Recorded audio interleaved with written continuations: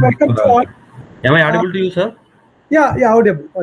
Now let us start the question. Okay. Thank you for giving me the opportunity for the Society of Indian Society for Probability and Statistics and my Dr. guru, Ganesh, just a minute. Professor P. Rajasekhar Reddy. Yeah, So I'm just a minute. Dr. Talari Ganesh, working as assistant professor in the Department of Mathematics and Scientific Ganesh? Computing, National Institute of Technology, Amirpur, Himachal Pradesh.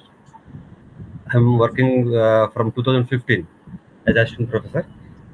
So as per the schedule of the conference, that is the last day.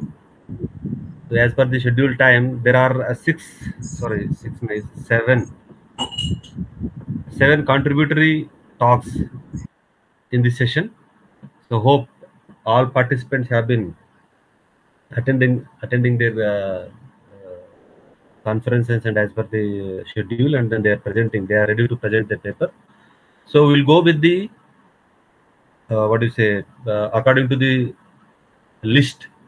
So first we'll start with Abdul Nazir Khan. So he's going to present on order statistics from the Ishita distribution and associated inferences. So please, Abdul Nazir Khan, could you share your screen and then you can start your presentation, please.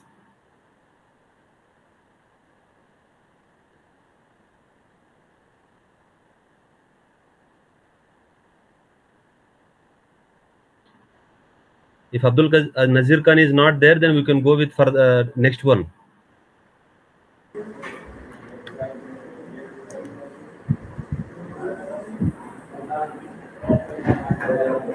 The next Nancy, so she's going to present on the estimation of common scale parameter of multifarious Pareto population based on generalized order statistics. So Nancy, please start your presentation. Yes, sir, I'm going to present here.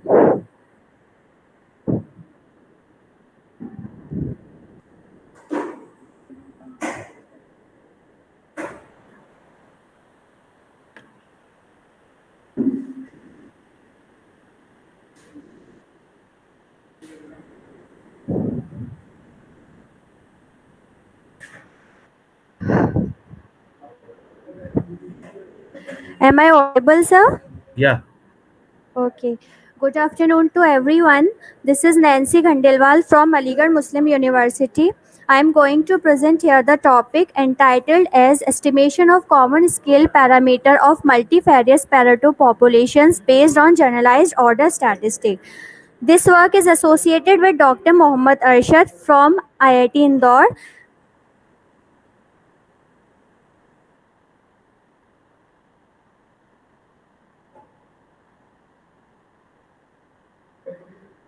These are my outlines. First, we will introduce the concept of generalized order statistic briefly, then the problem of estimation of common parameter theta. A special case of generalized order statistic is discussed here. Then the simulation results and the applications are carried out. Basically, generalized order statistic is a general model that contains the different models of ordered random variable. It contains ordinary order statistic, record values, progressively typed second censored order statistics, sequential order statistic, which is a modification to order statistic. For more understanding, kindly see the book written by Camps in the year 1995.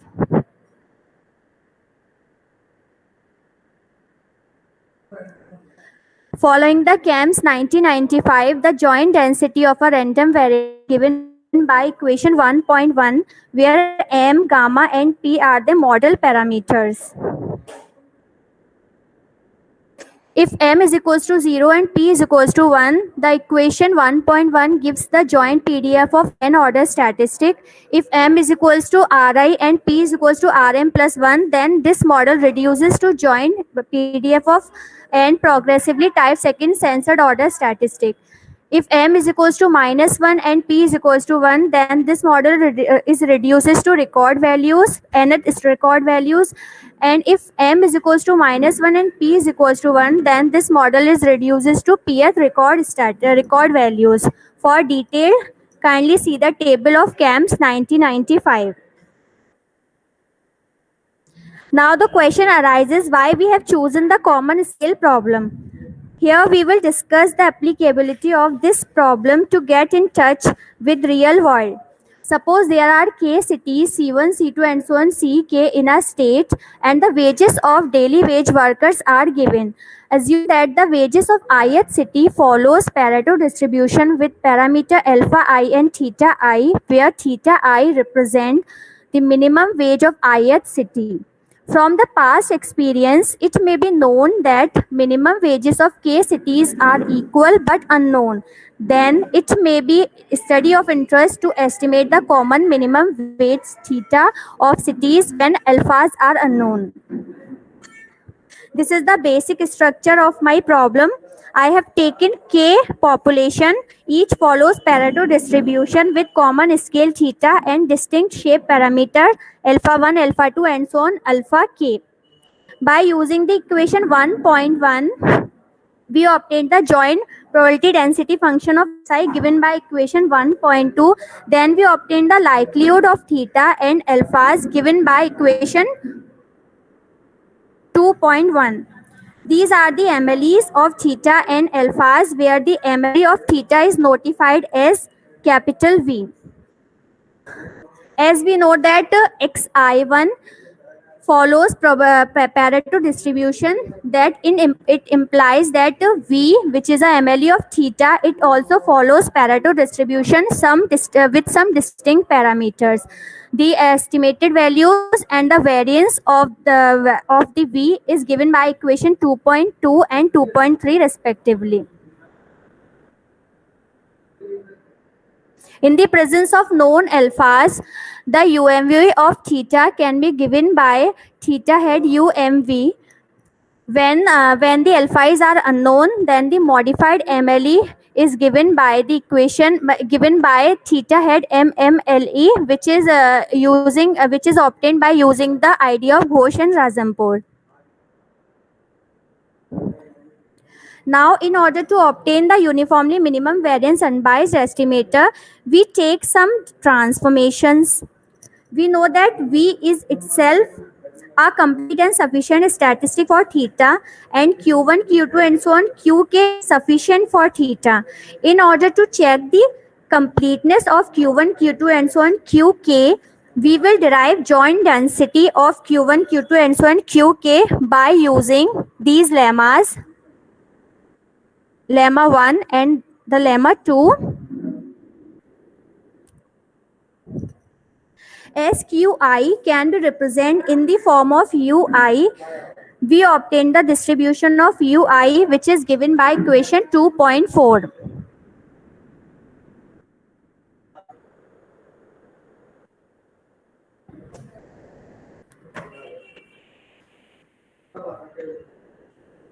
Which is given by equation 2.4. After some calculation, the joint density of QI is given by equation 2.5, which shows that Q1, Q2 and Qk is also a complete and sufficient statistic for theta. Now, using the Basu's theorem, we obtain the uniformly minimum variance unbiased estimator, which is given by equation 2.6. Here we obtain a class of improved estimator over MLE by using these two lemmas and this theorem. This class del C, which is given by equation 2.8, reduced to MLE for specific values of C and the function of phi t and di, which is included in the value of t. When C is equals to 0, it will reduces to maximum likelihood estimator. When C is equals to 1, then this class gives the modified MLE for di is equals to ni and function of t is equals to t. And finally, this class reduces to uniformly minimum variance unbiased estimator if C is equals to 1 and di is equals to ni minus 1 and phi t is equals to t.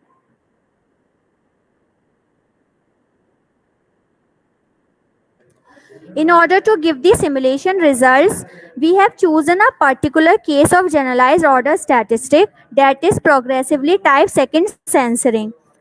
In this scheme, the number of failures is fixed and occurred in the H stages. At the first stage, when the first failure occurs, R1 of the n-1 surviving units are randomly censored intentionally. At the second stage, R2 of total n-2 minus R1 surviving units are randomly censored, and so on. At the last stage, all the remaining surviving units are withdrawn. For deeply understanding of the progressive type second censoring scheme, kindly see the book written by Balakrishnan et al. In the year 2000. These are the competing estimators, which is reduced in the form of progressively type second censored scheme. We have taken three values of C, 0.40, 0.80 and 1. The simulation results have been given by using the criteria of relative risk improvement over MLE, which is given by equation 4.1. These are some suitable schemes that I have chosen. These are my simulated values for a particular value of K. K is equal to 2 populations. This graph shows that the uniformly minimum variance unbiased estimator is the better estimator than the other.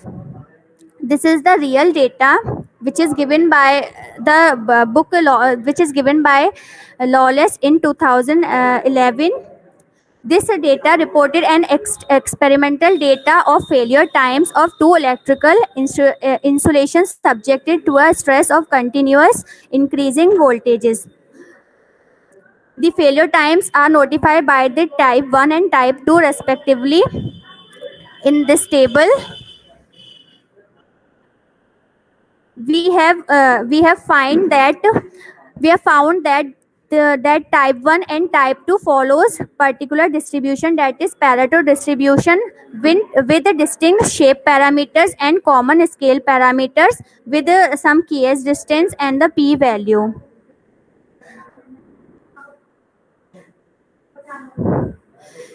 The first table shows that the progressively type second censored data from the type 1 and type second data, and the table second shows the estimated values of theta. These are some references. Thank you. So any questions from audience or other participants regarding this lecture?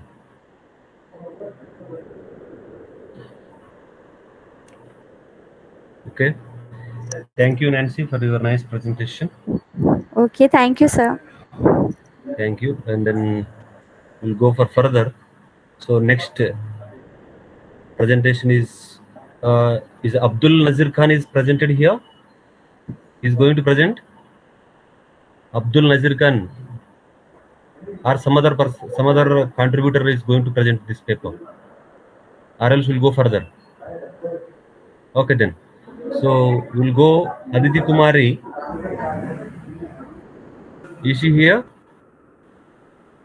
Aditi Kumari.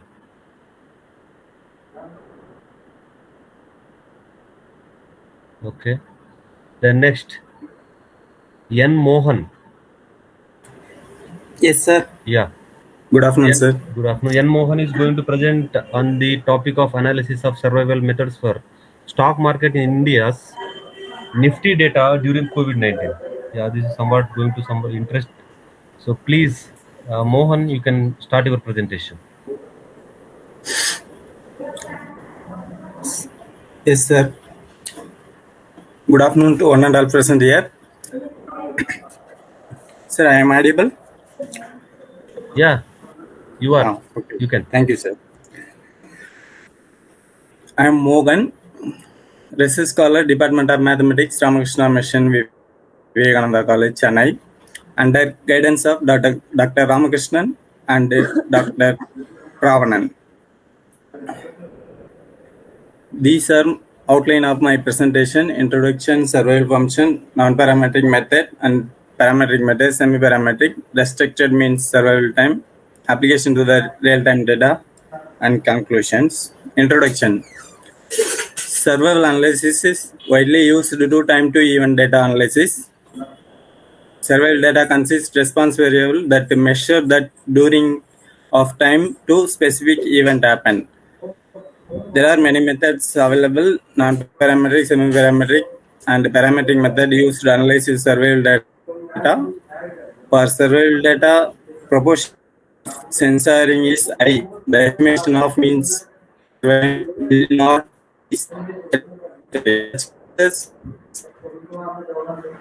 introduced to the estimation of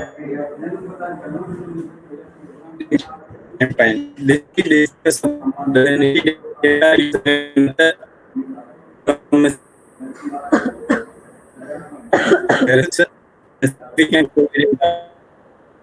So Nancy, could you mute your mic?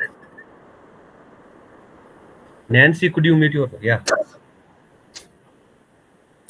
next, survival function. Survival function is defined as S of t is equal to probability of t greater than small t, which is equal to 1 minus capital F of t.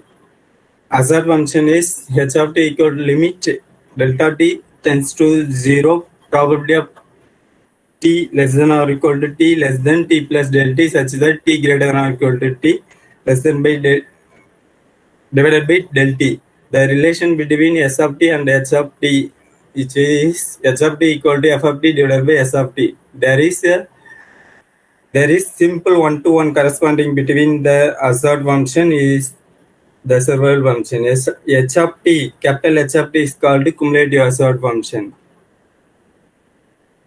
Non-parametric method available for Nelson-Allen test, Kaplan-Meier, and life table method. Here, Kaplan-Meier is most powerful tool in survival analysis. Is the mainly used in estimates population of survival from the sample in presence of censoring. S of t, which is equal to 1 such that t less than or less than t1, product of ti less than t in 1 minus di divided by yi, where di is number of event at time point I, yi is the number at time point I, and ti is the time point with event or censoring. Log-down test method is one of the most powerful test method. It checks whether the Kaplan-Meier curves are statistically equivalent.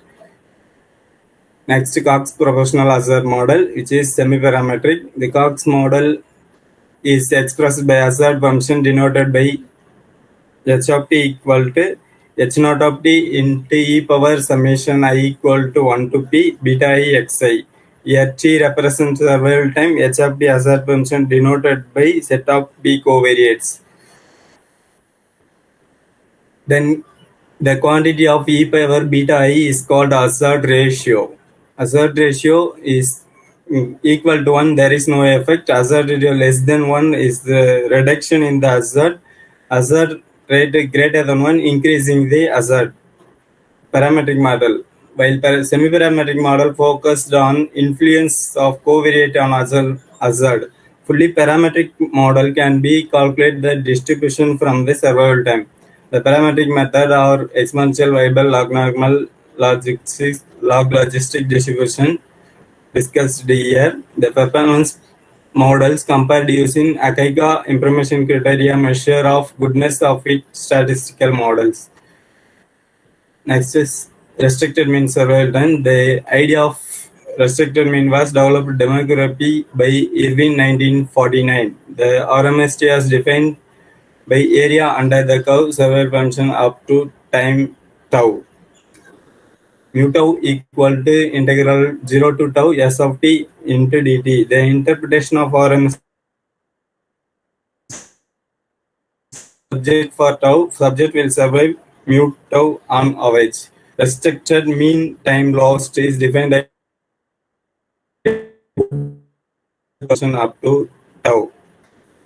This the this presentation is collected data from 42 companies in NSE from 4 sectorial indices Nifty for 3 months during the COVID-19 with 7 covariates. The time origin is defined as the date when stock price reached its lowest point in the follow-up time period.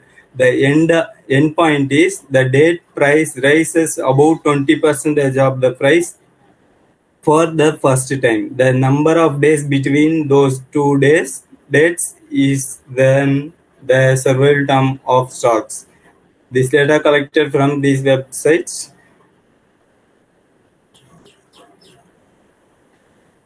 The 4 sectorial indices Nifty Pharma 10 out of 10, Nifty FMCG 14 out of 15, Nifty IT 10 out of 9, Nifty Media is 9 out of 10. Companies data were collected. This Kaplan-Meier probability I am shown in the table, also in curve graph. Based on the above table, the risk difference for category pharma and FMC computed as risk difference minus 0.238. The relative risk for category is 0.66, where pharma is chosen as the reference group. This reveals that the risk in the FMCG is decreased by 24% at the 50 days compared to pharma group, and the risk of FMCG group 34% less compared to pharma. The confidence interval of the risk difference is based on computing standard error of the risk difference as 0.02. The estimation of standard error is Z and p-value for energy data in semi-parametric method. The the stars show insignificant variables. From the above table, hazard for media is 8.125 times more than hazard for pharma. It is 1 unit increase in other income increased hazard increases 1%, and increasing net profit decreased hazard attaining event. The scatter flat scale discount field residual for results for score test confirms the proportionality assumption for the covariate of NSE. To select the best parametric, this is parametric model. To select the best parametric model for NSE data, AIC value estimated. The AIC value exponential, variable, log logistic, and log normal are shown here. Variable is AIC value is smallest one. Therefore, variable is chosen in best one for NSE data. The hazard is produced with the variable model almost similar to is obtained Cox proportional hazard. Variable model best identifies as the same significant covariate, which is are already identified as significant with Cox model, and the ETR can also called an accelerator failure. The median survival time for media is 0.384. The survival time median survival for pharma.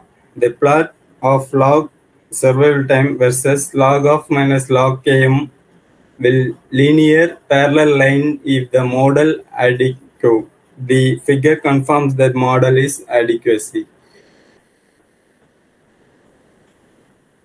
The restricted mean survival time, the minimum of the largest observation event time of each of the two groups is used as the default tau. It is always encouraged to confirm that size of the risk set large enough at the specified tau. In each group, make sure stability of the KM's estimation. This is this table shows the restricted mean survival time and the restricted mean lost time. This table group contrast between two groups, FMCG based on reference group pharma, FMCG IT medias shown here. In the above table gives the RMST, RMTL difference and ratio for categories to the fixed value of tau. The differences in the RMST indicate that company share price increasing on the former surveys 7.685 days shorter than those on FMCG average. When survey when followed up to 66 days, while no statistical significance was observed, 0.269 95% confident interval was related to around zero, suggested that the difference of RMST will be most plus or minus 1 day. The ratio of RMST was 0.856 and the ratio of the RMTL was 1.605 with p-values very similar to the difference of RMST. Figure area highlighted on pink and orange or RMST and RMTL estimates respectively. Conclusions. The techniques of survival have substantial impact on NSE Nifty sectorial indices during the COVID-19. The pandemic method of survival estimation suggested to survival probability for Burma higher than the sectorial indices and survival probability media lower than others. The non-parametric observed there is no significant difference among the distribution. Semi-parametric model significant covariate NIC data and also predict the hazard for media higher than pharma. Sectorial indices, this reveals that the COVID-19 period, the share price pharma indicates compared to media. The same conclusion performed through the parametric model, but the RMST difference and the ratio measured indicates that indices pharma survive shorter than those on FMCG on average. This study observed that the share price of FMCG attain increases in share price quickly than the other sectorial indices. These are my references. Thank you. Yeah. Any questions?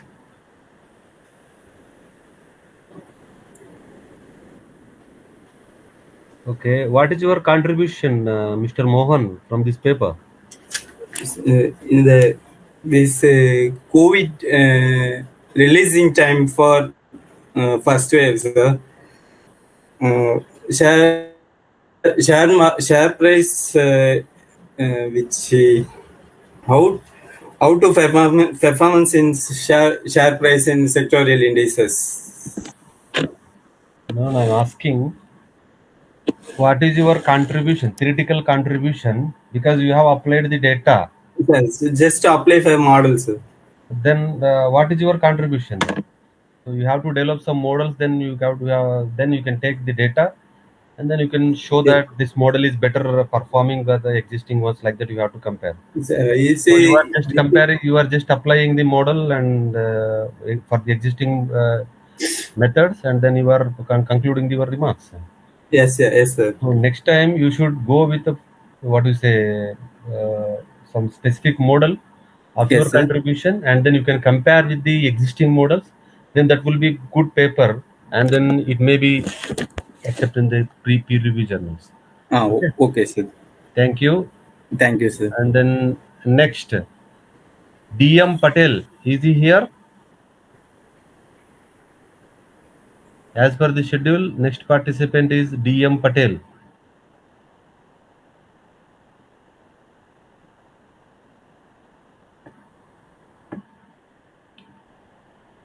So next is S. Jayalakshmi. Is she here?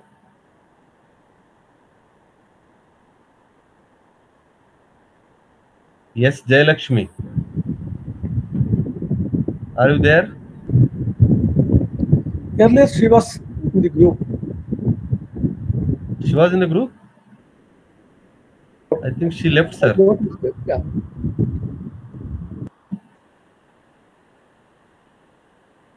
Okay.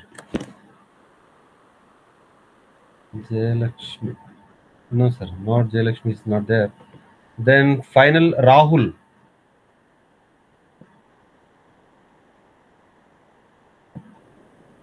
Rahul.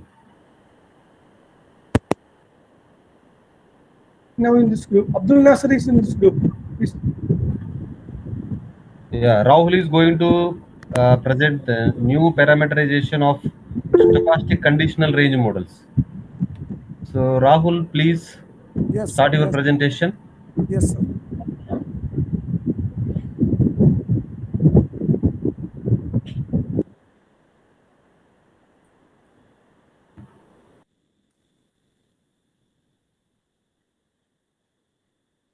Good afternoon, all.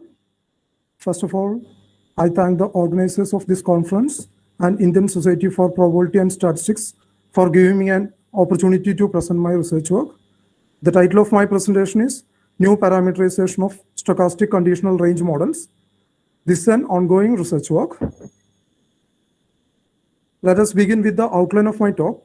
First, I briefly introduce the stochastic conditional range model and the related literature. Then we will see the proposed new parameterization of stochastic conditional range model, namely generalized gamma stochastic conditional range model and the generalized inverse Gaussian stochastic conditional range model and its properties. After that, we will discuss the estimation procedure based on efficient importance sampling method. Then we will see the simulation study to assess the performance of the proposed estimation methodology. Finally, we will conclude with the major findings and future research. Introduction. It is a well-known phenomenon that financial time series exhibit volatility clustering. Modeling time-varying volatility has been widely used in the literature of financial time series as the demand for volatility forecast has increased to assess the financial risk. A very large literature on the dynamics of returns has developed since the seminal contributions of Engel 1982, Boleslav 1986, and Taylor 1986 on arch-gauge and stochastic volatility. Most of this literature concentrates on the dynamics of closing prices of the reference period as a means of describing the subtle concept volatility. An alternative approach is to use the data on the intraday price range, which is defined as the difference between the intraday high and low prices. An obvious advantage of the price range is that it incorporates more information on the intra-period trajectory of the price, whereas the return-based measure only includes single measurement of the closing price at each period. Many researchers show that the range-based measure is not only a more efficient volatility estimator than the commonly used return-based one, but also more robust than realized volatility. Moreover, a significant advantage in using the price range for volatility measurement is that, in contrast with the high-frequency data, intraday high and low prices are widely available in all the financial databases. To model and forecast the dynamics of the price range, Cho 2005 proposed a conditional autoregressive range model that is closely related to the autoregressive conditional duration model of Engel and Russell 1998. Cho 2005 shows that the conditional autoregressive range model provides more accurate volatility forecast than the standard Gauss model. As a result, the model has attracted a great deal of attention in the literature. Please refer these papers for more details.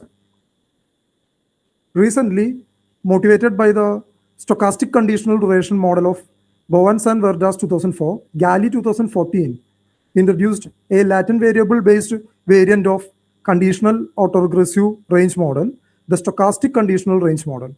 The model construction is as follows. Let PT be the logarithmic price of a financial asset observed at time t. The price range at time t, RT is defined as RT equal to maximum of price minus minimum of price. The SCR model introduced by Galli 2014 is given by the following equations. RT equal to e power psi t epsilon t, where psi t equal to omega plus beta psi t minus 1 plus sigma ut, where ut given it minus 1 has an IID standard normal distribution, and epsilon t given it minus 1 is IID and it has a distribution with a density function P of epsilon, which has a positive support, unit mean and variance sigma epsilon square. I t minus 1 denotes the information set at time t minus 1, and it includes the past values of RT and psi t. In the SCR model, that means stochastic conditional range model, the dynamics of the ranges are driven by a latent variable, which is supposed to capture the random information flow that in the case of financial market is very difficult to observe directly. The specification of the model is multiplicative, like in the case of conditional autoregressive range model. However, its main difference is that stochastic conditional range model has two stochastic innovations, one for the observed range and the other for the latent variable, while only one source of uncertainty in the conditional autoregressive model makes it less flexible to capture the complex dynamics of the price ranges. In fact, Galli 2014 shows that the stochastic conditional range model improves the conditional autoregressive range model in reconstructing the autocorrelation structure of the price range data. Galli 2014 used two distributions for the innovations epsilon t, the Weibull and the log normal. The Weibull distribution is commonly adopted by Cho 2005 in the conditional autoregressive range model and Galli 2014 in the stochastic conditional range model. However, the conditional autoregressive range model with Weibull distribution is found to suffer from serious inlier problem, a clear deviation from the Weibull distribution, especially for the small range values. Tsai and Wu 2017 provide the evidence that the inlier problem is largely due to the misspecified distribution to the innovations and suggest to deal with this problem by specifying a gamma distribution for the innovations. Recently, Wu and Tsai 2019 used gamma distribution for stochastic conditional range model with leverage effect. Motivation. Here we discuss the objectives of our study and the motivation for the same. In this paper, we generalize the stochastic conditional range model by assuming two large family of distributions called generalized gamma and generalized inverse Gaussian distribution to incorporate the flexibility of choice of various marginal distributions to the innovation series. The flexibility of the generalized gamma distribution makes it an attractive distribution for modeling non-negative random variables like volatility, durations, lifetime, etc. Also, generalized gamma distribution nests three of the most widely distribution as special cases: the exponential, the Weibull, and the gamma distributions.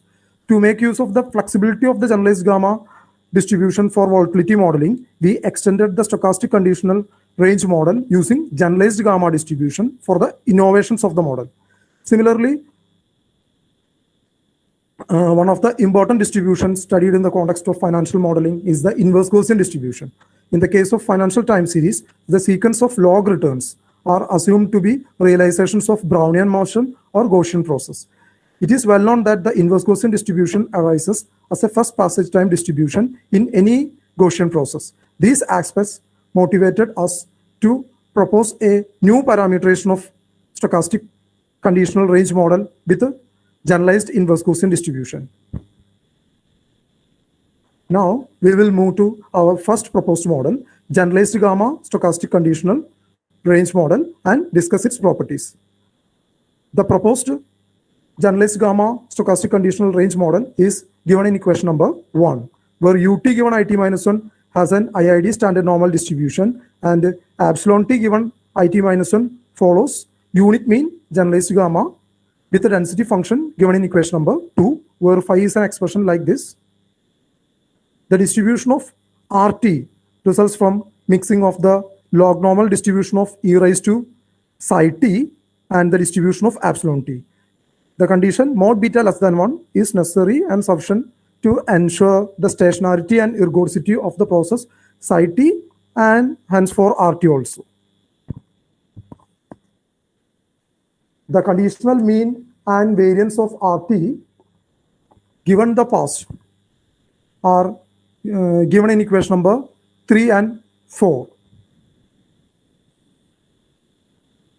The unconditional mean, variance, autocovariance, and autocorrelation function of RT are given by equations 5, 6, 7, and 8.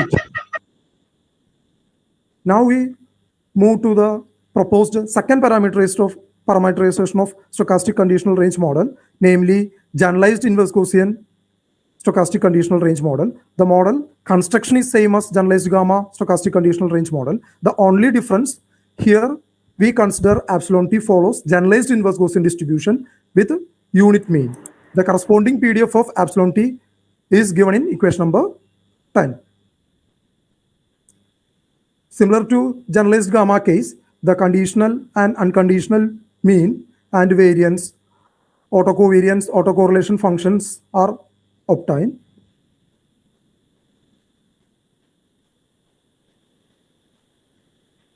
Now we discuss the parameter estimation of the proposed models. Due to the presence of latent structure in psi t, no explicit expression for the likelihood function of the stochastic conditional range models is directly available. The evaluation of the likelihood function of the stochastic conditional range model requires computing an integral that has the dimension of the sample size. Here we use the efficient importance sampling method proposed by Richard and Sang 2007. This method is an extension of well-known importance sampling technique. If we denote the joint density function of R psi by f of R psi theta, then the likelihood function of the parameter vector theta based on the observations is given in equation number 17. The maximum likelihood method of estimation involves the computation of the likelihood function by evaluating this multiple integral numerically and then maximizing the resulting function with respect to the parameters. Due to the time constraints, I'm not going into the details of the estimation method. I request you to kindly refer the paper by Richard and Sang 2007 for the details. Next, simulation study. A simulation exercise is carried out here in order to evaluate the performance of the estimation method proposed for generalized gamma and generalized inverse Gaussian stochastic conditional range models. We conducted several repeated simulation experiments with different parameter values. The samples of 1000, 2000, and 4000 observations from generalized gamma SCR and generalized inverse Gaussian SCR models were simulated 100 times, and the EIS maximum likelihood estimates were obtained. Then we computed the average and root mean square error over the 100 replications. The resulting estimates and the corresponding RMSE are reported in the shown tables. For both the models, EIS method provides estimates which are closer to the true parameter values for large sample sizes, and root mean square errors of the estimates are also remarkably small. So we conclude that the proposed estimation method is performing well for our proposed model. Now we conclude the presentation. In this paper, we proposed a new parameterization to stochastic conditional range models using generalized gamma and generalized inverse Gaussian distribution and studied the properties of the proposed models. The estimation problem is really challenging here as the likelihood function do not have the closed form expressions. A maximum likelihood method based on efficient importance sampling is developed to estimate the parameters of the proposed SCR models. A simulation study is carried out to assess the performance of the proposed estimation methodology, and the simulation results show that the proposed methodology perform well. We are currently working on the problems related to model performance for real data sets and comparison with the existing models in terms of in-sample fit and out-of-sample forecast. These are my references. Thank you. Yeah, any questions? Thank you for your presentation. Thank you, sir. Yeah, you have used two distributions to for what would say For extending the yes, yeah. stochastic conditional So range. whether you have considered for the mixture of those two distributions, or maybe convolution of those two distributions, or separately we have done? No, I have done separately only. I have not considered any mixture distributions for the same. Okay. So I think if you go with the combine, Yeah. then it will be new model. I think, Okay. as per my knowledge. Okay, I'll try. Yeah. Thank you, sir. Thank you for your presentation. Okay, thanks. Nice. So I'm coming to the new first. Is Abdul Nazir Khan is there? Yeah. Yes, So sir. Abdul Nazir Khan is going to present order statistics from the Ishita distribution and associated inference. So Abdul Nazir Khan, you can start your presentation.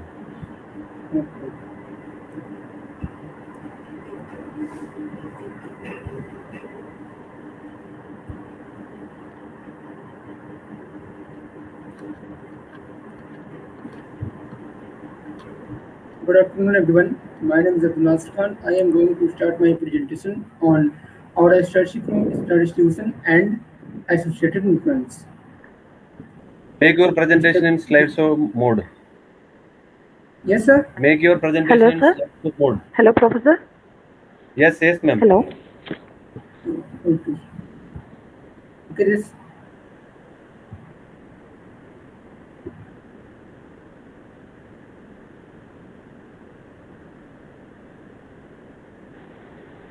Yes, madam. Somebody is asking some questions. No. Okay, sir. Professor. Okay. My slide is visible, sir. Slides are visible. Then keep it as a maximum. Yeah. Maximum. That Okay. better you can keep. Yeah. It is maximum.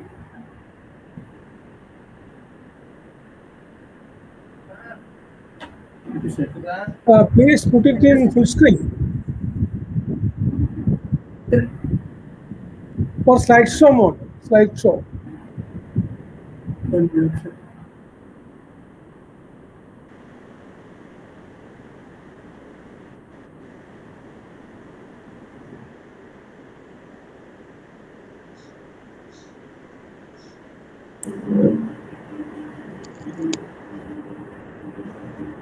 Sir, here it is on full screen.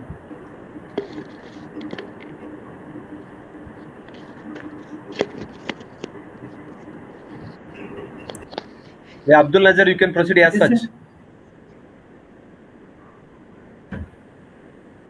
Okay, sir.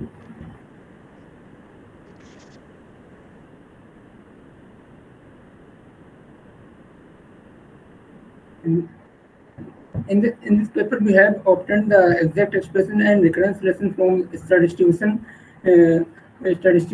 and using these exact expression, we have obtained the best linear mass estimator for the scale and location parameter of star distribution. The star distribution was proposed by Shankar and Shukla in 2017. An arrangement of data in increasing or decreasing order of magnitude produces the order statistic. Let x1, x2, xn be continuous IRT random variables with the probability density function fx and the distribution function capital Fx. If these random variables arrange in ascending order of magnitude, then collectively called the order statistics.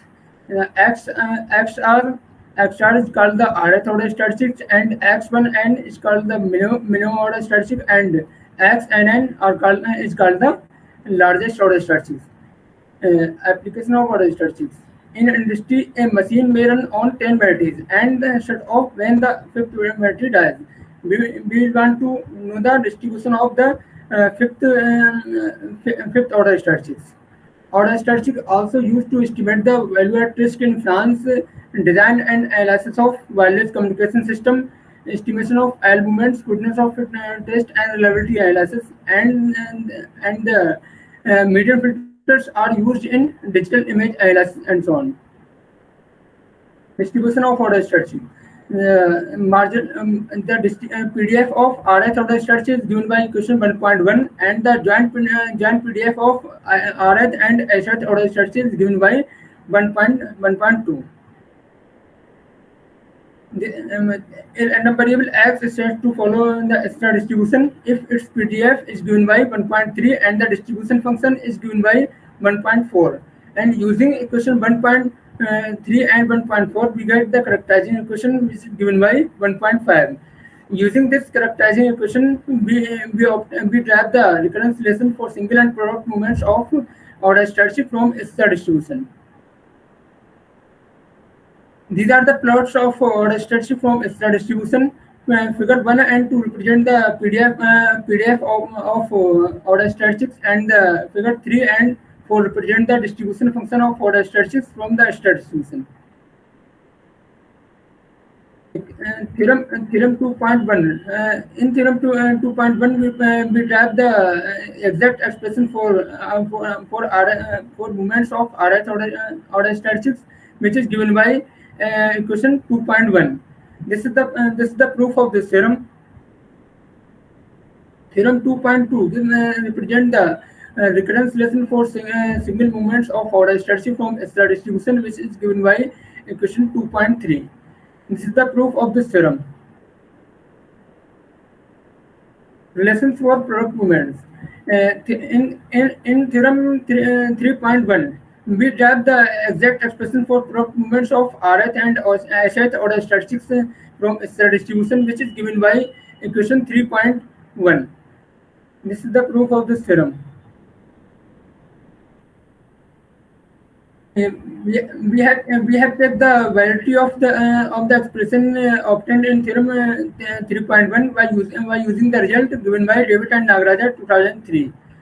Theorem 3.2 represents the recurrence relation for product movements of Rth and Sh order statistic from star distribution, which is given by equation 3.7. This is the proof of this theorem. In this section, we have obtained the best linear vast estimator for scale, location, and scale parameter of star distribution. The best linear vast estimator for scale parameter is given by equation 4.2, and the best linear vast estimator for location parameter is given by equation 4.1. A and B represent the coefficient of these estimator. The variances of these estimator is given by equation 4.3 and 4.4. These example using these example, we have utilized these result, and taking the real data set, we have obtained the location and scale parameter of star distribution by fitting this data on star distribution.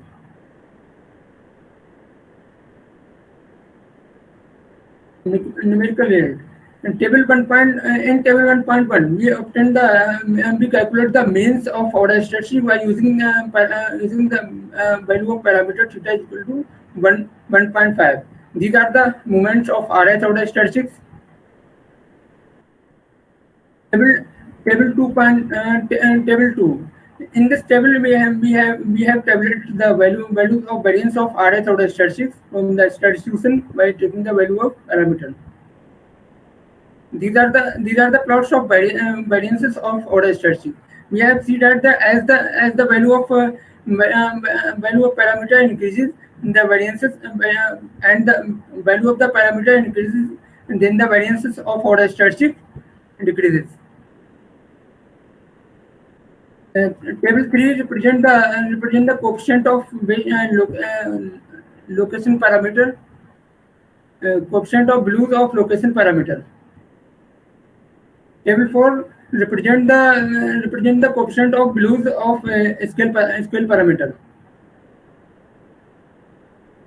Table 5 in table 5 we have tabulated the values of variance of scale and parameter, and the covariances of scale and location parameter by taking the different sensing level. These are the references.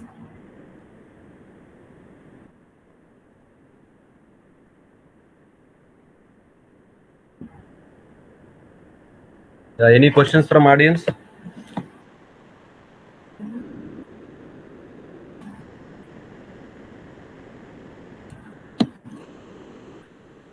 Abdul Nazir, could you go to table number 2 of your presentation?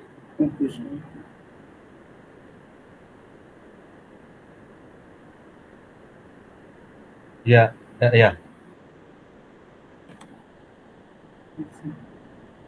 So up to R is equal to 10 you have taken. Yes.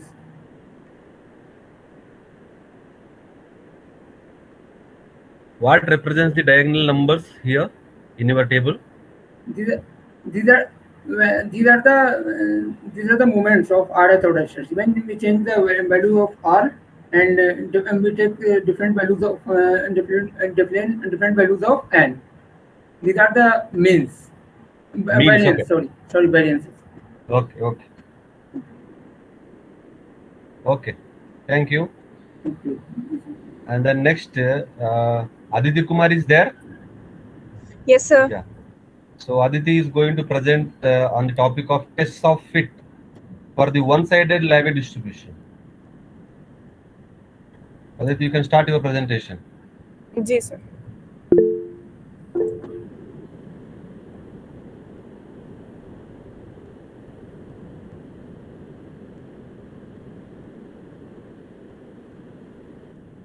Sir screen share option नहीं आ रहा है. तो उसमें देखना fourth option होगा. Present now होगा. Present now. Yes sir. आ गया. Just a second sir. आप किसमें लैपटॉप में कर रहे हैं या लैपटॉप मोबाइल? सर. तो लैपटॉप में से तो मतलब नीचे ऑप्शन है ना, उसमें चौथा ऑप्शन है. Yes sir. प्रेजेंट नाउ अ विंडो. हाँ, वही विंडो करो या या नहीं तो उसमें डायरेक्टली ओपन करके अपना प्रेजेंटेशन दिखाओ बस. Is it visible sir? Yes yes. Yeah you can maximize. हाँ, क्या हुआ? बोलिए. Not like that. व्यू या page preview. 1 minute. Single. No no no.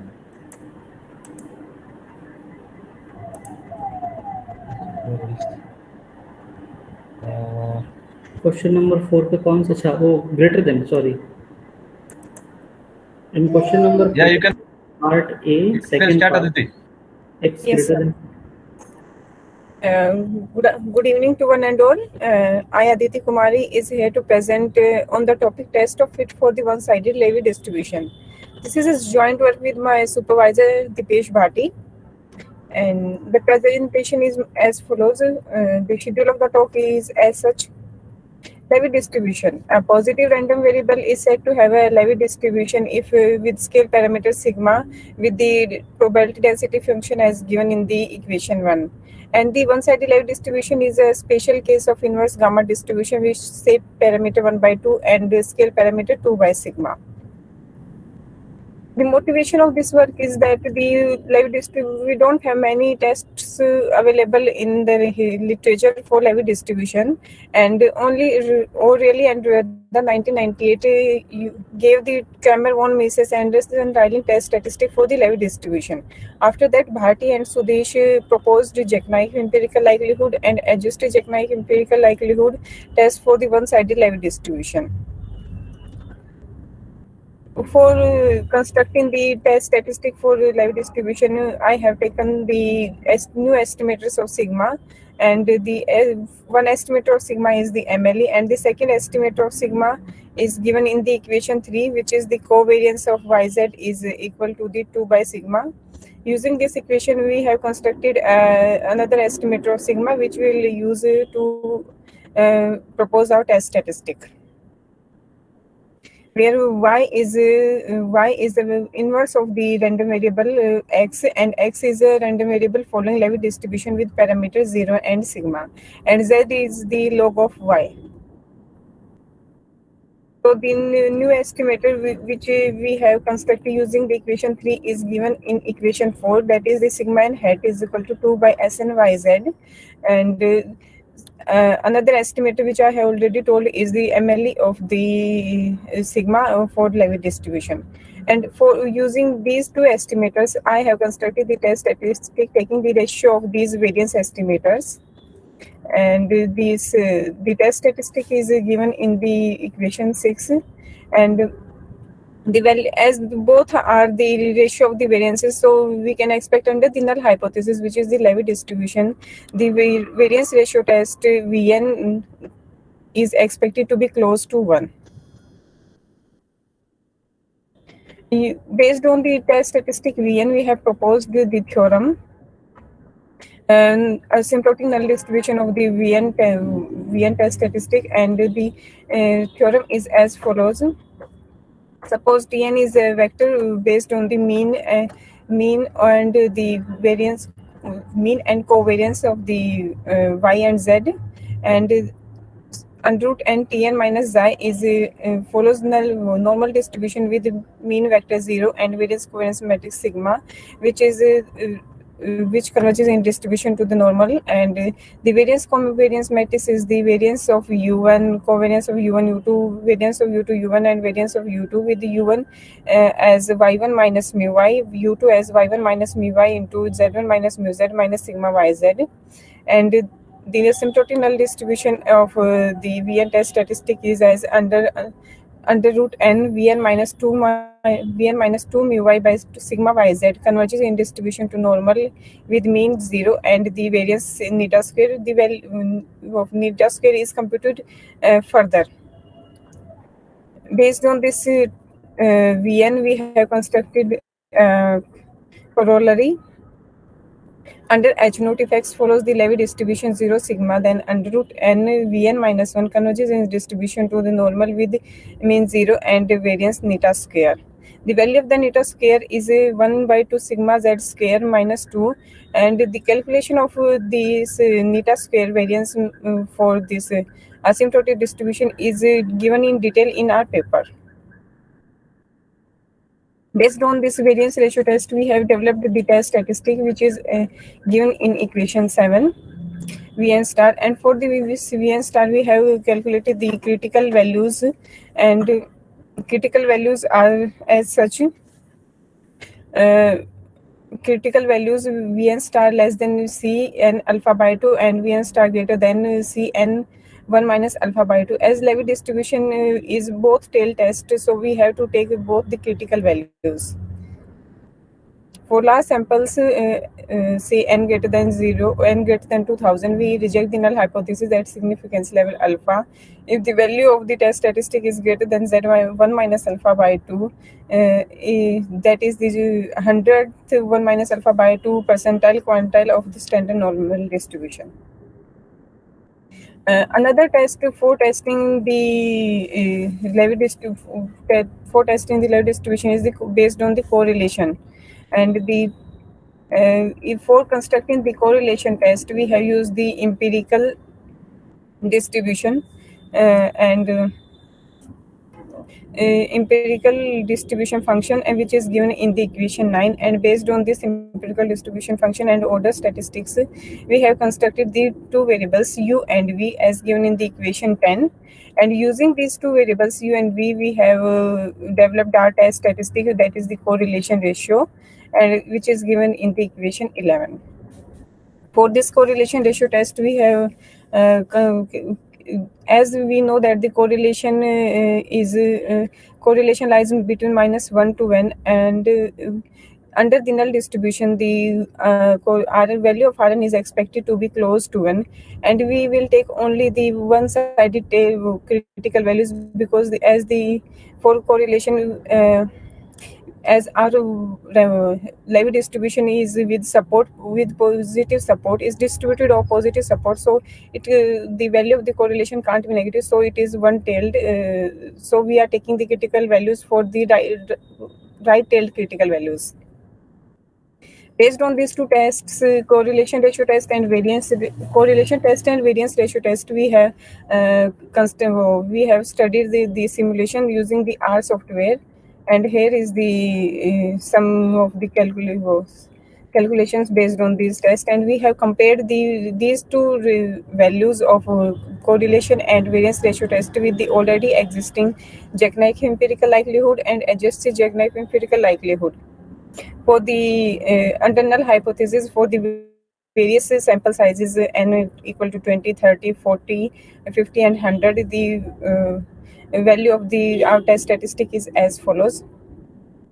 We have taken several alternatives such as gamma, inverse Gaussian, chi-square, log gamma, and Weibull, Pareto, exponential Weibull, log normal, Frecce, Rayleigh, Pareto for several parameters. And in various distributions, we have found that the R-test statistic is working better than the already existing jackknife empirical and adjusted jackknife empirical, as it can be seen through the table. Further, on these two tests, I have applied 3 data sets and calculated the p-value based on these data sets. The data sets are as follows. First data set is from Keating et al. The second data set is from the Meteorological Department, Ministry of Earth and Science, Government of India. And third data set is from Dugan and Cooper, Chang et al. And based on these 3 data sets, we have calculated the test statistic value and p-value for all the 4 tests.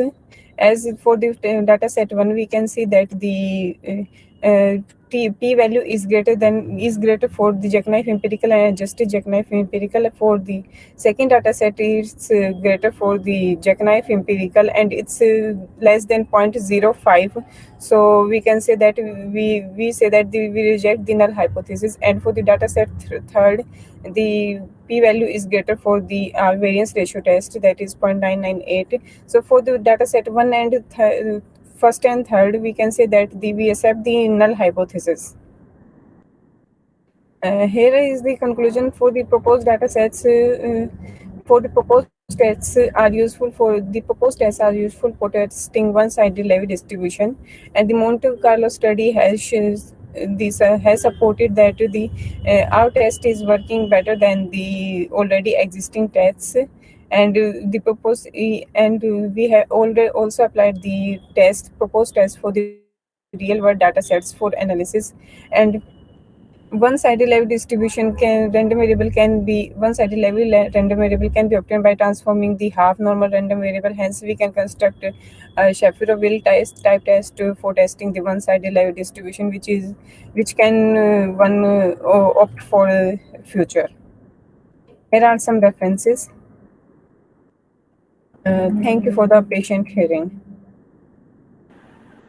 Yeah, thank you. Any questions?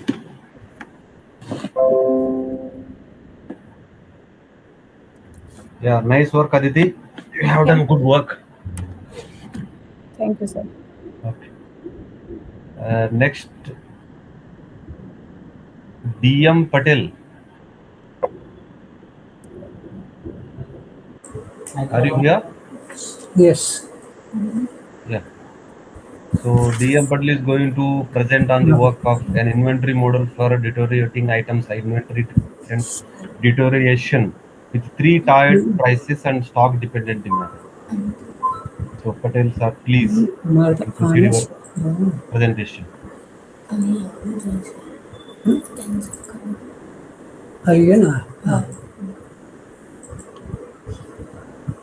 Stop selling.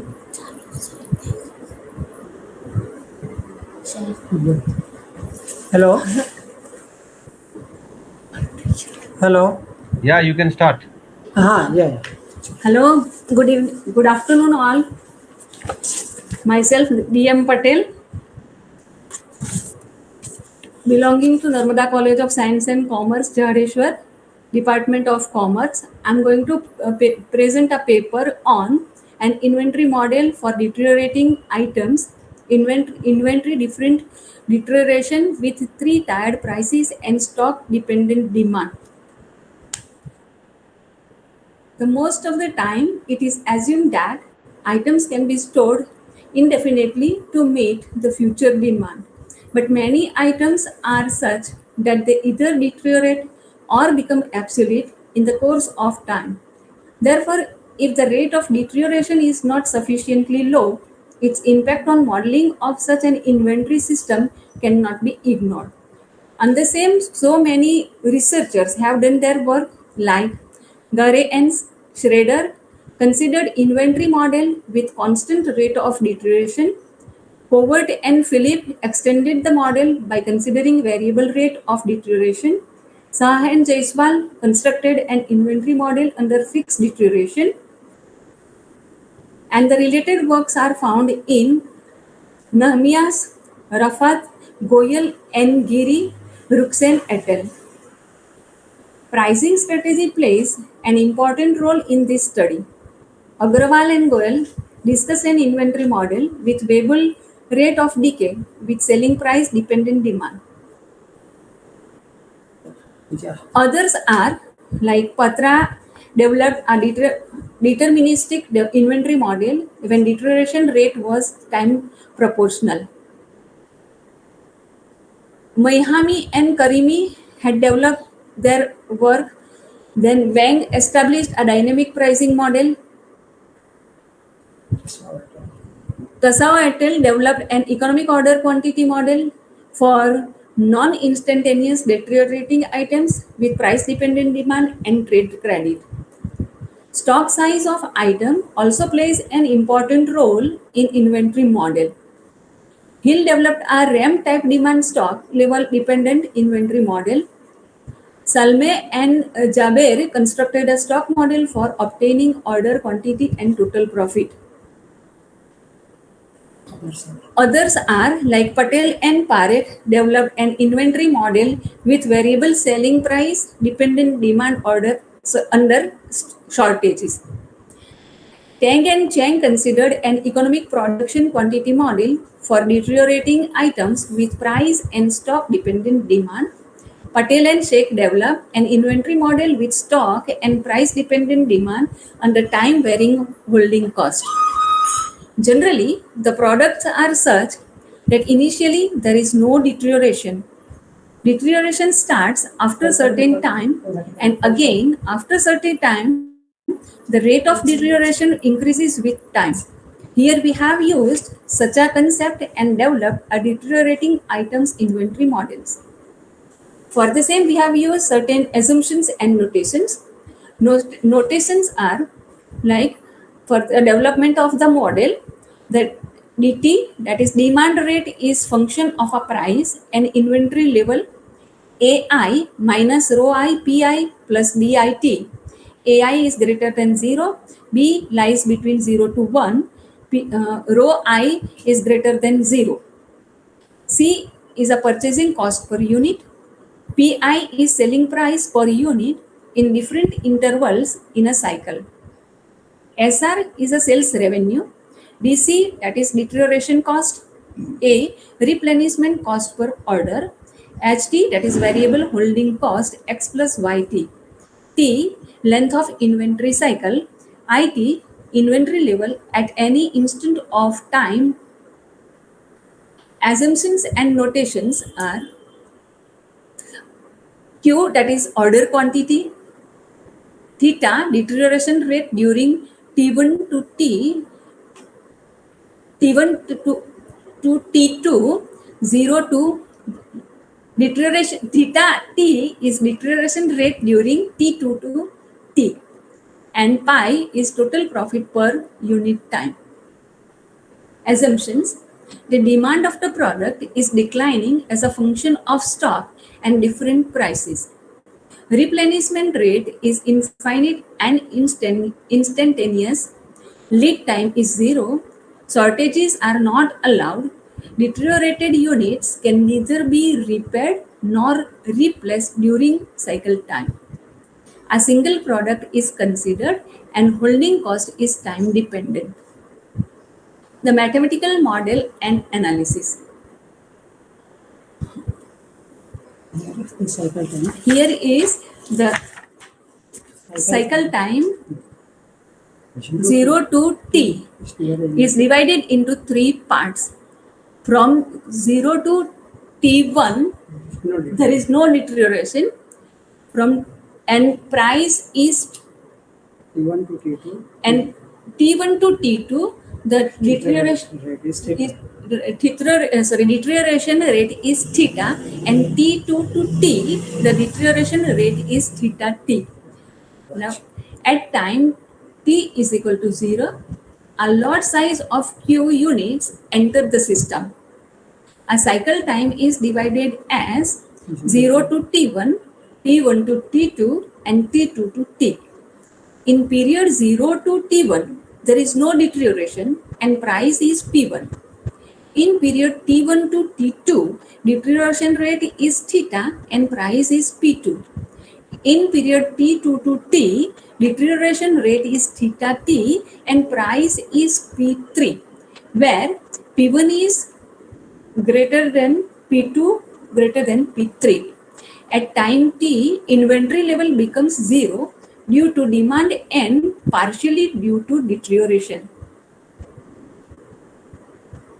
The mathematical model and analysis. Let IT be on the hand inventory at time T. Then the differential equations describing the instantaneous states of IT in the interval 0 to T are given by di1t by dt is equal to minus a1 minus rho I p1 rho 1 p1 plus bit between 0 to t1. Similarly, between t1 to t2 and deterioration rate is theta I2 and T2 to T, the deterioration is theta T I2. With initial condition I0 is equal to Q, IT1 is equal to S1 and IT is equal to 0. Solution of these equations are given by the equation number 4, 5 and 6 by neglecting higher powers of theta. From equation 4, putting t is equal to t1, we have the value of q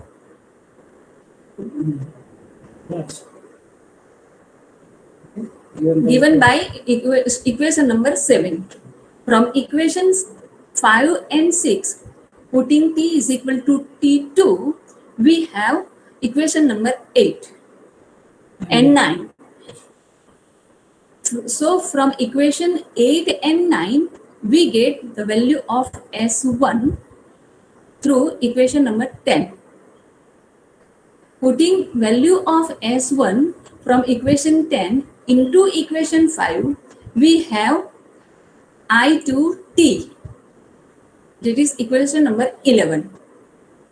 Similarly, putting value of S1 from equation 10 in equation 7, we have value of Q. Similarly, using equation number 11 in 4, we have the value of I1T. Based on the assumptions and descriptions of the model, the total profit pie include the following elements.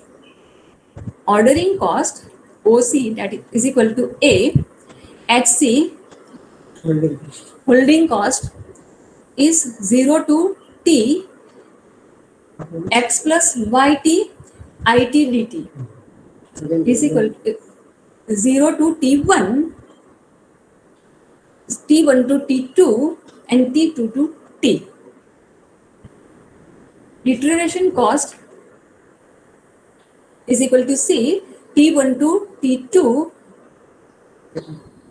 theta I2 T dt plus T2 to T, theta T I3 T dt. Sales revenue is equal to P1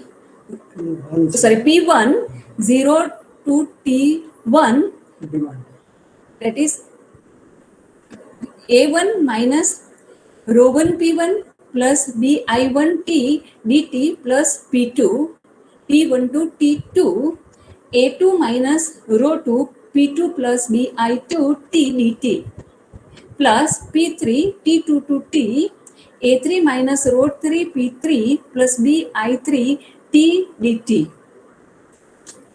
The total profit during a cycle pi consists of the following. Pi is equal to I by T, 1 by T SR minus OC minus HC minus DC.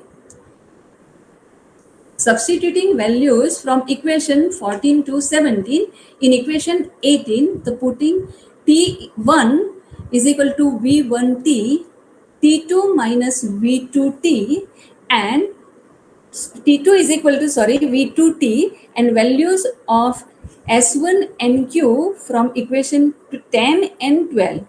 We get total profit per unit in terms of P1, P2, P3, and T.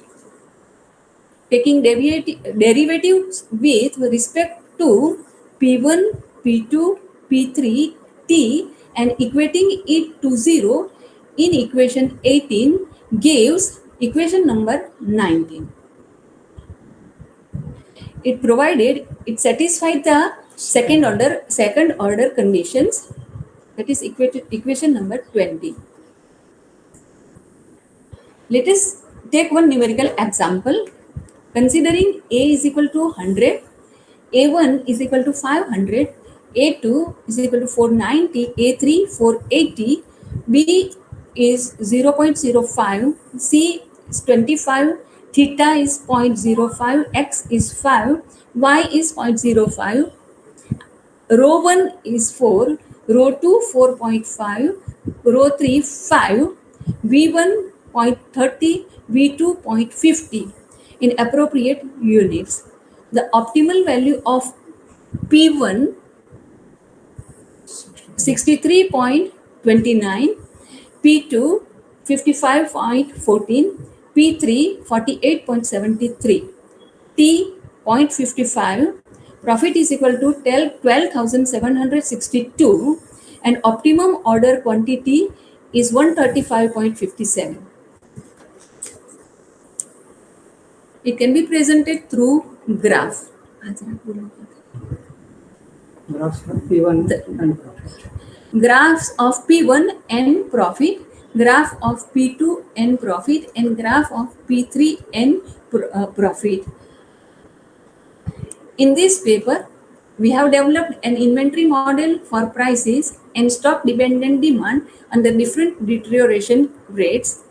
Graphs with respect to prices have been drawn, and graphs show that with the increase or decrease in the prices, there is corresponding increase and decrease in the value of profit.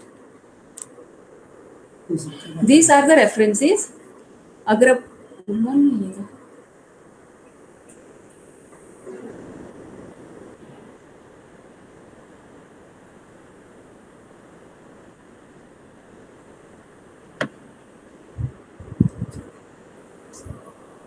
Yeah, any questions from audience?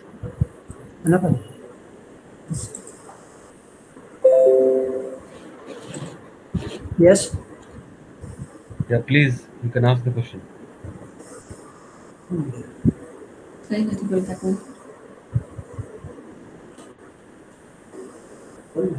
Hello. Yeah, last participant of this session, yes, Jayalakshmi. So she is going to present on the topic of performance measures of respective group sampling for truncated life test based on percentiles using exponentiated Hertz distribution.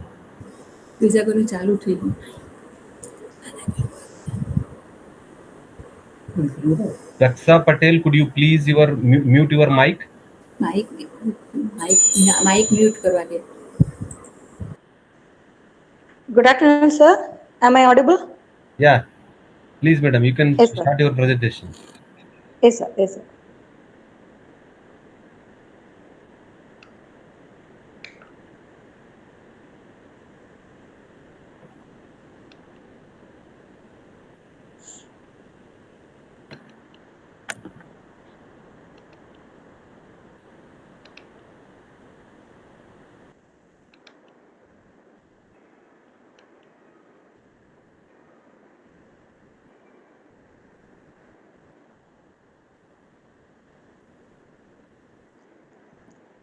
Screen is visible, sir. Hello. Yes, madam. Yeah, it is Yes. visible. Yes. Please keep it in slideshow mode and then you can start. Yes, sir. Slideshow mode. Slideshow. Okay.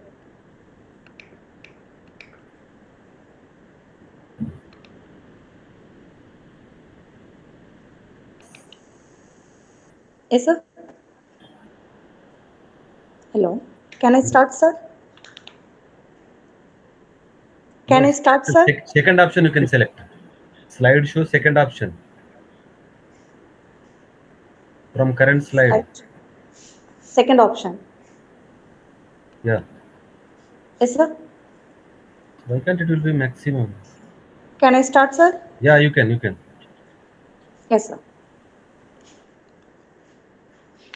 Very good afternoon and warm greetings to each and every one in the forum. Thank you very much for giving the wonderful opportunity. I am Dr. S. Jayalakshmi, Assistant Professor, Department of Statistics, Bardiyar University. I am going to present my contribution title on Performance Measures of Repetitive Group Sampling for Truncated Light Test based on percentiles using exponentiated Richard distribution. First, we go for the basic concept of statistical quality control. In the global world, statistical quality control is the great importance.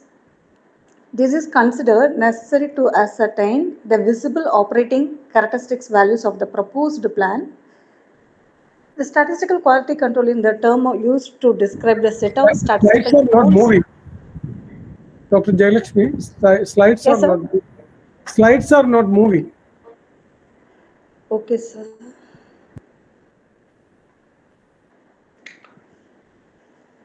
Slides are not moving. Before sharing itself, you can make it full screen so that it will move. Yes, sir.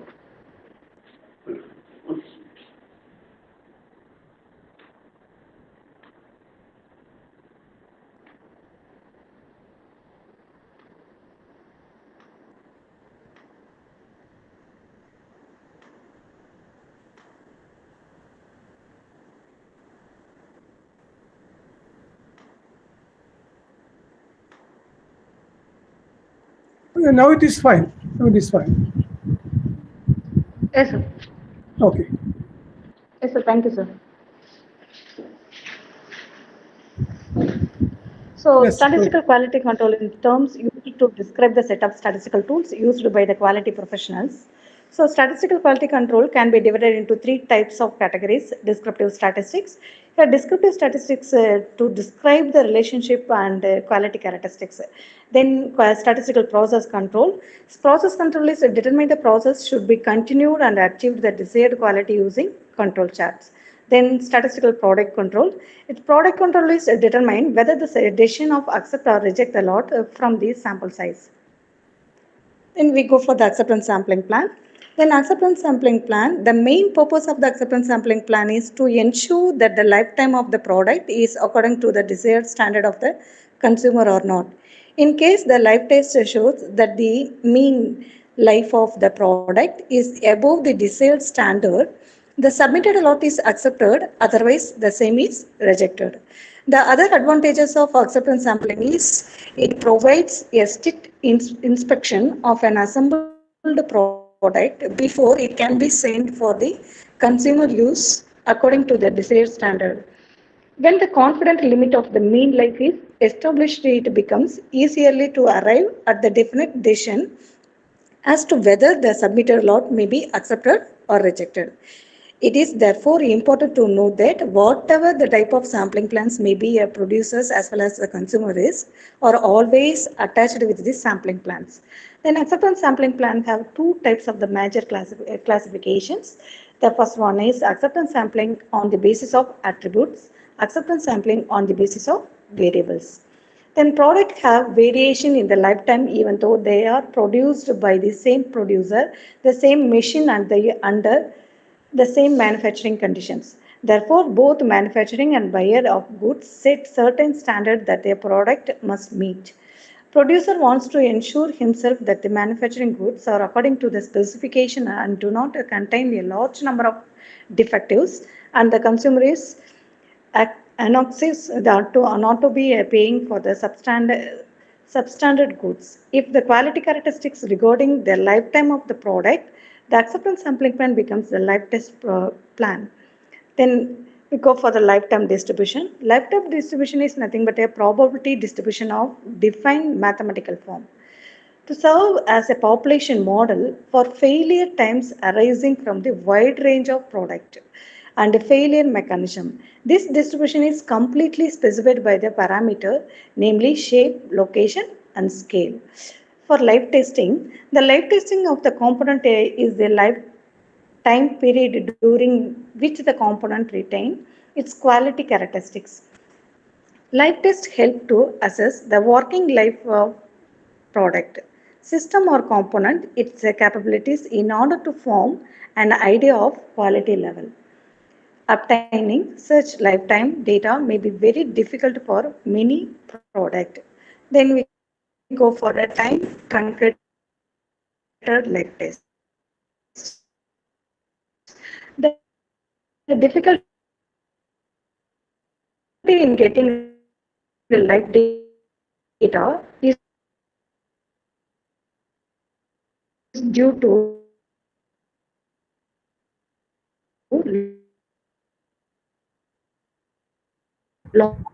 There is a sound problem. The sound is breaking. Audio. lifetimes It's a of networking today's problem, sir. product, Yeah. right? Small time period between design and the release of the product and the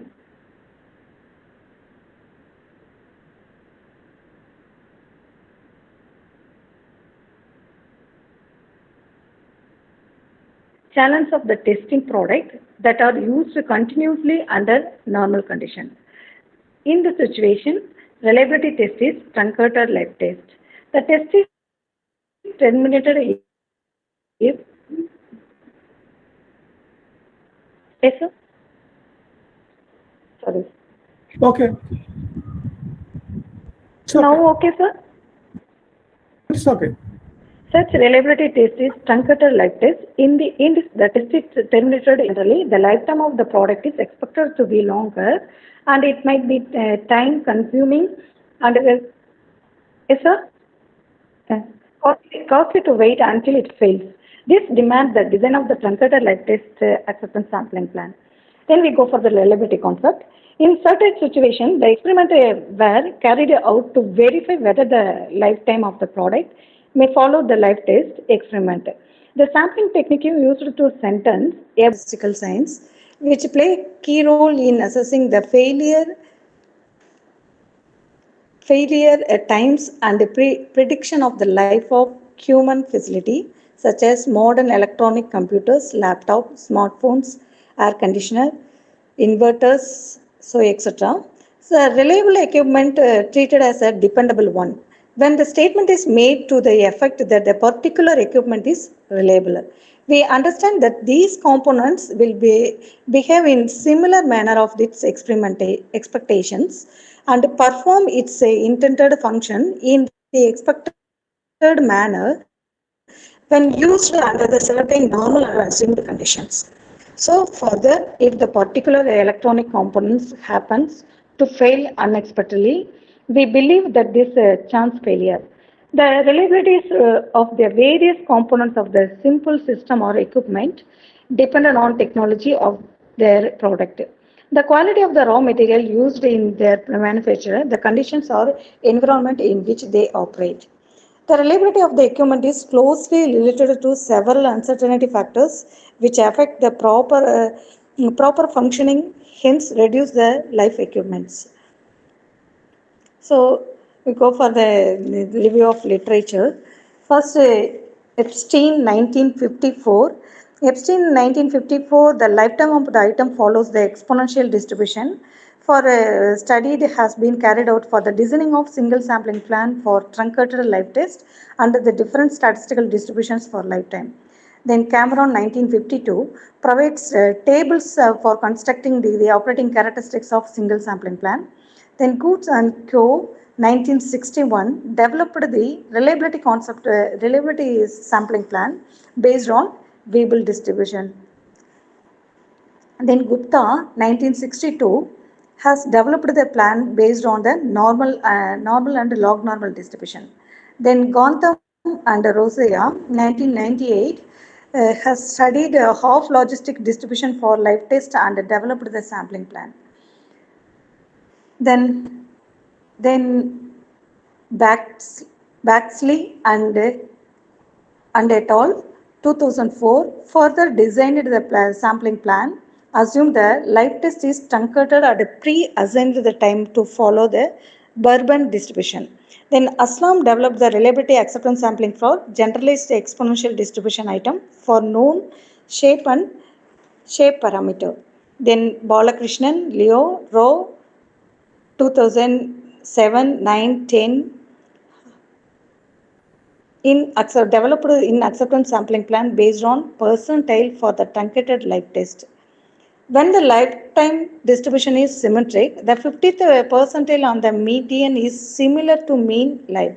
Hence, designing an acceptance sampling plan based on the percentile of lifetime distribution can be considered as a generalization of the developing an acceptance sampling plan based on the mean life of the item or product. Then we go for the using exponential Pritchard distribution. So exponential Pritchard distribution is new lifetime model named of exponential Pritchard distribution. So developed one possible limit distribution of largest order statistics called the Pritchard distribution, and also known as the extreme value type 2 distribution. Coates and Nataraja discussed the application of distribution in over 50 field ranging of live testing through the horse racing, rainfall, queue in supermarket, then etc. The exponential feature distribution was introduced by Nataraja and Coates. The probability density function of exponential Pritchard distribution is f of t sigma lambda theta. Here sigma is the scale parameter, lambda is a shape parameter, and then that is equal to sigma power lambda theta t power minus 1 plus lambda into 1 minus e power minus of sigma divided by t or to the power of lambda, then theta minus 1. The cumulative distributions is expressed below.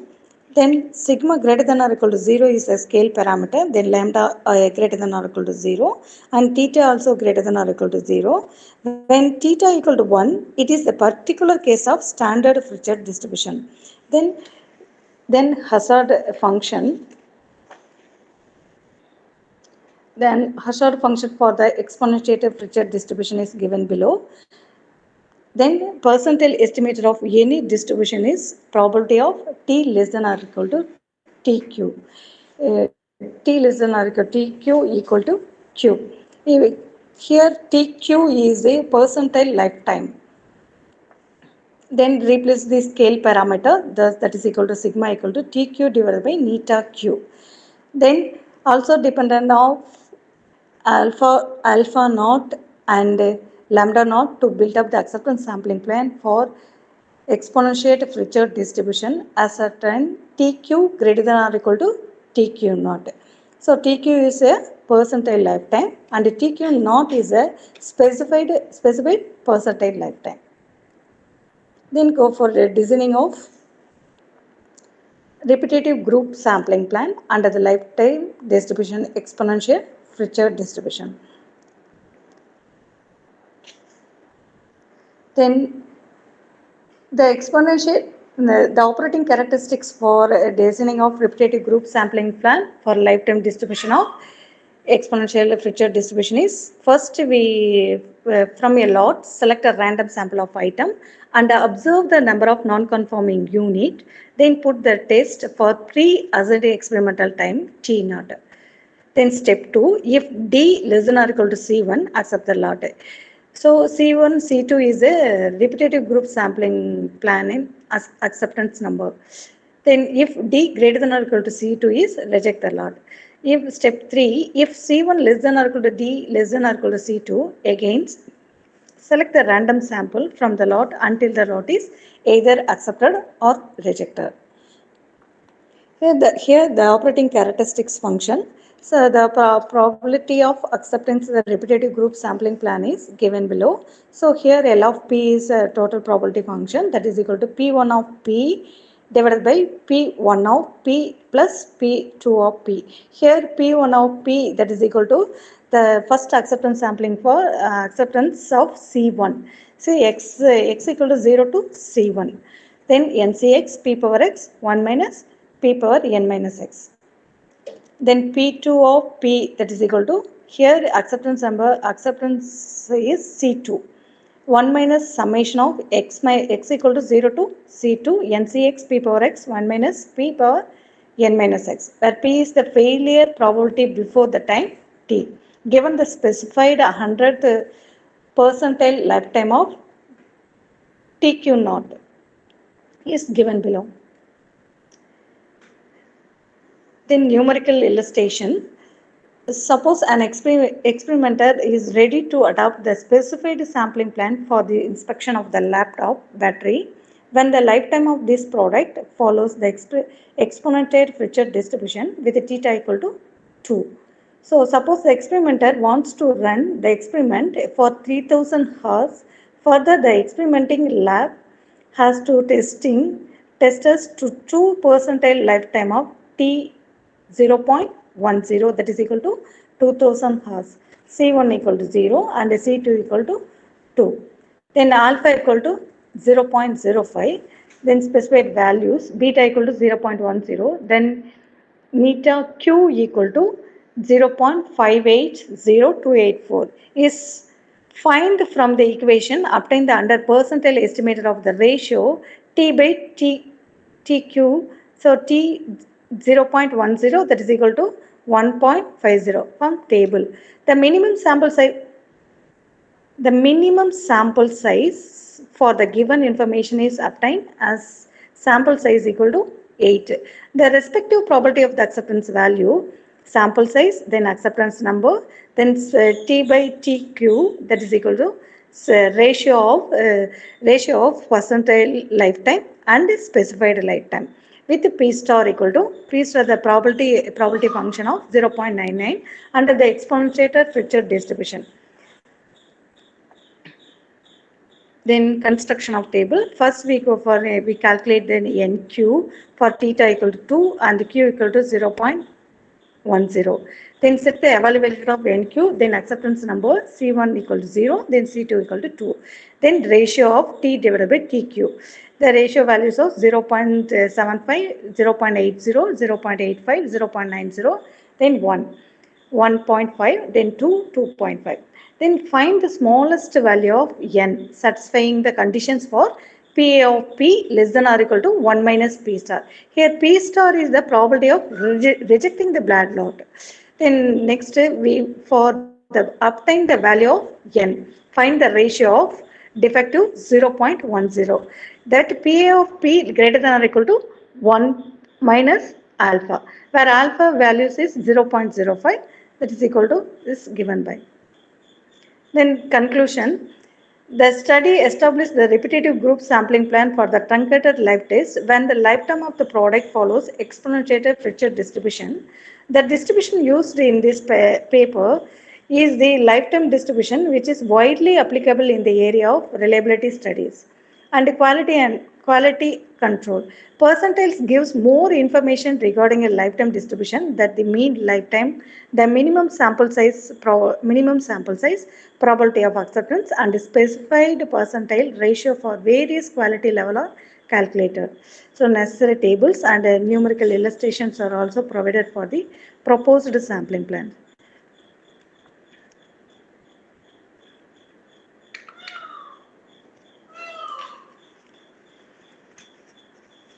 So screen is visible, sir? Yes, yes. Hello? Yes, yes. Yeah, yes, ma'am. Yes, sir. First table shows the minimum sample size values of n for the 10th percentile of the repetitive group sampling plan under the assumption of exponential feature distribution. So C1, C2 is the acceptance number.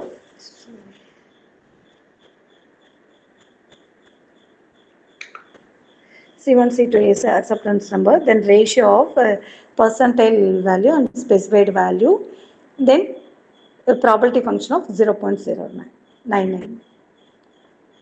Then Table 2, the ratio of D 0.10 for accepting the lot with the producer risk of 0.05 when theta equal to 2. Table 3,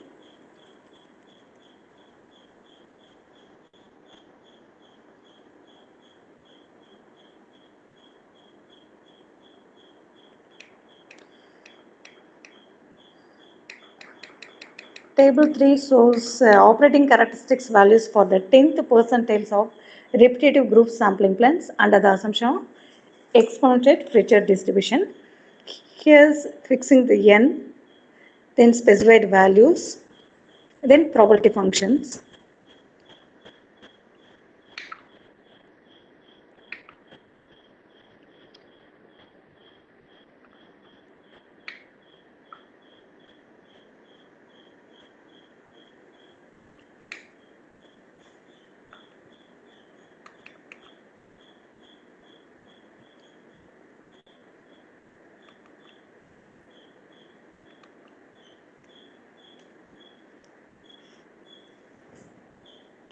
These are my references. Thank you, sir. Yeah. Hello. Any questions from the audience?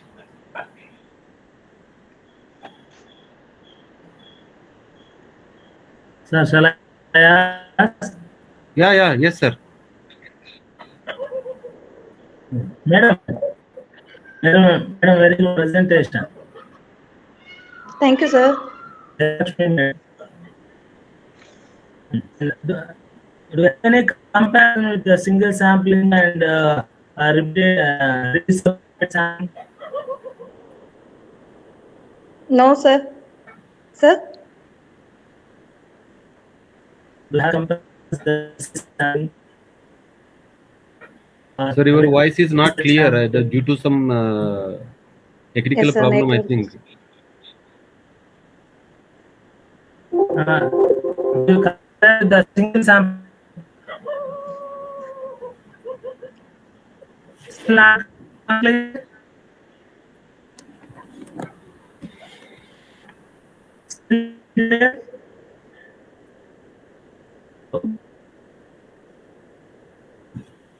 Hello.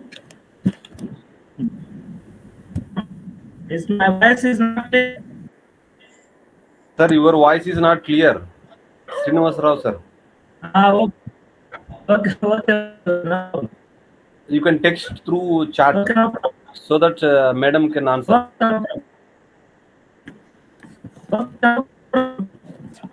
Sir, I think I'm going to plan work comparison, sir. Sorry, madam? Sir, asking any comparison for single sampling plan and repetitive group sampling. Yes. Sir, next I'm going to compare. Next paper I'm going to compare, sir. Okay. Madam, have you drawn the graphs for this ASN and OC functions? Yes, sir. Draw, sir, but I'm not include, sir. Okay. So in the sampling, I think while you mentioned the step 1, step 2, step 3 in your slide. Yes, sir. Step 2, you have made that D is less than C1, you can accept that Yes, D sir. is greater than you can D go. is defective, sir. C1 is a fixed acceptance. So in third step, you have mentioned that your D is lies between C1 and C2 and choose the random sample until accept or reject the lot. Right? Sir, C1, C2 is the acceptance number, sir. Yeah, if between the defective, then if your defective is lies between C1 and C2. Yes, sir. Then you have to choose your random sample from the lot.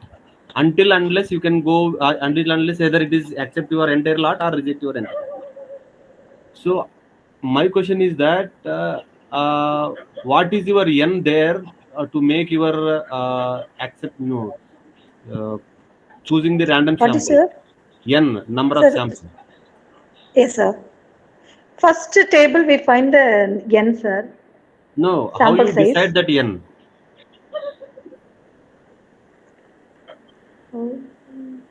Sir,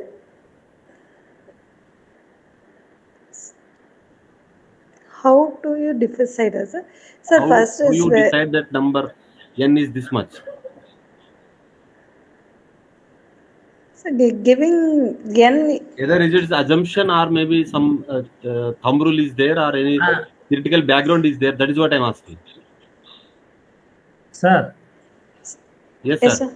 sir. sir, that is by optimization. She solved that those two equations.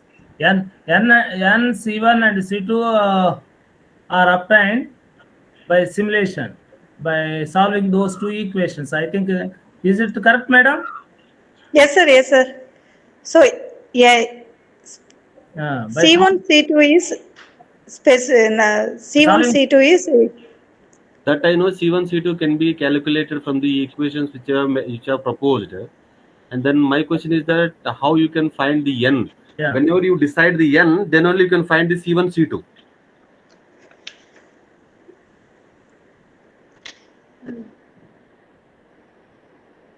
N is also obtained by satisfying those two equations. Both Satisfying those? producers, risk, and consumers. Okay, okay, okay. Okay, nice lectures. Thank you, sir. You can stop your presentation, madam. Thank you, sir.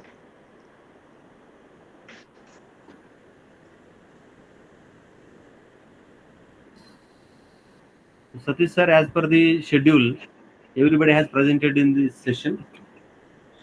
So all the participants are requested to go to chat box, and then there Satish sir has shared some link to get your e-certificate who have presented their paper. So kindly go through with that link, and then you can get your e-certification. Okay. Okay, thank you, Dr. Ganesh, Thank you, for sir. nicely chairing the session. On behalf of the ISPS, we would like to extend our gratitude to you, Professor, for your support to our academic activities. Thank you, sir. Thank you very much. Yeah, thank you, sir. Also, I would like to this occasion to congratulate all the speakers for their nice presentations. Yes, sir. Now we are little bit late because our next session time is 4 not 5, but now it is 4 not 9. Anyway, Professor Pakala is here to chair this session. I invite Professor Pakala, as you know, is a professor and former head and a syndicate member, etc. of the Mangalore University, and is an expert in the area of especially stochastic finance is the topic. Is topic. So I invite Professor Pakala to chair this session and do the needful. Okay. Good evening and happy Ganesh festival, Ganesh Chaturthi. Yeah, to all. Even morning I celebrated that at my home. Okay, now let's move on to academics. So I'm glad to introduce Professor Shantanu Dutt. He's a professor of statistics and from Tejpur University. He got his MSc from University of Delhi and PhD from Tejpur University. His area of specialization is non-parametric statistics. And as I noticed, his work is mainly on inferential part. He has done a lot of inferential work on non-parametric statistics. So I welcome Shantanu Datta and I request him to present the topic modeling long-term asset loss and market risk estimation. Over to Shantanu, Professor Shantanu. Thank you, sir. Good afternoon. Good afternoon. So I will share my slide, but it is not allowing me to share the slides. No, there is a button called up row arrow. you can press Yeah, that. I can see that arrow. I can see that arrow button, but Yeah. on clicking the arrow button, it is written that allow Meet to But see your screen. on the background, did you open the PowerPoint file? You have to open the file and keep it on the background. Yeah, it is there. I have opened it. Then when you click share, this one, that particular file appears, and you have to click that and then share. Yeah, I am doing that, but it's not responding. Let No, me try it once more. I think Yeah. try it.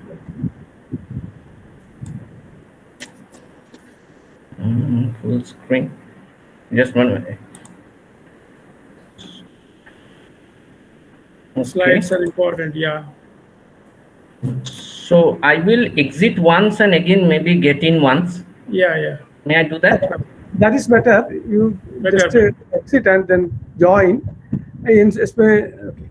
Don't minimize. You keep it open and keep the file open, presentation file, and then come to this Google Meet, and from there you click this arrow mark present now, and then again you have to click that particular file that appears, that image appears, and then share. So, sir, he has left and then joined. That is what happened. Oh, yeah. Completely left. Completely left. I didn't. Yeah.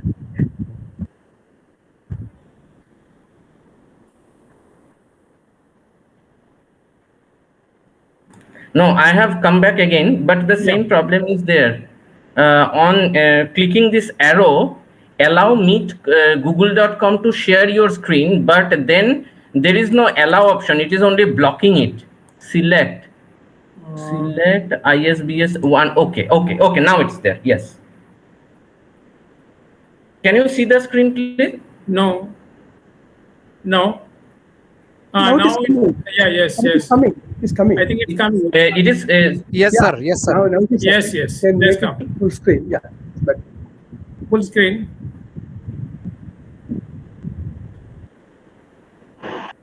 Yes. Yeah, this technical problem even I had. anyway, it is fine. Yeah. Otherwise, okay, you can continue. If possible, make it. Otherwise, you can continue.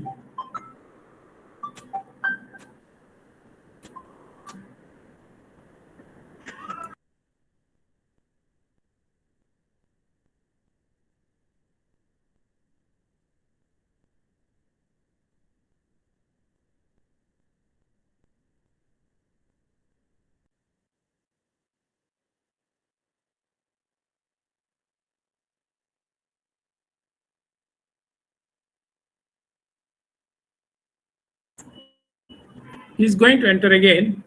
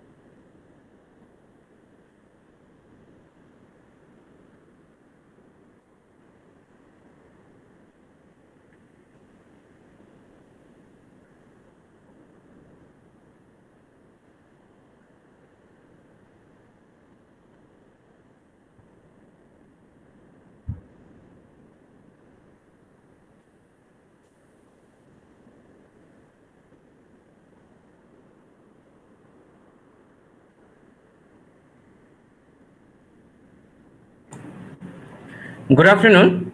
Sorry for the technical glitch. Yeah. Yeah.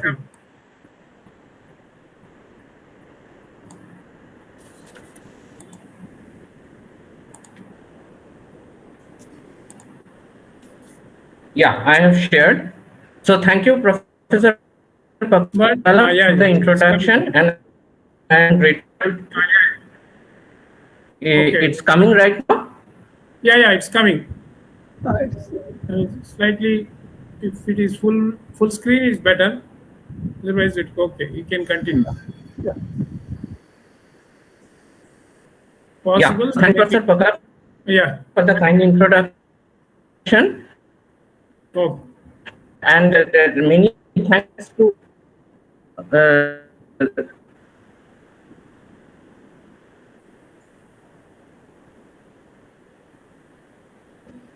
We don't hear you. and many thanks to the organizers. Yes. For giving me this opportunity. May I start the presentation? Yeah, it's okay. Try to finish within 20 minutes, 20 to 23 minutes, okay?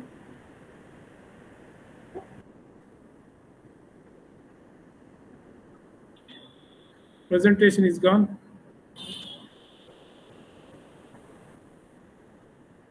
Again. He has left. Lost. I don't know whether it's a network problem or... Yeah, maybe due to network issues there. Yeah. In last time also the same thing happened when everything was running at the time of changing, at the time of starting. Once it was when I started, and when I was chairing, when I was to introduce the other person or something at that time. Yeah. Okay. Hello. Yes. Hello. Yes. We can present it now. Repeat everything quickly.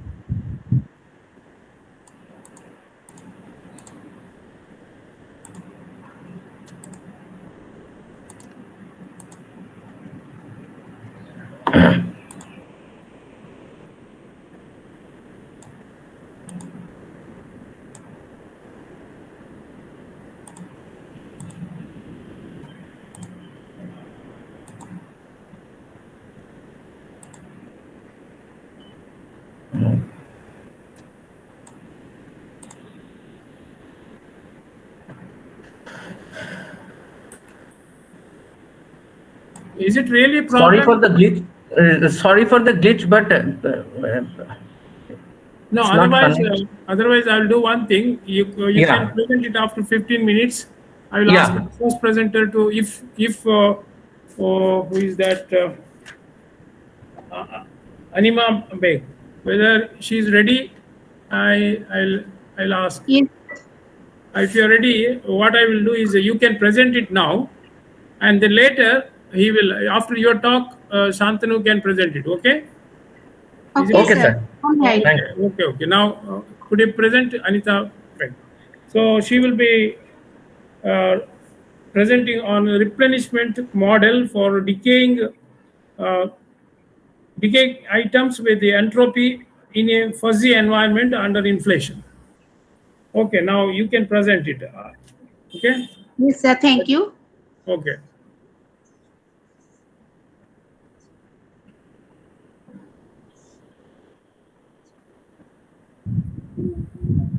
Yeah.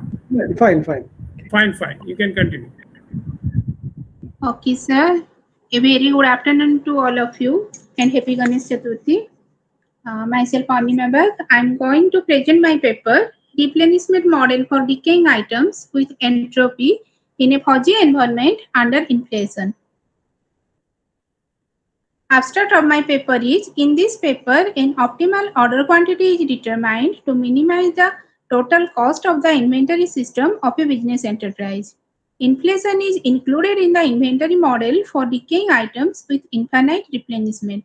Demand depends on the stock and selling price, and shortage is not allowed.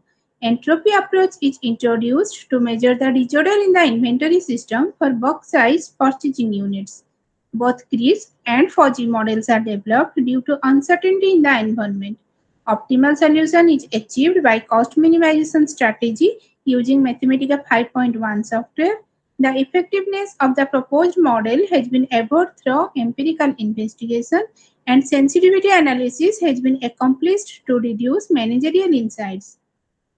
The present model can assist the inventory manager to determine the order size so as to minimize the system total cost under inflationary condition.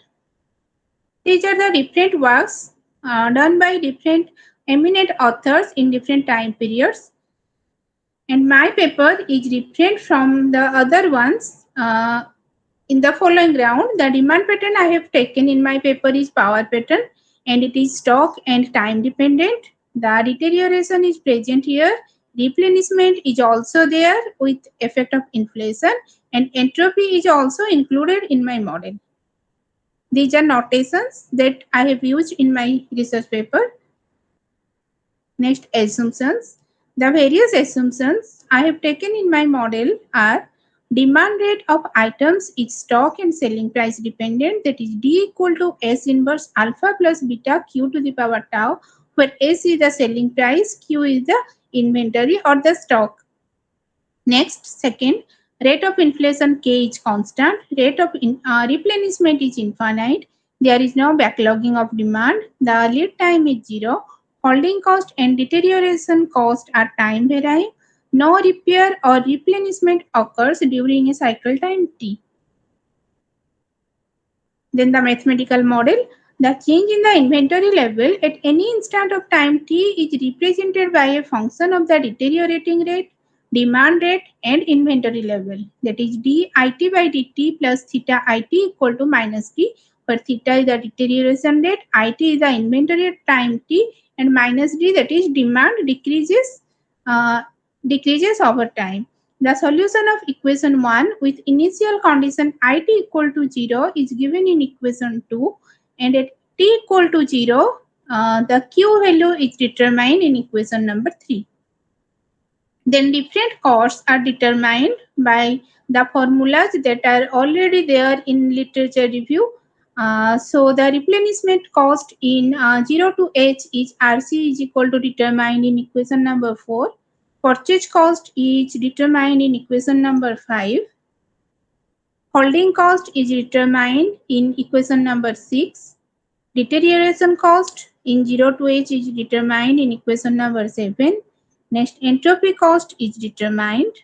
After that, the total cost of the inventory system in 0 to h is phi equal to replenishment cost plus purchase cost plus carrying cost plus deterioration cost plus entropy cost.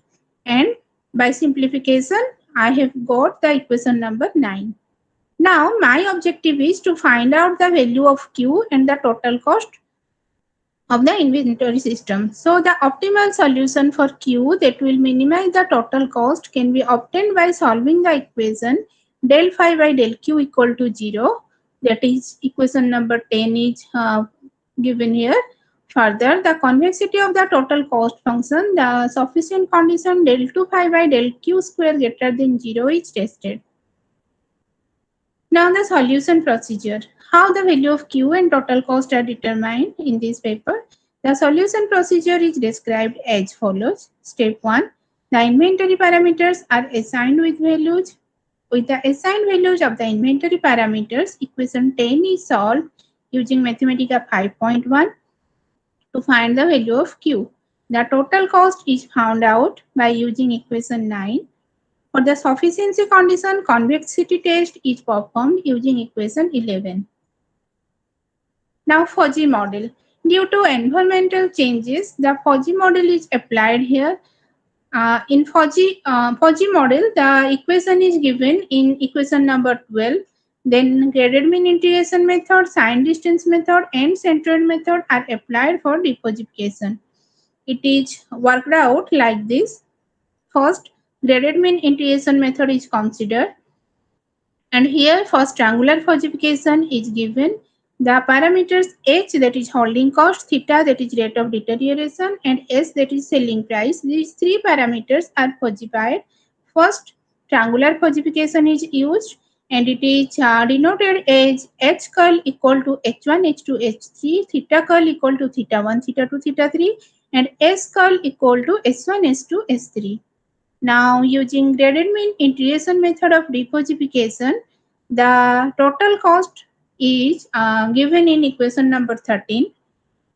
Then, the optimal value of Q that minimizes the total cost can be obtained by solving the following equation number 14. Further, for convexity of the total cost function, the condition this must be satisfied, and using Mathematica 5.1 software, the optimal solution for Q and is worked out and convexity nature is checked. Now trapezoidal fortification. In case of trapezoidal fortification, these parameters are splitted into four components, that is h curl equal to h1, h2, h3, h4, theta curl equal to theta 1, theta 2, theta 3, theta 4, and s curl equal to s1, s2, s3, s4.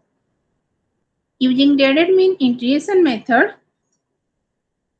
the total cost is obtained like this.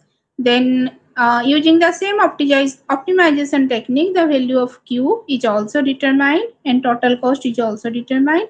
The convexity nature is also checked by the same formula, that is del 2 phi Q divided by del Q greater than 0. Next method is sign distance method.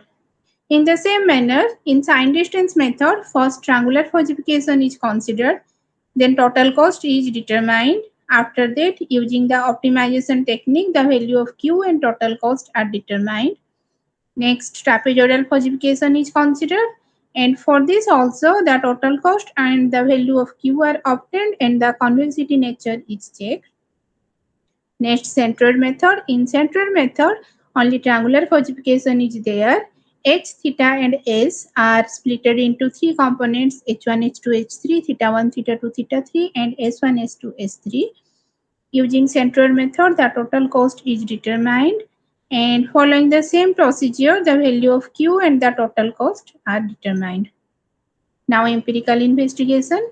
The following inventory system is considered with the assigned parametric values like this. Now, I have determined the Q value, that is the purchase quantity, and the total cost are determined by considering both Crisp model as well as fuzzy model. In Crisp model, the optimal solution for the purchase quantity Q is determined this one. The total inventory cost is determined this one. Further, the second order derivatives of the cost function with respect to Q is found positive, which confirms the convexity of the total cost function. Next, fuzzy model is considered. So first triangular falsification is considered here. H curl is splitted into three parts. Similarly, theta curl is also splitted into three parts, and S curl is splitted also into three parts. Now, using graded mean integration method, the optimal solution for the purchase quantity Q is equal to this much. The total inventory cost is equal to this one, and using sign distance method, the optimal solution for the purchase quantity Q, total inventory cost TC are determined. Again, using centroid method, the optimal solution for the purchase quantity Q and total cost TC are determined. Further, the second order derivatives of the cost function with respect to Q for all cases is found positive, which confirms the convexity of the total cost function. Again, for trapezoidal falsification, these parameters are split into four parts.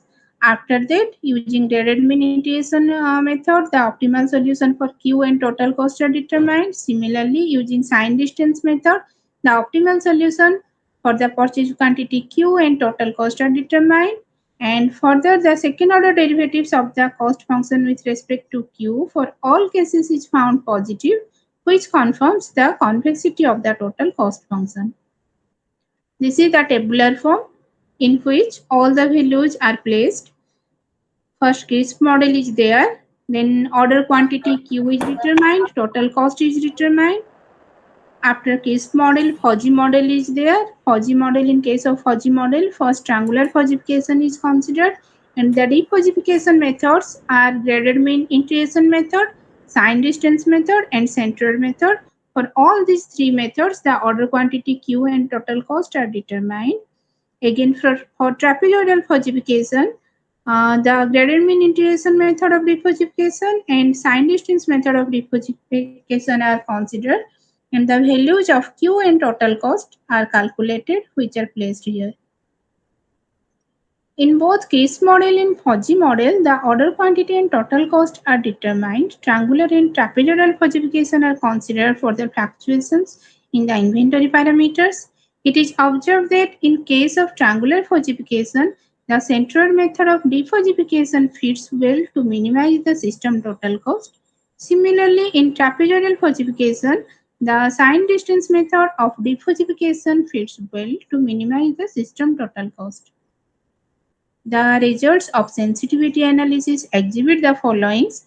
The sensitivity analysis is performed from -10% to 10%, and I have calculated all the values, how the changes in the parameter values affect the Q value and total cost value, and it exhibits the following, that is, with forwarding movement of the values of frequency of advertisement M, purchase cost at time 0 C0, ordering cost at time 0 A0, and rate of inflation K, the values of total cost increase but the values of order quantity Q remain unaffected. The increased values of the rate of deterioration theta, selling price S, and cycle time T sensitize the values of total cost to increase. After that, concluding remarks are placed. The concluding remarks are: the present model can assist the inventory manager to determine the order size in a fuzzy environment so as to minimize the system total cost. No doubt, selling price plays an important role to influence the demand of a commodity, but it is no denying fact that the on-hand stock inventory is also important on influencing the demand of a product. The proposed model can be used in case of bulk purchasing units of electric equipment, semiconductor devices, photographic films, and many other stock-dependent consumption products. In future, the model can be extended by allowing shortage. Moreover, backlogging can be permitted in the proposed model to get more realistic result. Thank you, sir. That's all. Okay, thank you. Any questions from the audience or participants? Any questions? No, I have a question. How just I got somewhat not clear about how many orders you place over 0 to H. Is it one or more than one? Yes, sir. Please repeat. In the range 0 to H. 0 to H. Yes, sir. How many orders are placed? Is it single order or many orders? No, sir. It is many orders. Many orders. But Yes, sir. somehow I missed the expression where the summation is missing. So if it is n times ordering cost will appear. I just might have missed. It is included, right? Okay, sir. Okay. It's included, right? And do you carry out sensitivity analysis with respect to which parameter? Yes, sir. I have done it, but I have not placed it in my PPT. In what I like all that sensitivity analysis. All the means which with respect to which parameter? I have considered the sensitivity analysis to many parameters. No, in tell me one or two. One or two. Tell me one or two. Yes, sir. The frequency of advertisement, the selling price, the rate of deterioration theta. Okay. Yes, Right. Okay. Thank you. Thank you. Yeah. Yes. Now, shall I, Professor Santanu, are you ready? There? Yes, I am ready. You're ready. Okay. You will be given only 20 minutes. Okay, sir. Thank you. Are my slides visible? Yes. Yes, great. Thank you, Professor Palaka. Sorry for the initial glitch. And many thanks to the organizers. Good afternoon, Professor Balakrishna. So, many thanks to all the organizers for giving me this opportunity. So, since I have lost some time, I will straight away get into my presentation.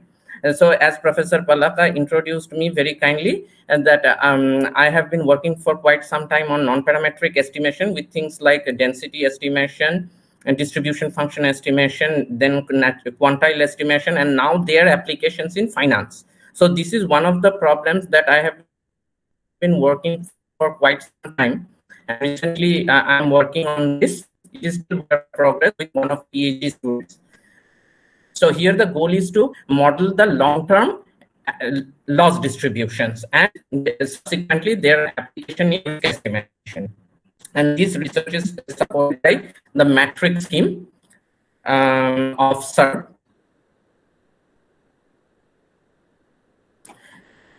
So the losses or negative returns of a portfolio from the movement of the price or the price fluctuations. That means basically return means in percentage change in the price. So if PT is the price at this period and PT plus 100 is the price after 100, let's say, days, then PT plus 100 divided by PT, then that would give us the extent of price change. Now we can subtract -1 or take log.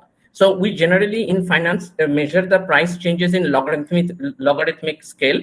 The reason for that will be clear as soon as I get into the technical portion of the presentation.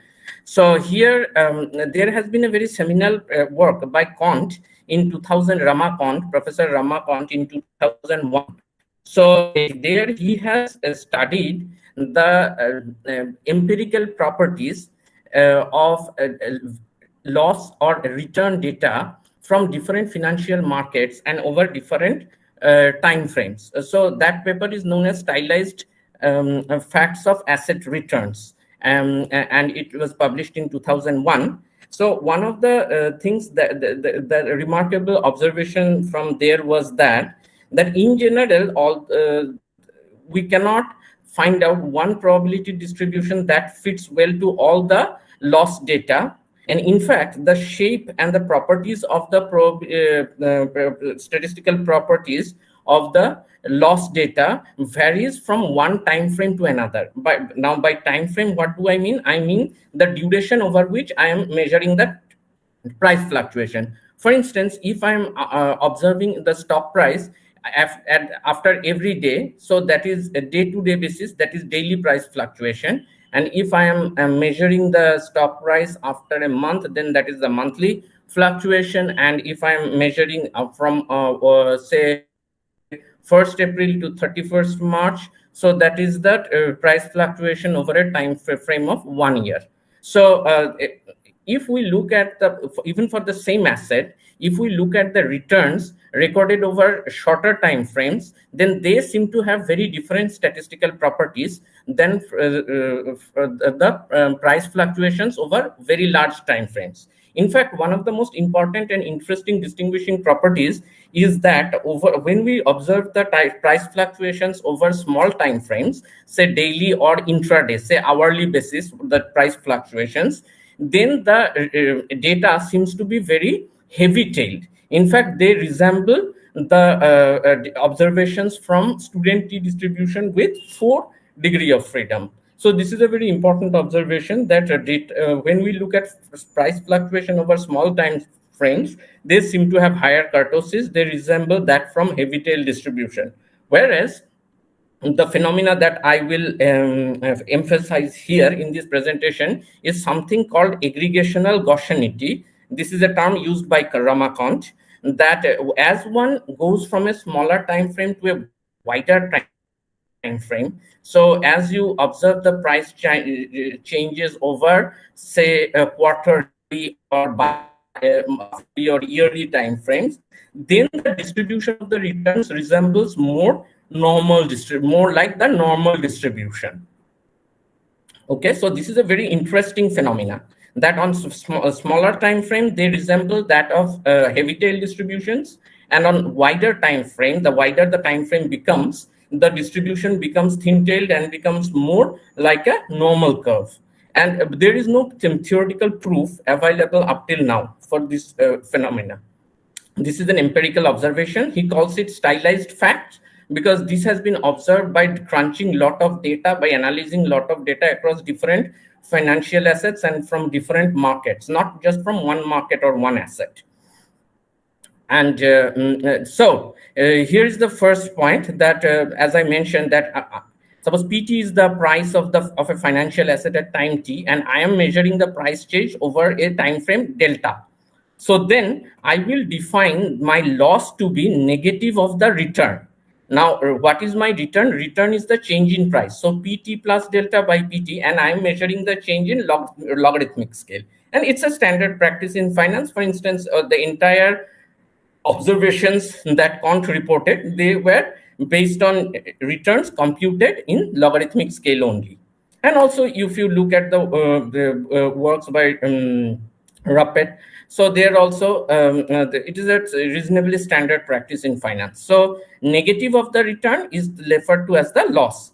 So what we are going to do here, we are going to obtain the asymptotic distribution of xt delta. That means for when the delta is large, that is when I am looking at losses over wider time frame. For instance, just as I mentioned, that suppose I buy a stock or I invest in an index, for example, say the Nifty 50 index on 1st April and wait till the 31st March, that is the ending of the financial year. So the delta is 1 year or 250 trading days, roughly.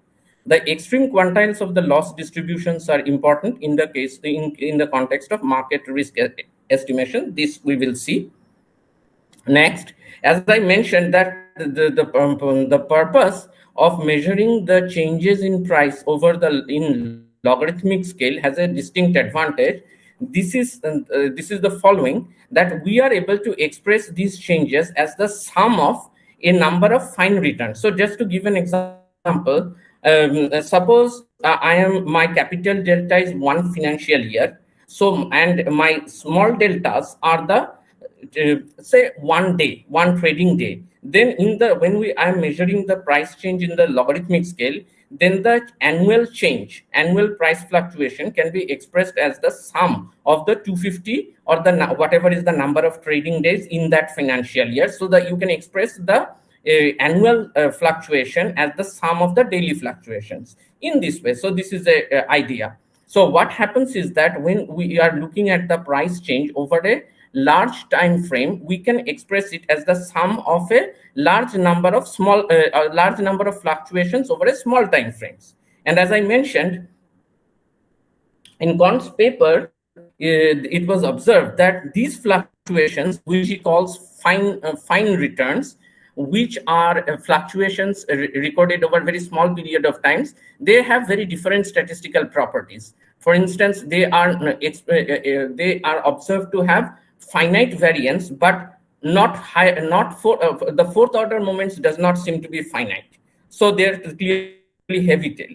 So our model involves that expressing the logarithmic change over a large time frame as a sum of the changes over small time frames, and the second specifying some probabilistic properties of this small or fine returns or fluctuations over this small delta period returns. So these are assumptions that I will be making regarding the probability distributions of these summands, so that are motivated by empirical observation.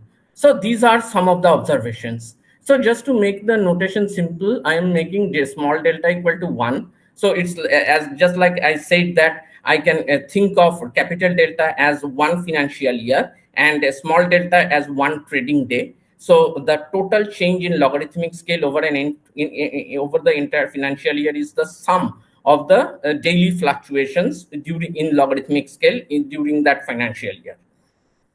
So here I am making the assumptions regarding the stochastic process of this fine or fluctuations over small time frames. So these are observations which are motivated by Kant's empirical observation. That the interesting part being that they seem to have zero autocorrelation. That means if we see the consecutive daily returns and measure their autocorrelation, then they seem to be very small or statistically insignificant. But if you look at the absolute values, just ignore the positive or negative signs. But if you take the correlation of the absolute values of the returns recorded over the small time, then they are positive. Or if you take the squares of their squares of their value and take the correlation, so they are positive. So this is a very interesting assumption that the returns, the small time frame returns are not autocorrelated, but their absolute values or magnitudes are correlated. Now this is something explained by something called volatility cluster.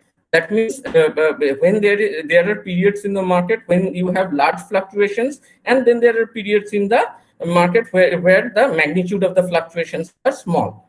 So generally a small magnitude fluctuation is likely to be followed by a fluctuation of small magnitude, and similarly during high volatile periods, so this correlation is positive.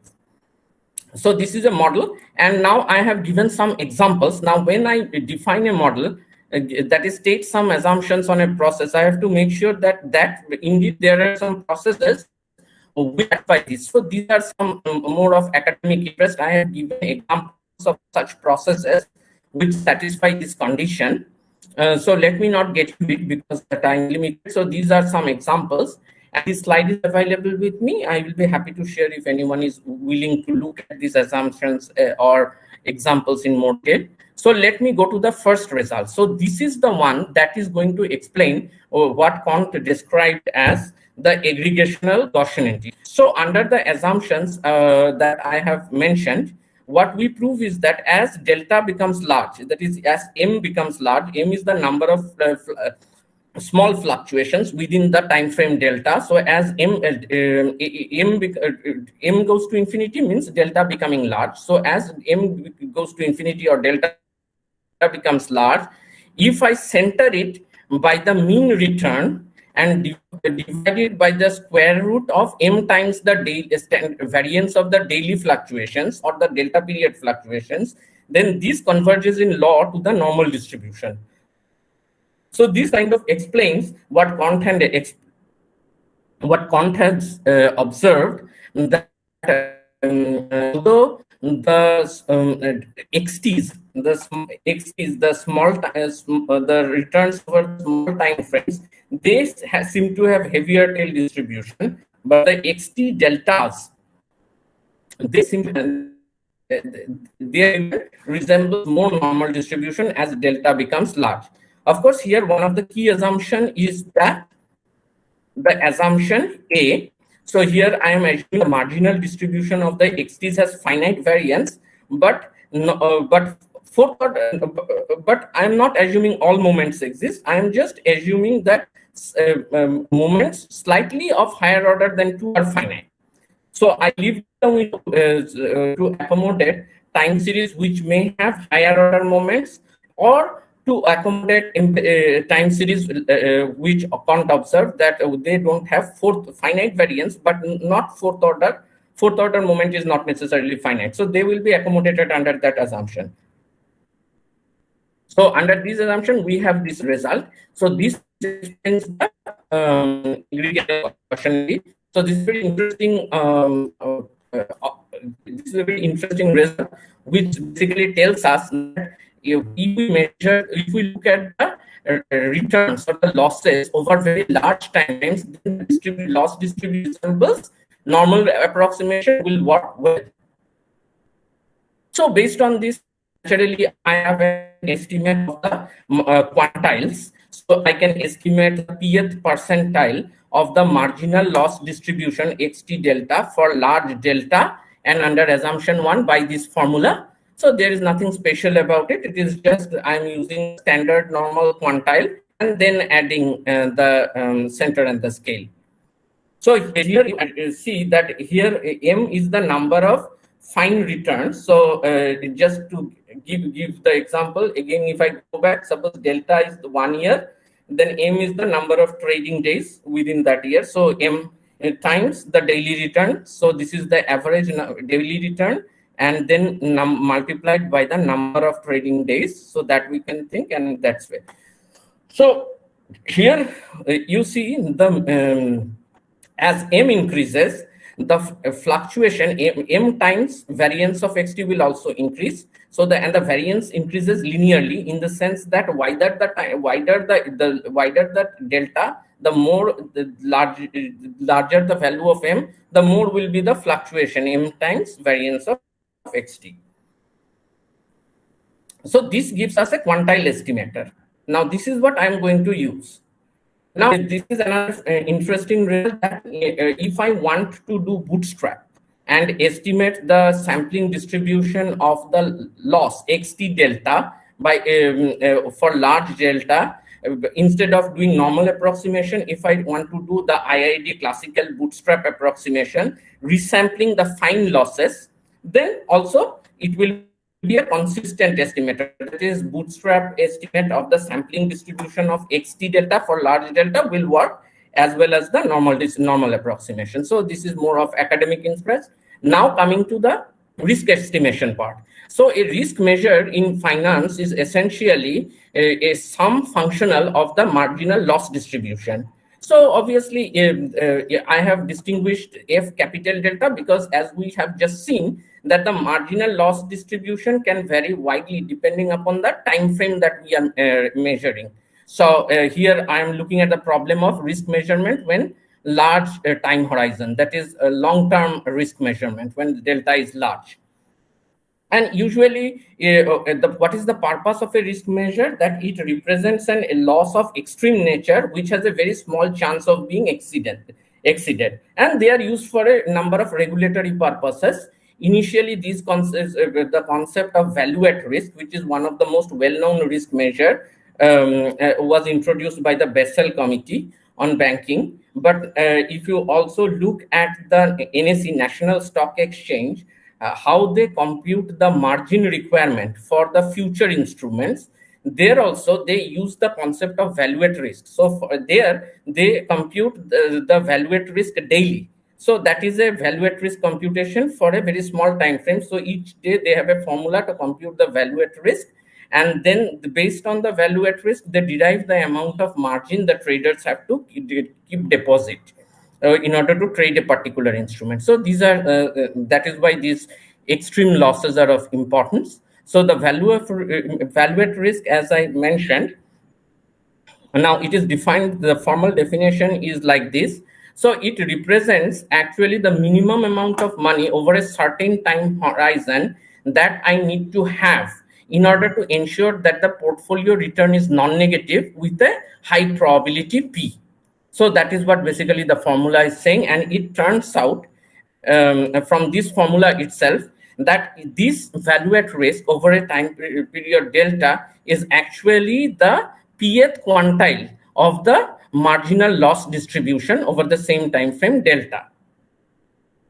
So this is what we are going to use, this property, because we already have seen that we have an estimator for QP delta for large delta from our model. So similarly, we have another improved measure, and that is an improvement over VAR called the median shortfall. For example, one can look at the paper by So and Wong. So the criticism against VAR is that it gives us a threshold, and it gives us a kind of extreme loss, which has a very small probability of being exceeded. But if the VAR level is actually exceeded, then what is the magnitude of the loss? There is no way of measuring that just from the VAR. Now, the median shortfall is aimed to compensate that. So what is the idea of the median shortfall? Yeah, okay, we have VAR representing an extreme loss. Suppose that extreme level has been exceeded. So suppose XT delta, which is the random variable which represents ROT, suppose given XT delta represents this VAR, the conditional distribution of XT delta, given that XT delta has exceeded this VAR, the median of that conditional distribution. So that is called the... Kindly finish within 2 minutes. Okay. Okay. So based on the formula of normal approximations that we have, we now get a formula for estimating the VAR and the median shortfall. So that is given by 3. And this formula is similar to JP Morgan's method of measuring value at risk. But JP Morgan's method was introduced and defined for measuring VAR or market risk for a small time horizon, and that does not extrapolate well to larger time horizons. So this has been mentioned by Santomolia et al. So our formula aims to measure the market risk for wider time horizon, and it is very natural to consider extreme value theory to measure the extreme losses. So the idea of, so this is a kind of, this is an estimator that has been studied by Dries, sorry for the typo, it is in 2003. It's a Bernoulli paper where he has introduced the asymptotics of this estimator. So I'll not get into the details of that, but let me just quickly conclude that the extreme value theory is based on the idea that, as I just mentioned, that if the loss exceeds some threshold, very large threshold, for instance, VAR, then the conditional distribution of the exceedances is generally well approximated by the Pareto distribution. Now, what happens is that this is an assumption that works well for losses which are recorded over small time frames. But as we have seen, as our model explains, and from Korn's work, that when delta is very large, then the shape of the tail resembles more of normal distribution. So in that case, our formula seems to be more appropriate. Anyway, we still implemented the EVT estimator. And so what we have done very briefly, let me conclude, that we have considered the data from S&P Nifty 50 index, which is the flagship index of National Stock Exchange. I have collected more than 21 years of data with one of my students, measuring the daily fluctuations, the small XTs. Based on that, using our formula for M is equal to 250, we have measured the annual value at risk at 95%. By our formula, it comes out to be 27.58, and by the EVT extreme value method, it is slightly higher, 20.546, and that is bound to be because in case of EVT, you are basically estimating fitting a heavy tail distribution in the for the right side of the tail. Whereas our methodology, whereas Korn's observation and our theory suggests that for large deltas, and the shape should more resemble the normal distribution. And finally, we have done a back test. So the point is that we have two methods of estimating the VAR. So how do we know which one is adequate? That's fine. I think we can conclude. Yeah. Yeah. Okay. Any questions? Yeah, questions from audience?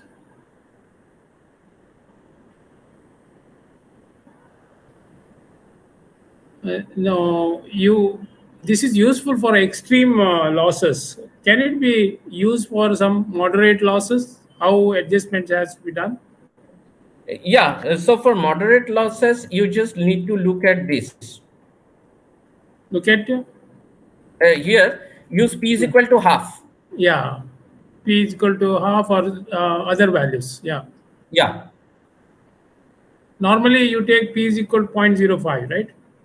No, for VR estimation, in risk estimation, we take normally P to be 0.95 because we are in risk estimation we take. Yeah. So otherwise, we can reduce it to like 0.7. Yeah, if you want, you can use P is equal to half. Yeah.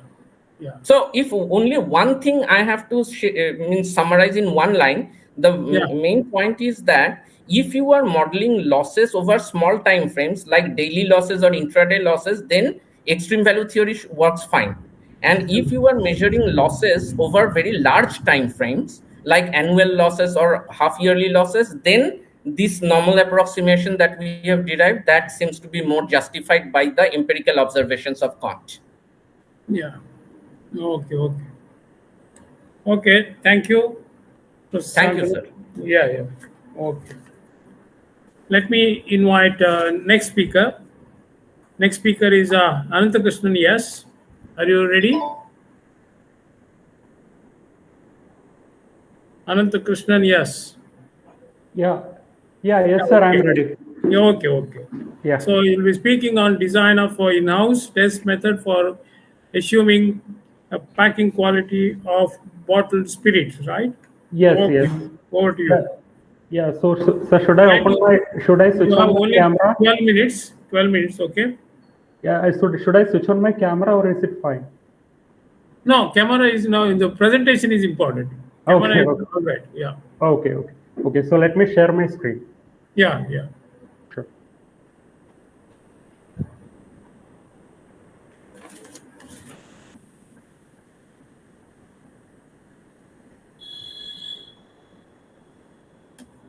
I hope you can see my screen. It's coming. Yeah. Could you make it full screen? Yes, Yeah, yes, yes. Yes, yes, it is. yeah. Go ahead. Yeah. So good evening, everyone. My name is. I have done my MS from ISI Bangalore. So as a part of the MS course, I have done a project work on design of in-house test method for assuring packing quality of bottled spirits. So today I'll be giving a presentation on the same paper. Okay.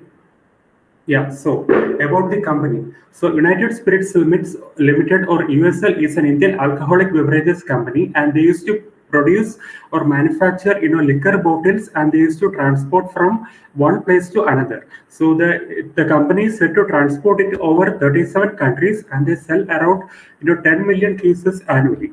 So that is basically about the company. So what the project work was about is, see, for example, when a manufacturing company, when an automobile company develops a new car, come up with a new model, they have to run a road test to ensure that it runs without any failure. Similarly, when the company USL, when they develop say new design of the bottle, they needed to conduct a road test to ensure that the bottles reach the destination without any failure. Okay, so as you know, the packaging performance depends on the transport situation as well as the packaging design. So if the packaging is good and if the is good, then the bottles will reach their destination without any failure. And the transport situation we cannot control. Why? Because it depends upon the road conditions, etc. Okay, and so what we can do is we can make the design in such a way that we can ensure that the bottles reach without any failure. And the materials used is corrugated box, and this is an example of the arrangement of the corrugated boxes inside the vehicle. Okay, this is a picture of the representation. I hope it's clear. Shall I go to the next slide?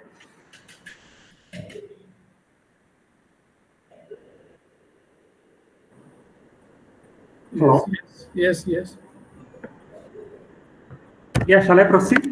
Yes, yes, you should proceed. Yeah, yeah. Okay, so what about the customer complaints and frustration is like whenever, for example, a customer orders a liquor bottle, somebody orders a liquor bottle, the products might arrive damaged or packaged. It might cause customer dissatisfaction, and it might cause increased cost for the retailers and manufacturers. So these were the customer complaints and the frustrations the company was facing. Okay, so the question or the research objective was to develop an optimum in-house condition to simulate the actual transport conditions. That is what the idea was. I have developed using the statistical techniques and design of experiments. I have developed a condition so that I have developed an optimum condition. That condition will be equivalent to the actual conditions, actual road cases. I'll explain those in the. So the expected advantages is that, as I told, the field transfer trials can be avoided. The linkage between the material and transit performance can be studied, and the less trial and error. Okay, so these are the expected advantages. Okay, now we'll go to the procedure. So what I have done is in vibration occurring to the bottles. Okay, so first what I have done is I have collected the actual data, and using the actual data I have analyzed the actual data, and from the actual data I have understood how much is the maximum vibration that can occur during a road condition, during an actual travel. Okay, then after that, using that data, designed an experiment in the in-house machine, and in the in-house machine I had done the analysis and the recommendations were given and the implementations are done. Okay, I will tell you how the vibration are measured is in the actual condition. So what I did was like a given truck of lorry was traveled from Bangalore to Mumbai for 8 hours. Okay, and inside that inside the lorry, the boxes were kept as shown in the figure, and inside the boxes the bottles were kept. Okay, and out of the bottles I have kept one bottle as a dummy bottle. So this is the dummy bottle or the cyclic bottle. So this was made using a grinding machine. Okay, so I have developed a hole using the grinding machine, and in the hole generated, I have data logger. So data logger can measure the vibration in x-axis, y-axis, and z-axis. Okay. So why the vibration in 3-axis is important is because the failure can occur due to vibration in any of the axis. So I have taken the vibration of y-axis and z-axis. Then I have calculated the vectors. Okay. Generally, it will be exactly as per the formula. Okay. So these are the data collected. The journey location is given, total time is given, and the observations were done every 60 seconds. So it is like every 60 seconds the data logger will give a value, and from the value we can export the value into the laptop, and we can get the output. Okay. Now this is the summary of the observations. So total 960 observations were there, out of which the mean of the observation is 8.64 G, the range is 15.80 G, Q3 is given, a standard deviation is given. So G is nothing but acceleration due to gravity. Okay, the vibration is measured in terms of acceleration due to gravity. I hope you are all aware of what you mean by acceleration due to gravity. So the vibration is measured in that unit. Okay, so this is so we have got the actual data. Now, what is the objective or what is the need of the study? So as I told, this vibration may negatively affect the product and packaging. So we need to conduct a physical road test every time to understand the effect of vibration. Transfer trial has to be done, so this results in high investment. For example, whenever they come up with a new design, they used to do a dummy travel from one place to another. So every time it will cost petrol charge, driver charge, then the packaging charge, etc. So that for that reason, the company was interested in developing an in-house test environment using the statistical techniques. Okay, so a methodology was given so that the accurate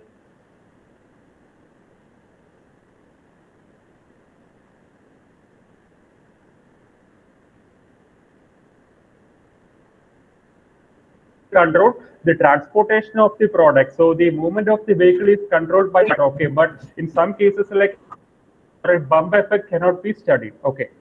Now, this is about the in-house experiments.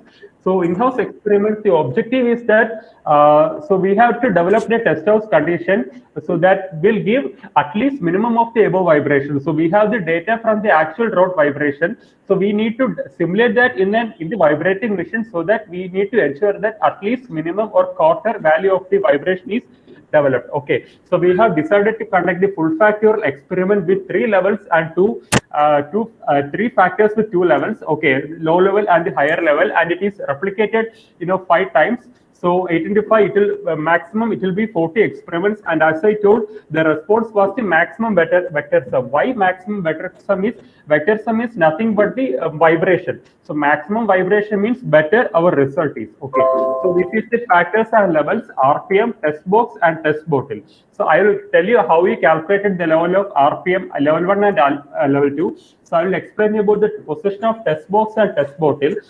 So it is like in the vibrating machine, we will keep the corrugated boxes, some 10 to 12 corrugated boxes we will keep, out of which in one box will be the test box. That is, inside one bottle there will be 30 bottles, and that box we can kept at the front, back. Okay, so that is the position of the test box, and inside the test box we can keep the bottle in the corner or in the middle. So that is called the position of the test box and the test bottle. So that is basically done to distinguish the level or to calculate the analysis. Okay, now I will explain how you have got the level of RPM 1 and level 2. So for this I have considered 2 cases. That is, it is assumed that the normal speed of the vehicle or a lorry will be 40 to 50 km per hour, and in other case it can be 50 to 60 km per hour.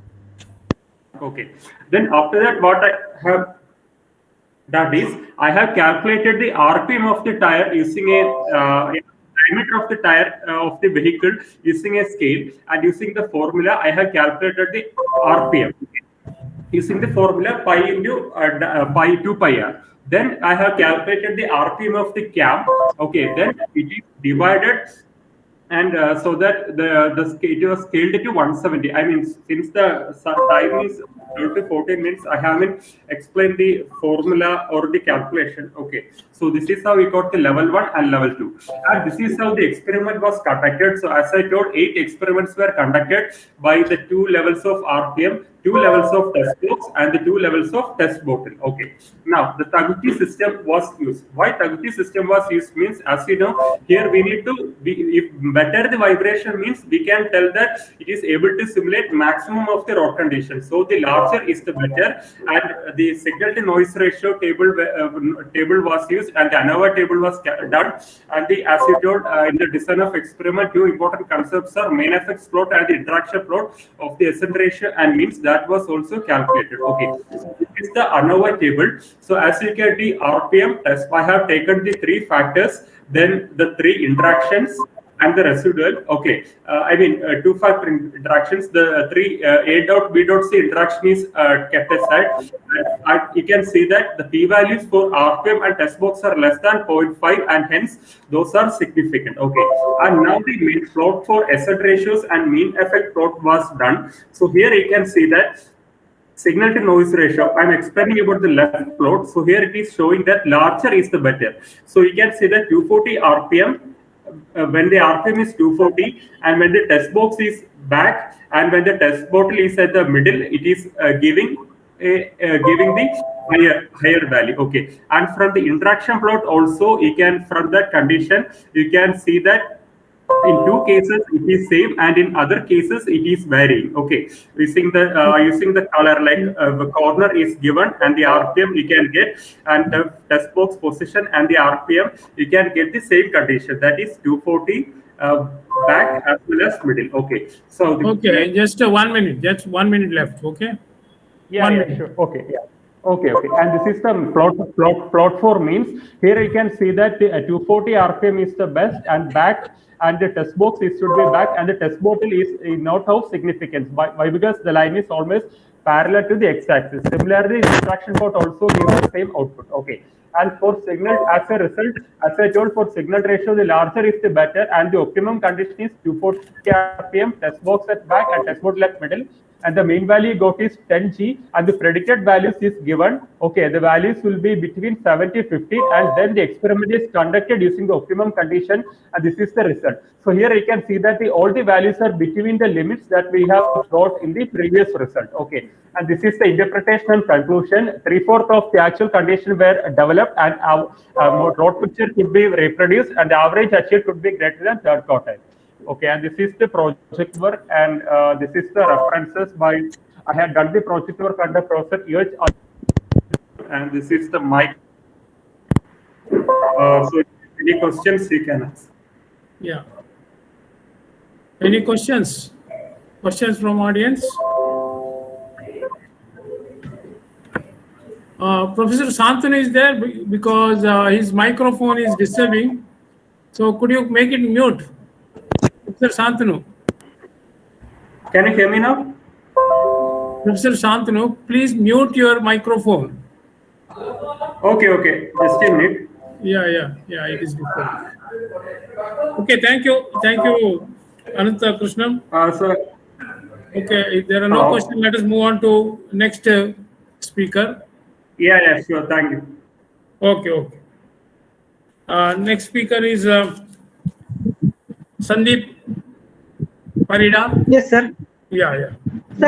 Sir, there is some technical problem, so please give me some time. Okay, so you will be talking to next. Okay, is Peter ready? Yes, sir. Okay. Now I can present. If there is any problem, I can present. Peter. Yes, sir. Yeah. Peter, you can present now. Yeah. Yes, sir. Yeah, okay. Try to finish within 12 minutes. Yeah, okay, sir. Topic is identification of credit card fraud using deep learning techniques. Yeah, okay, sir. Okay.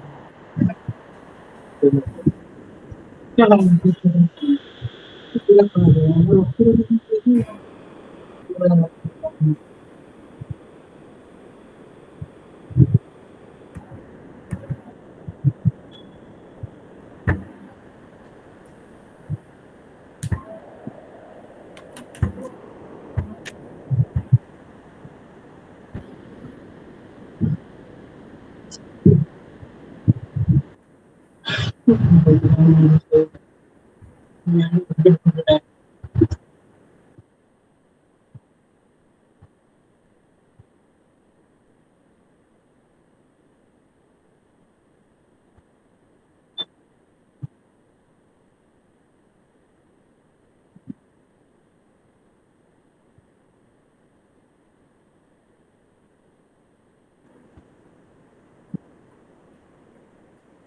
it.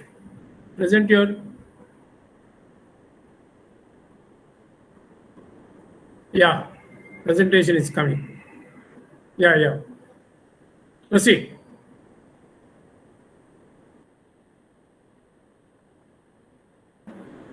Presentation okay, sir?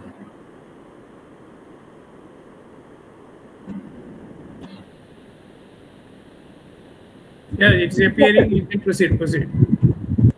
You can see the presentation, sir? You see Yeah. We can see. Thank you. Thank you, sir. Proceed. Yeah. Thank you, sir. Good evening, one and all.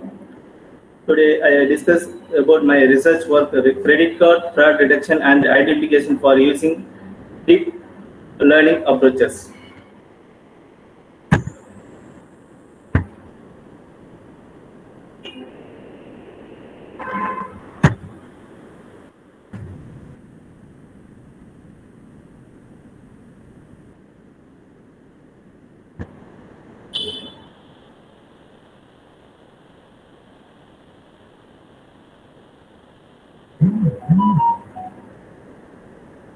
Are you? You don't hear? Yes, sir. I don't hear anything. 1 second, sir. Yeah. We have time constraints. Yeah. Yeah. And the next screen is the problems.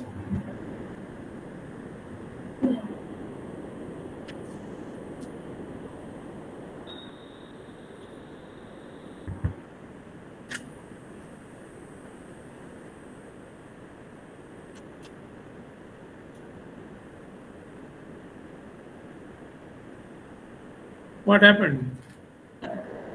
The screen not next screen. 1 second. Screen is not moving? Yes, sir.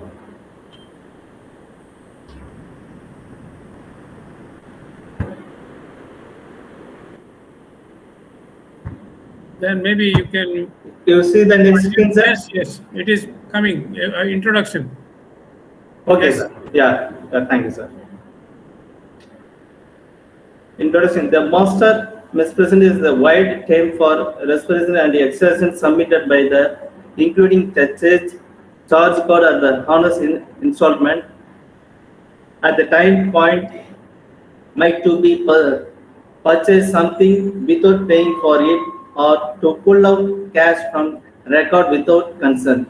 Wholesale fraud is additionally joined with MasterCard representation as well information for use. Federal Trade Commission's fraud rate stayed consistent during the May 2008 rose by 21% in 2008. MasterCard fraud is dedicated with individual user another person visa for individual purpose while the card properties and the card were uniform and for the utilizations. Some affirmative field are incorporated as following cardholder name, expiry date and card number, CVV code, the card variant. A review of the earlier work, the potential social and economic value for detecting and fraud credit card transaction has promoted the such research effort in the area. The segment experiment number of important studies more in-depth review can be found in 8 to 11 references. Machine learning algorithm can be used to identify fraudulent credit card transaction in two ways: supervised learning algorithm and unsupervised learning algorithm. The algorithm that category transactions that do not fit those patterns, such as fraudulent credit card transaction, fraud credit card, fraud detection, both supervised learning and unsupervised learning algorithm have been used.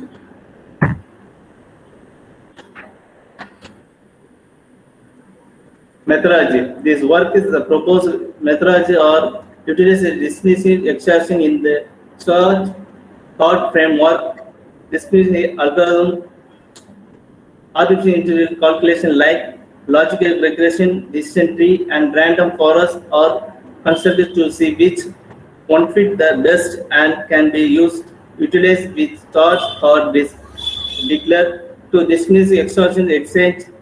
The structural graph in Figure 1 addresses general get engine. Processing step. The pursue the data set. Second is informal index in arbitrary test. The guarantee that it's adjusted. Step 3 split the data set into area, one for the preparing and one for testing. The proposed model or exposes the highest information.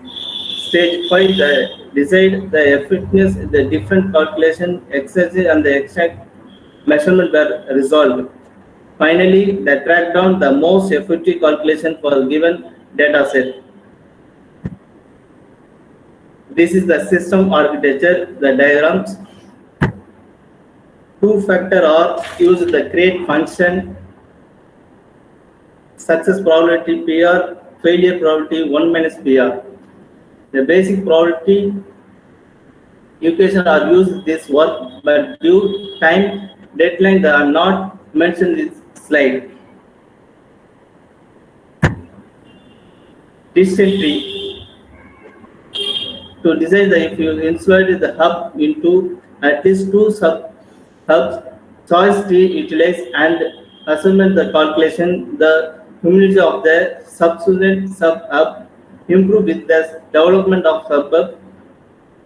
To put another way, the implementation of the hub improve the objective variables increment. The choice tree patient for hubs to suburb depend on the every single associated variable or afterward pick the split the credit most humorous suburb. These are points are next to the network diagram for the decision nodes. The diagram explains the decision node to left node, how it will be worked in the machine learning. This diagram is.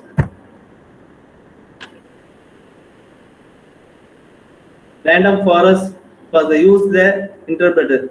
The irregular one plate the tree based on calculation involved making numerous tree and join the exceptions improve the model situation previously. The gathering approach is the strategy for considering trees. Amazing that the next assembling the gathering of the failed student singular trees. The make soil appraisal for can be utilized as a take care issues including replace and order. The neatly variable replace issue is the consistent the loss explanation the gotten by everyone is below the numbers tree has been developed. So it's important the information stage that convert the data into information outline. Stage 3 the rows packed with the performance ability word sampling. Stage 4 determine how much information involved required the preparing the explosion. Stage 5 they give 70% of the information the preparing and the rest of the research. Stage assign the model in the preparation data set. Stage 7 build the model the choose calculation for the rundown of the three choice. For every calculation make forest for the test data set. Calculate exercise for every calculation. Say for every factor utilize the distributed network. Last one the stage finally the compare the calculation for entry the factor figure out the this variance. The difference positive rate of just diagram. 2 minutes. 2 minutes. Yeah, okay, sir. These are different positive rates. And the predicted labels, the diagrams is given. False positive, the rate of ROC curve with the simple confusion matrix. The plot true positive rate. This diagram is here. values of the performance, whether the A true positive, B for negative, C positive is negative. Error rate, the absolute number of two of base forecast the positive all the number of the data sets held the blunder rate. The error rate is explained in this slide here. Model comparison, the four algorithm, the random forest, distant tree, loss state regression, navy base. The last one is navy base is the regress. Concludes the table. The table represents the model comparison of the four model. Accuracy is the random forest, distant tree, and logistic model are given 99.9 accuracy. The navy model accuracy is low, but false position rate will be low. At that time, end of the result, first three models are the best one, because it's given the high accuracy. This paper is a conclusion. There's references. Thank you, sir.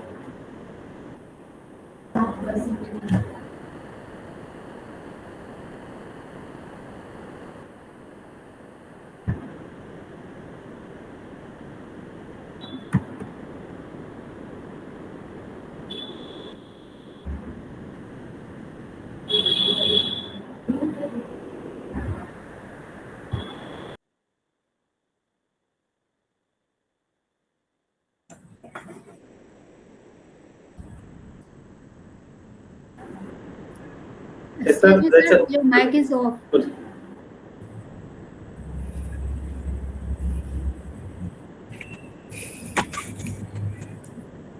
Any questions, sir? Hello?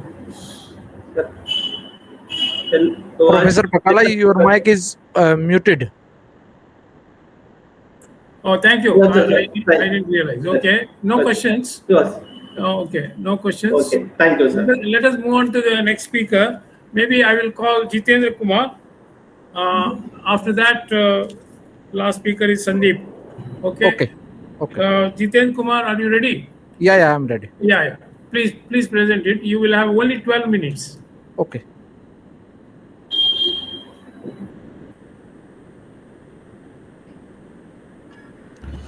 Good afternoon to all of you.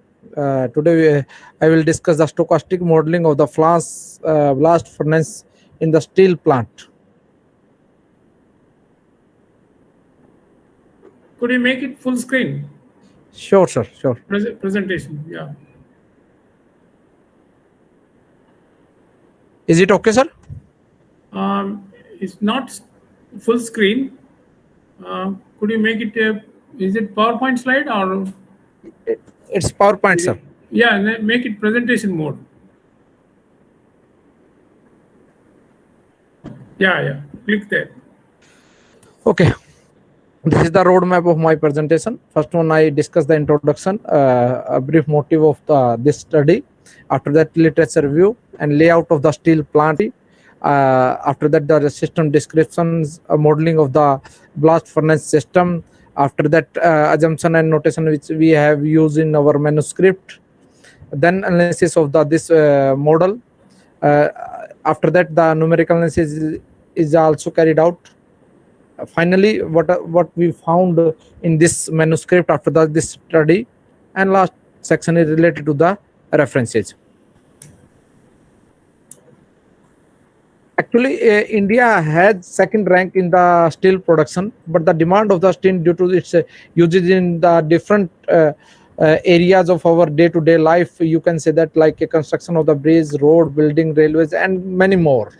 Steel is an alloy of our mixed with the carbon. The motive of the steel plant is obtaining the best quality production with the low cost. But could you go to slideshow mode? Maybe that is better. Slideshow mode. I think, sir, it's already in the slideshow mode. No, you are in home. Go to slideshow mode and then presentation full, because this is not full screen.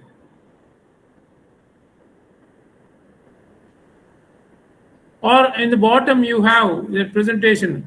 First 1, 2, 3, 4, fourth button. One minute, sir. 1, 2, 3, 4th.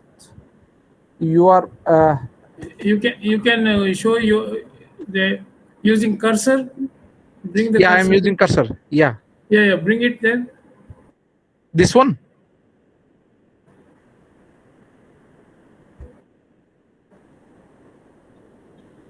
Otherwise, on the top you have slideshow. Click slide. On the corner of the right hand side corner, yeah, left hand side corner.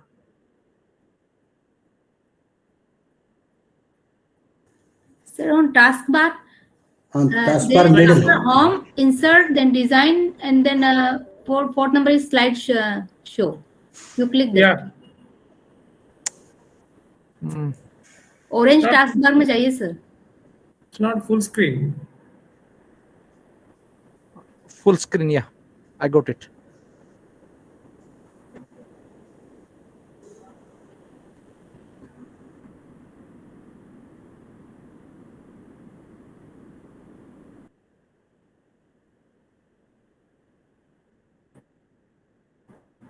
Okay, otherwise you can continue. Okay. Okay, sir. Instead of yeah. Okay. This is the literature review. Initially, the 2007 Gupta et al. Discussed the reliability, availability, and reliability of the pipe industry. Jung et al. Discussed the same type of system in the steel industry blast furnace system. After that, in 2007, Ganja et al. Discussed the heat recovery system of the same blast furnace system. Kumar and Kadyan in 2018 discussed the distillery plant of the sugar industry, and Kumari et al., one of my PhD students, discussed the same milk industry, and Yu and Yang in discussed the coke charging system. Gupta et al. In 2020 discussed the another coking tower of same pattern. Sani et al.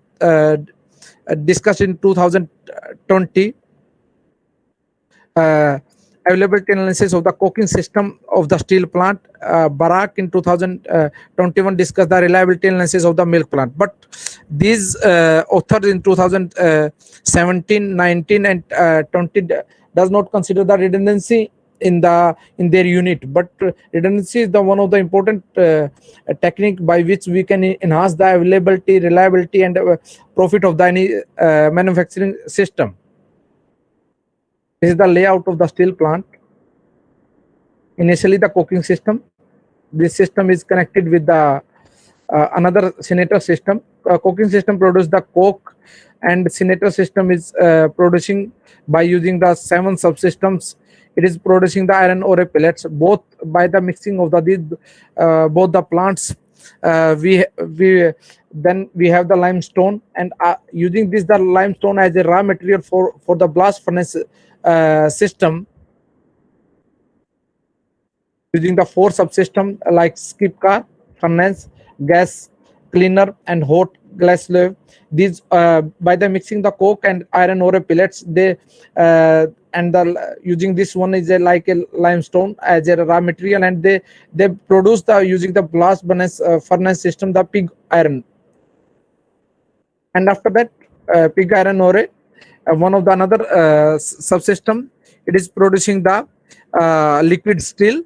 After that, this liquid steel, another subsystem named as a casting system,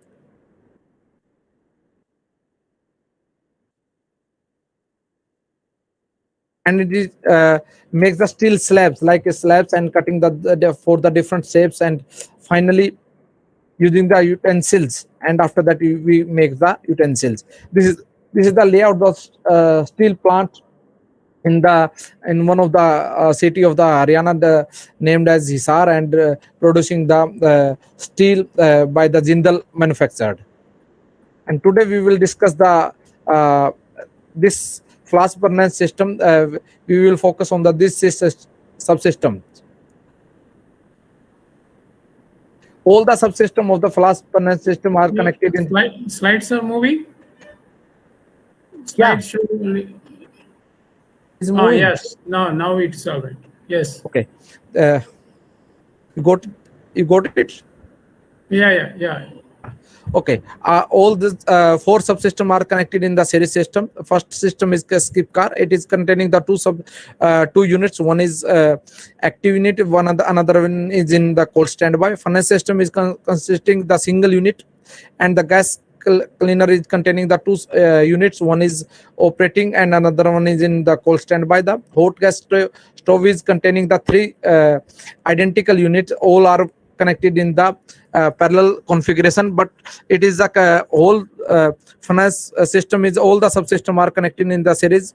If failure of the one is result in the failure of the all the system. These are the some assumptions which we have used in our for analyzing purpose. The two units cannot be failed simultaneously. Initially we assume that the whole the system working with the full capacity. Repairman is always available with the available for the repair activities whenever the needed, and repair unit works as a new after the repair. And for the analyzing purpose we have assumed that we can say that the all the random variables follow the general distribution. For analysis purpose we have considered different distribution. Initially we assume that the on stage S note we assume that the all the subsystem are in the good state. Here only the single possibility that the system A subsystem A is failure with the rate alpha 1, then the system S note is transit to the state S1. Another possibility that you can say that after the repair stage S1 is transit to the state S note by the rate beta 1 x. Another subsystem possibility that another subsystem C is failed, operating cold standby unit is active, and system is transit from state S note to the state S2 by the rate alpha 3. Another on the possibility S2 is transit again to the stage S note after the repair of the unit C.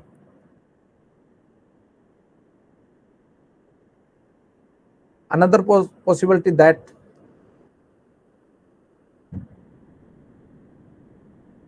subsystem B is failed. Subsystem B contains only the single unit. That's why if system B subsystem is failed, then the whole system is failed, because all the subsystems, all the four subsystems are connected in the series. On state S8 transit to the S note by the rate beta 2x. Another possibility that the subsystem D is failed, because we have assumed that all the subsystem D contain the three identical units. If one unit is failed, and anyone can be, because all are parallelly work. If any unit subsystem is failed, any unit of the subsystem D is failed, then state S note transit to the S4, and S4 is the degraded stage, because it is not work with the full capacity, because one unit is failed. That's why we can consider this symbol is represent as a degraded symbol. Another possibility that on the stage S4 it is transit to the state, you can say that the S note from S4 to the S note by the rate beta 4x. Like this one, again we see the possibility of the state S1, and possibility of the state S2, and possibility of the state S4, and possibility of the state S8. On state possibility of the S1 is that subsystem B is failed, subsystem A is failed. Sorry, subsystem A is failed because one is operative and another unit is already failed. That's another possibility that the subsystem A is failed. Then the whole the subsystem A failed. That's why we can say that the system all the subsystem is failed. Another possibility that the subsystem B is failed and it is repaired, again transit to the state S1. Similarly,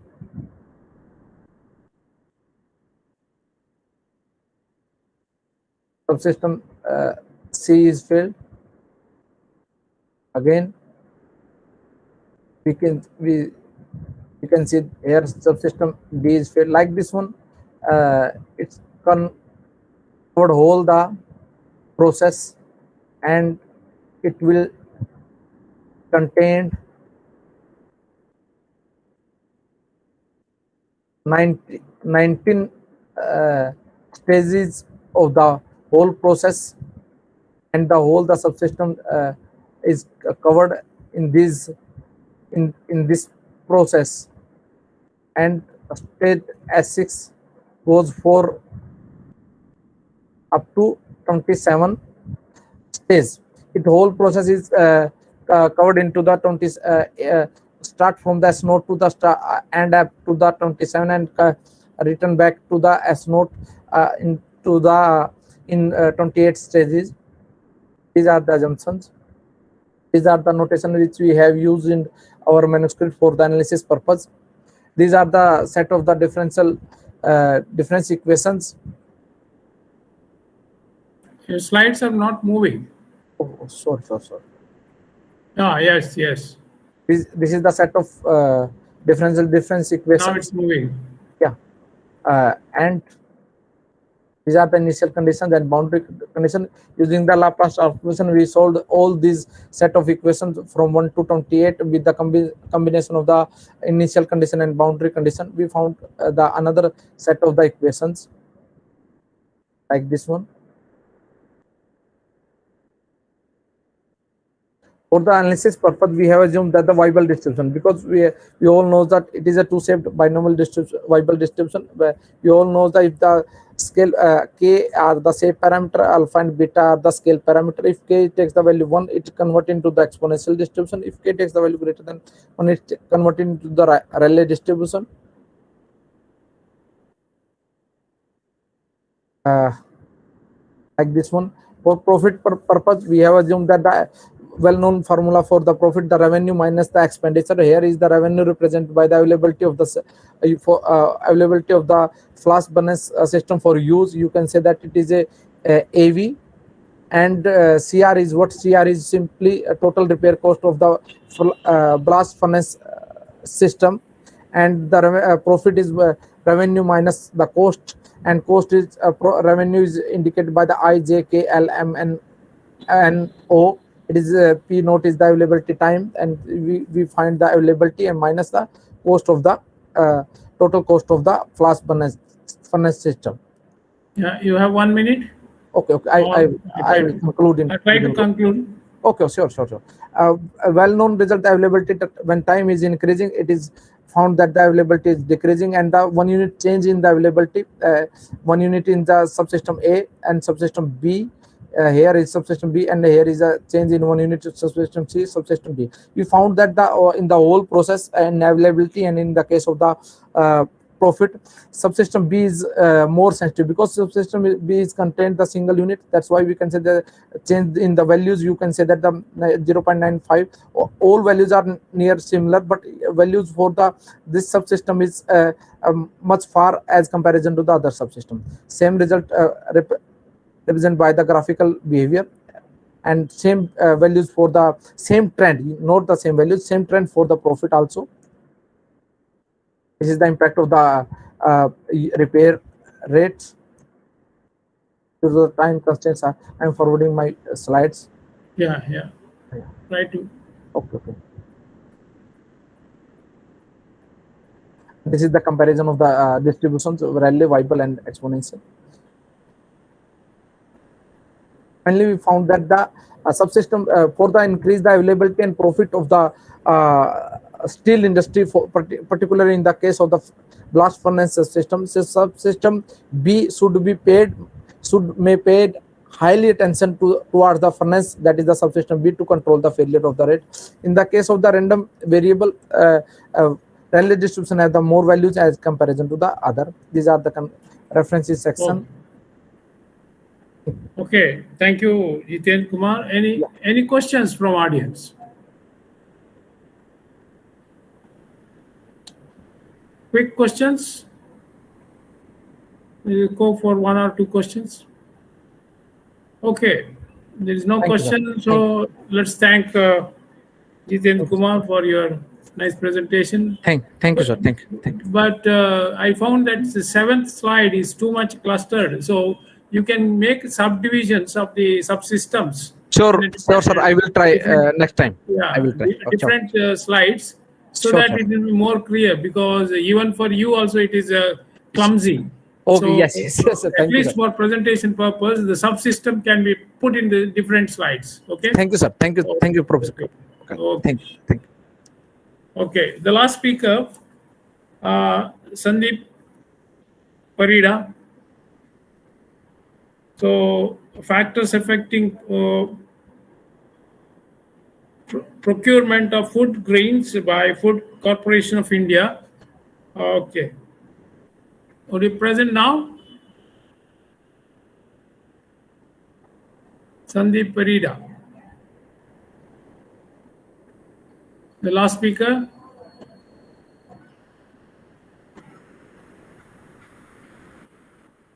Sandeep Parida.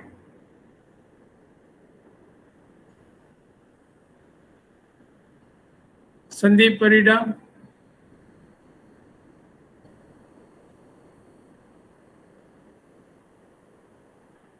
Sandeep has joined. Yeah. Yeah. Now presenting. Okay. Good.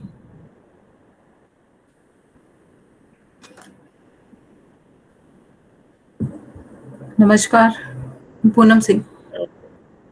Okay. Bring your presentation. Okay. Could you make it full screen? That is a presentation, slideshow.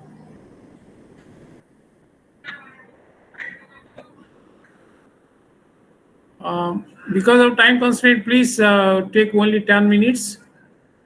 Okay. Are you with me?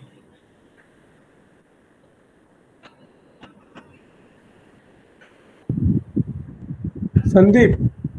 Sandeep.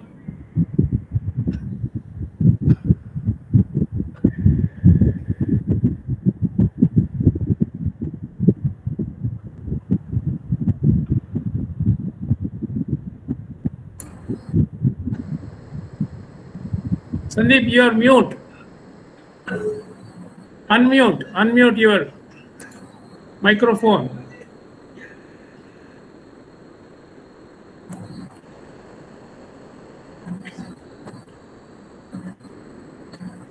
There are too many screens. Some problem.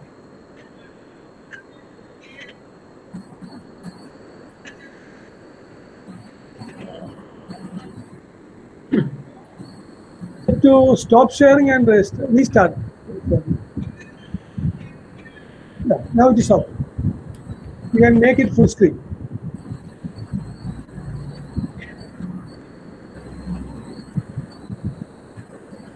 Yes. It is yes, fine. Now that is fine. Please continue.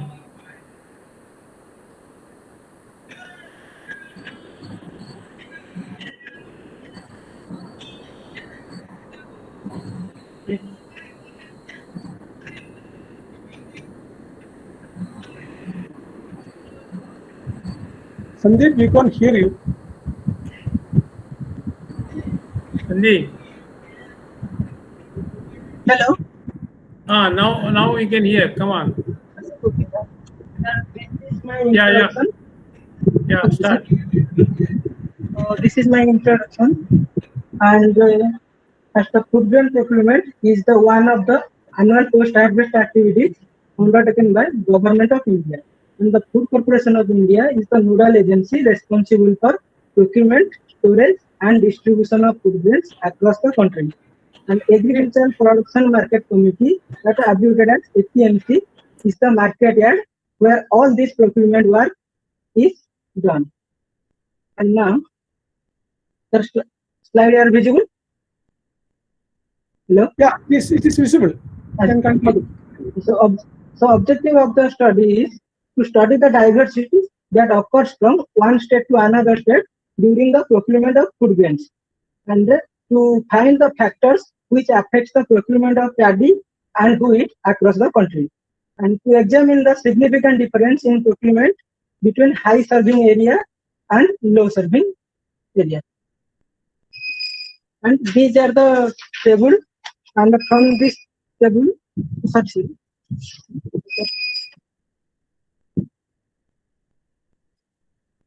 and this is the table. And this table shows the diversity in paddy procurement. And from this table, we can see that from the table we can see that the Andhra Pradesh, Telangana, Punjab, and Haryana are the major paddy producing states, and more than 70% of their production have been procured. And in addition to UP, West Bengal, and Tamil Nadu are also leading paddy producing states, and the procurement in these states are less than 30%. And the same situation in this table. This is the wheat procurement, and the Punjab and Haryana are the leading wheat producing state, and the procurement is greater than 70%. But the West Bengal, but the Uttar Pradesh and Madhya Pradesh, they are also leading wheat producing states, but their procurement is less than 30%. So these diversities are occurring in the center during procurement.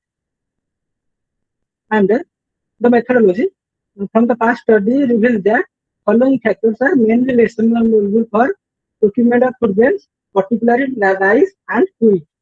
That is the production, storage capacity associated with a state, and area served for an APMC, allocation of food grains through public distribution system, and electronic national agriculture market. And multiple regression has been used to find out the effect of these predictors on procurement. And Shapiro-Wilk test has been used to test normality of residuals. The white test has been used to test the homoscedasticity, and various inflation factors has been calculated to test the multicollinearity. To examine the significant difference in procurement, Mann-Whitney U test has been done. And the result shows that this is the multiple linear regression model which I have set, and the results show that two factors, production and allocation through PDS, have significant effect on procurement, and three factors, storage capacity, area served for APMC, and ENAM has no significant effect on procurement. After that, two predictors, storage capacity and ENAM, has been removed from the model, and the predictive model again tests with the three predictors, and the resulting model is given as, and this is the model, resulting model, and the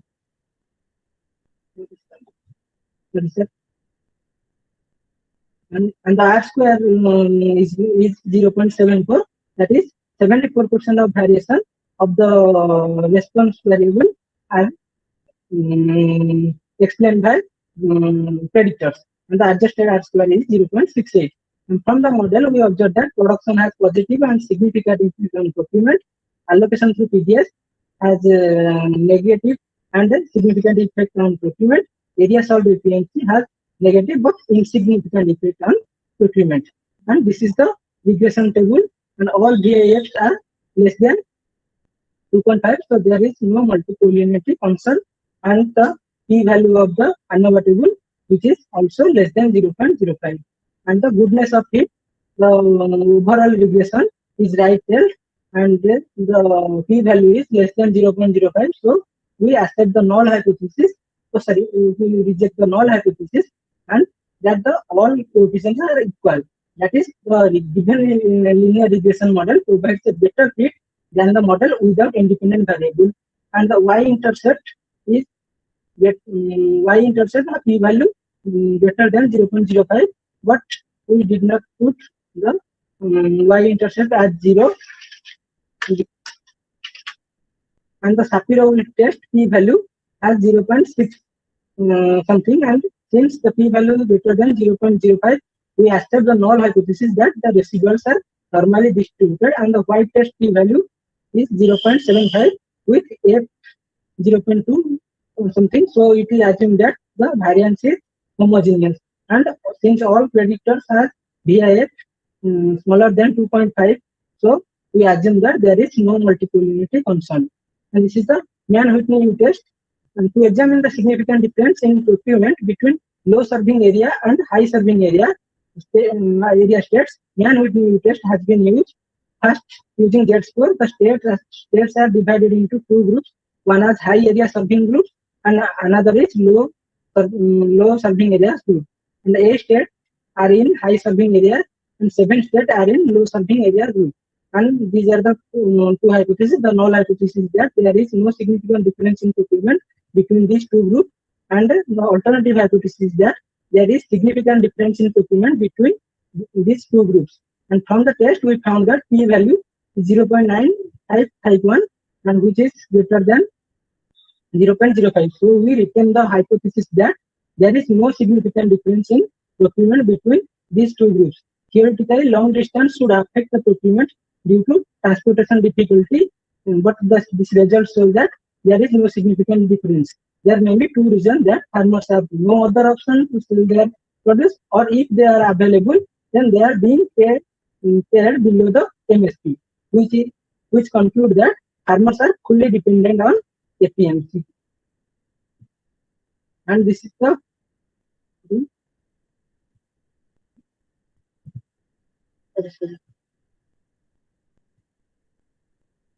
the factors affecting wheat procurement, and this is our regression model. And from this regression model, I excluded the storage capacity due to multicollinearity issue. And this is the model, this is the resulting model, and this is the R square is 0.8172, and the adjusted R square is 0.7258.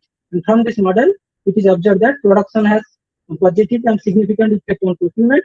Area served for efficiency has negative and significant effect at 10% level of significance. ENAM has positive but insignificant effect on procurement. Allocation through PDS has negative and significant effect on procurement. Can we finish within a minute? 1 minute, that's all. Yes, sir.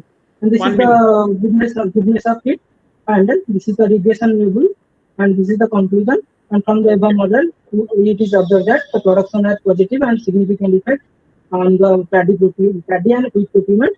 Allocation through PDS has negative and significant effect on both the procurement. Area served for APMC has negative effect on procurement, but has significant effect on wheat procurement. Storage capacity has no significant effect on procurement. ENAM also has no significant effect on procurement. There is no significant difference in paddy procurement between high serving area group and low serving area group. And then this is the comparison between allocation versus procurement, and we can see that the where allocation is more, the procurement is less. So there is a negative relation between allocation and procurement, which can be observed from the heat graph. And also in case of wheat, there is also the same situation. And these are my suggestions.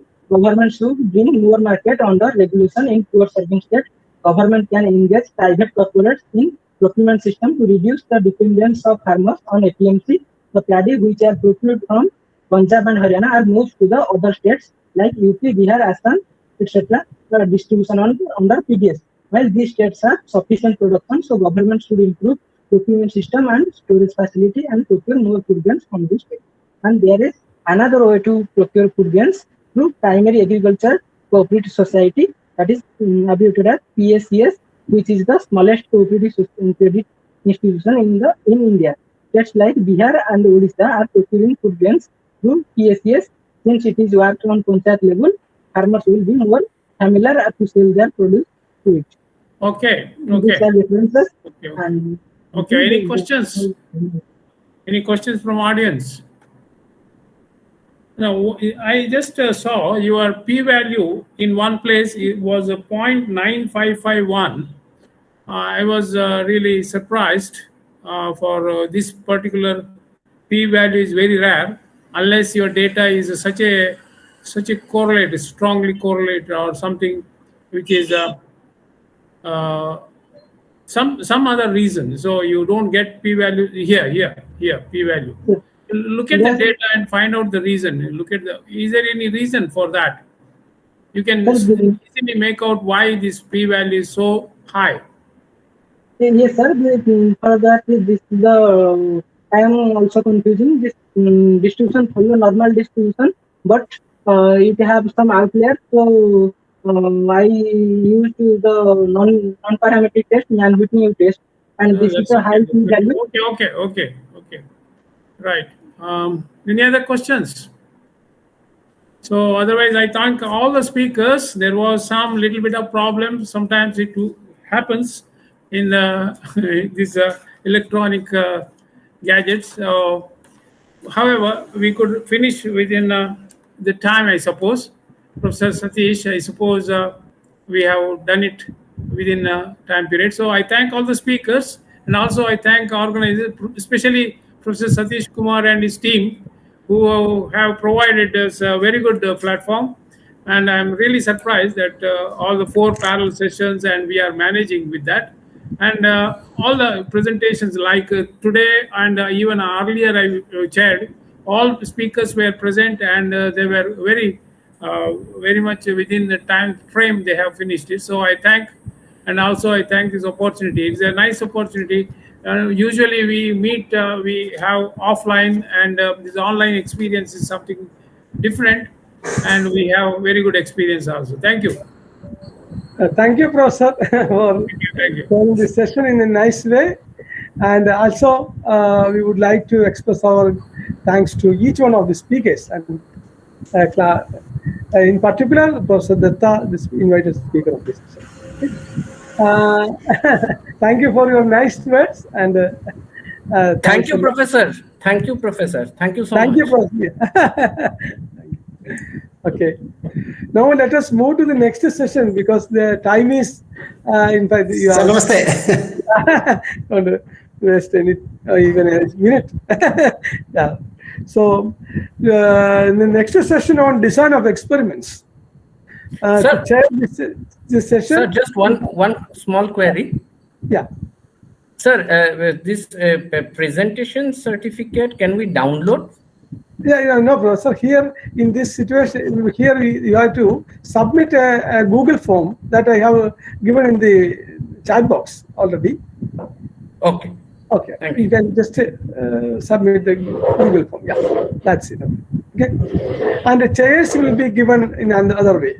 No need to submit. Okay. To chair this session, we have Professor Biradar. He is a very well-wisher to our activities, especially. And Professor and Chairman of Department of Statistics, University of Mysore. Professor Biradar is a very active researcher, and he has several publications of international credit in the areas of different areas, and in particular rank set sampling, non-parametric inference, etc. There are other areas maybe also. And with great pleasure, I invite Professor Biradar to chair this session and do the further proceedings. Please. Okay. Thank you, sir. Thank you for giving an opportunity. Good evening to all. Thank you for giving me an opportunity again. Just I saw all the presenters of this session except Vaibhav Vasundekar. Are you here, Vaibhav Vasundekar? Vaibhav Vasundekar, if you are here, then you open your mic and you can express. Okay, are you there or not? Okay. Anyway, he may join later. He or she, I don't know. Anyhow, so let us start with the invited speakers. There are 6 speakers in this session. A session on design of experiments. One is invited speaker, and the rest 5 are contributor speakers. And we have 1 hour 45 minutes, and 5 contributor speakers will they can spend at the most maximum of 15 minutes. 14 minutes for a presentation, 1 minute for question and answer for one question. And invited speaker, Professor Poonam Singh from University of Delhi. She can take maximum of 30 minutes. Out of 30 minutes, 28 minutes for presentation and remaining 2 minutes for questions and answers. So I invite Professor Poonam Singh on behalf of the organizers to present her invited talk on mixer designs based on definitive screening composite designs. Professor Poonam Singh, please. Yeah, Namaskar everyone. Good evening. First of all, I would like to thank the organizers for giving this opportunity for this invited talk. Let me just share my slides.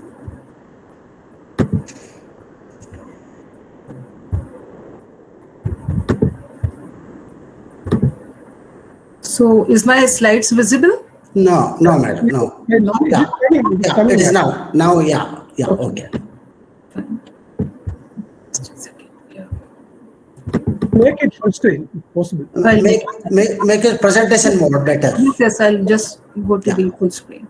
Yeah. It's okay? It seems slide slow. Go to slide slow. Okay, I'll make it slideshow. Actually, in that I will not able to keep tap on the time. Okay. Anyways, okay. So you want me to make it slideshow? That is better actually. That would be better. Okay. I'll do slideshow from the beginning. Yeah. So the title of that is Mixture Designs based on Definitive Screening Composite Designs. So in this talk, we'll be discussing what is mixture experiments and a brief literature review, and then after that, what is the objective of the study. Then we'll also discuss central composite designs, what are definitive screening composite designs, what are mixture designs, and the projection of DSDs. Then mixture designs, how we obtain mixture design through projection of DSDs. Then what measures of how we are going to evaluate these designs. So we are basically going to discuss the measures of uniformity and efficiencies. Then how we are going to explore the restricted region in mixture experiments. Then conclusion, acknowledgements, and the references.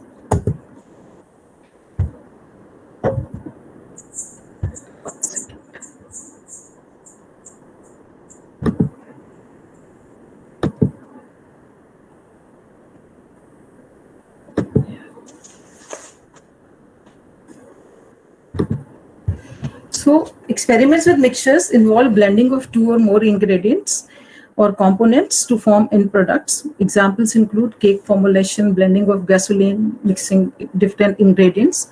And in these experiments, the responses or one or more properties of interest depend on the proportions of the component mixed in the mixture.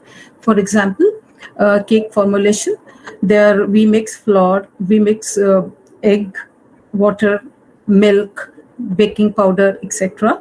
to form the cake. Similarly, the blending of gasoline, we mix different gasolines to see what is the effect on the mileage. Similarly, the different detergents can be mixed to see how it's affecting the cleansing property of the detergent. So in mixture experiments, if Xi represent, one second, it's again gone on to the, yeah, exactly, it is better. Make it. I'll make it slideshow. Yeah. Just a second.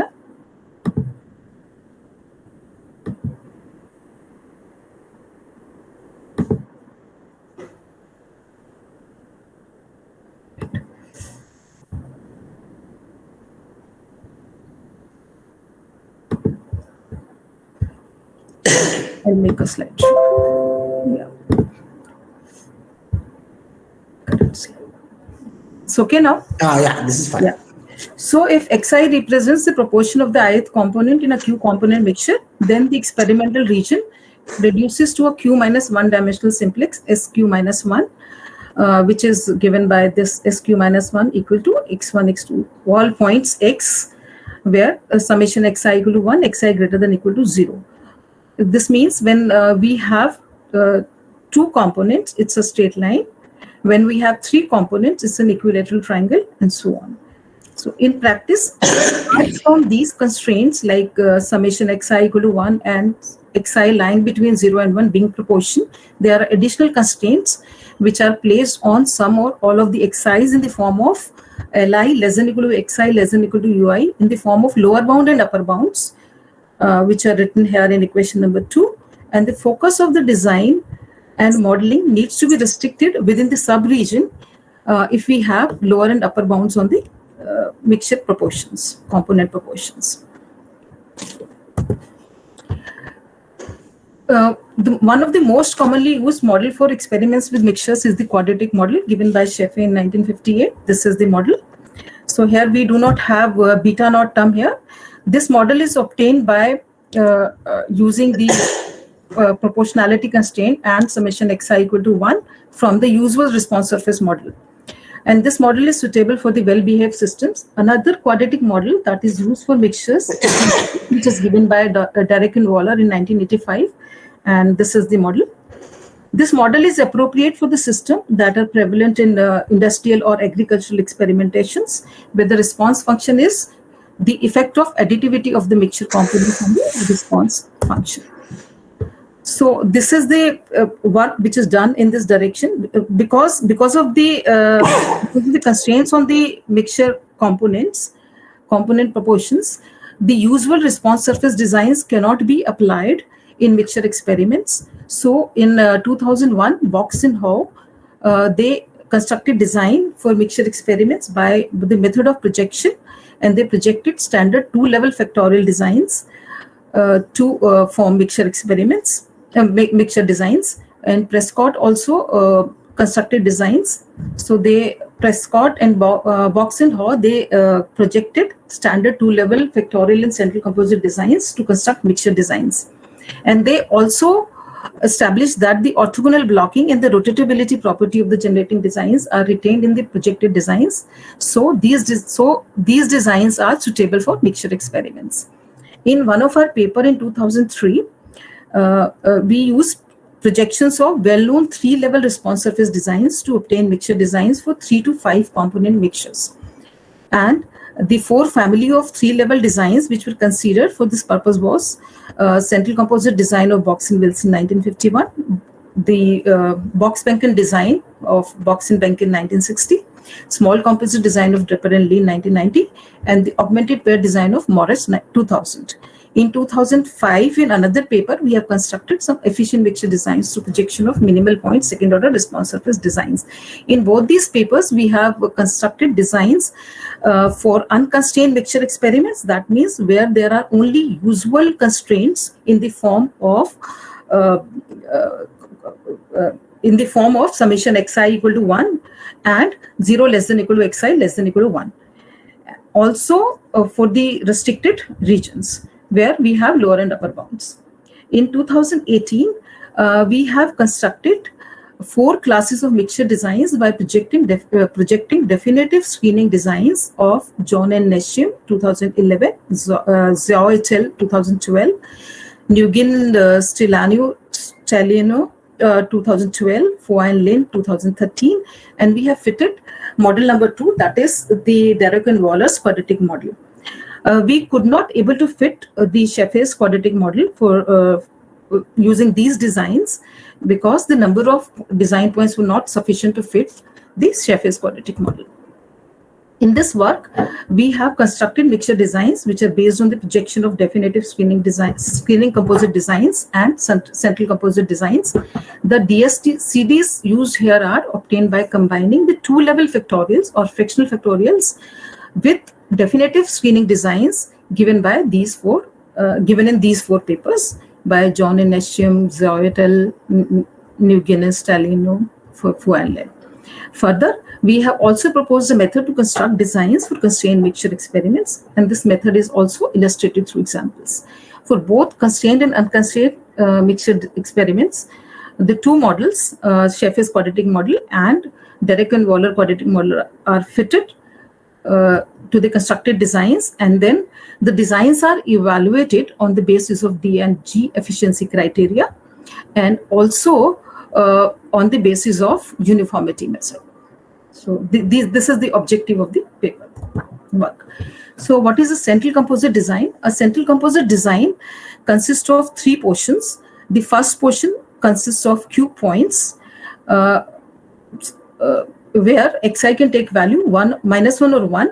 So the factors are having 2 levels only. And suppose the number of design points here is n1. And then there are additional points, or which are known as the axial points, where xi take values -a, 0, and a. So we have 3 levels here. And n3, n3 is the number of center runs. So here all xi's are taking value 0. So consequently, when we look at the central composite design, it has 5 levels, depending upon 5 levels if alpha is not equal to 1. A is not equal to 1. And if we have the value of A equal to 1, in that case, the design has 3 levels. The Q points often consist of 2-level orthogonal arrays or full factorial or fractional factorial designs. And when Q equal to 4, then a full factorial can be used. And when Q is greater than or equal to 5, in that case, we have to make use of fractional factorial design in order to reduce the number of design points. And we have to take a fractional factorial design of resolution at least 5. And the 2k axial points, they are chosen as additional points with one of xi equal to a or minus a and all other xi is equal to 0. And as I mentioned, when a equal to 1, then we have a central composite design with 3 levels. And in this article, we'll focus on only CCDs with a equal to 1 because our definitive screening design also has 3 levels from which we are going to construct these definitive screening composite designs. So all the designs, CCD and the definitive screening composite designs, they are all 3 levels which we are going to make use for constructing the mixture designs. So Zhou and Zhu 2017 have constructed definitive screening composite design using 3-level definitive screening designs of Jones and Neschia. And the definitive screening designs, as I mentioned, they are given in these 4 papers: Jones and Neschia 2011, and Zhou et al. 2012, and then Nguyen and Stalino 2012, Fo and Lin 2013, and the methods are discussed here. So John and Neschia has given these 3-level DS definitive screening designs for 4 to 12 factors, which have, and these designs have 2k plus 1 runs.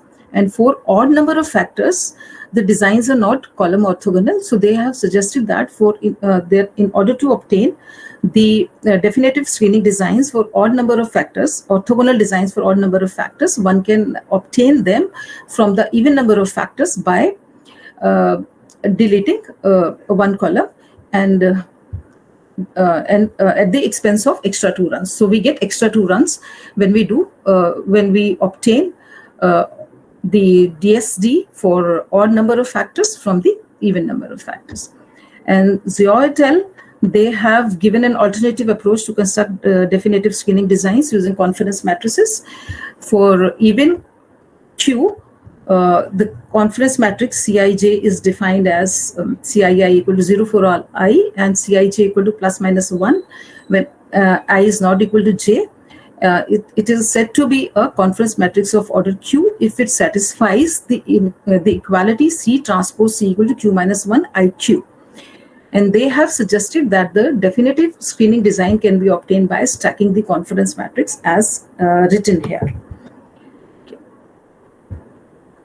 Then Nguyen and Stalino, they proposed an algorithm for constructing definitive screening designs for both even and odd number of factors using cyclic generators.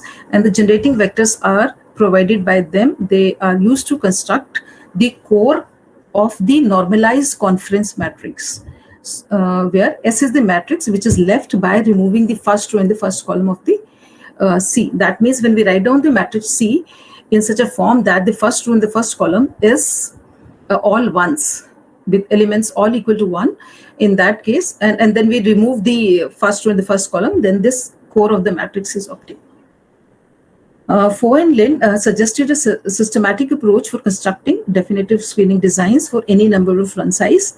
And if Q is the number of factors, and if Q has this form, that it is 2n plus 2 for even Q and 2n plus 1 for odd Q, then given 2 generating vectors T and S, a C matrix, confidence matrix can be obtained for even Q and odd Q, and then we can stack matrix confidence matrix C as described in the previous slide to obtain the definitive screening design. Definitive screening designs are have more advantage than the standard 2-level or the 3-level designs, as in definitive screening designs, all the linear effects are orthogonal to the bilinear and quadratic effects. So the estimates of the linear effects are unbiased even when active second order effects are present. So as CCD can be used in a single experiment or a sequential experiment, definitive screening composite designs can also be used in a single experiment or a sequential experiment. By sequential experiment, we mean we first conduct the screening experiment and then we add runs to fit the higher order models. So let's first discuss how we have obtained these DSCDs and from definitive screening designs and CCDs. Okay. So here we have used definitive screening designs for 4 to 10 mixture components, and then first we have constructed definitive screening composite designs, and then we have used them to construct the mixture designs using the method of projection. So suppose D1 is the number of D1 is the design which represents the factorial portion, and D2 is the design which represents the axial portion, and D3 is the design which represents the center runs, design representing the center runs. So we stack all these to obtain the CCD or DSCD, and where D1, D2, D3 are chosen accordingly. Depending upon whether we are whether we are using the CCD or DSCD. Usually 3 to 5 center runs are taken in a central composite design, but here for evaluation purposes we are restricting only to the 3 center runs in the design. And because a definitive screening design already include 1 center point, because we have written definitive screening design as by stacking C, a vector of zeros and minus C.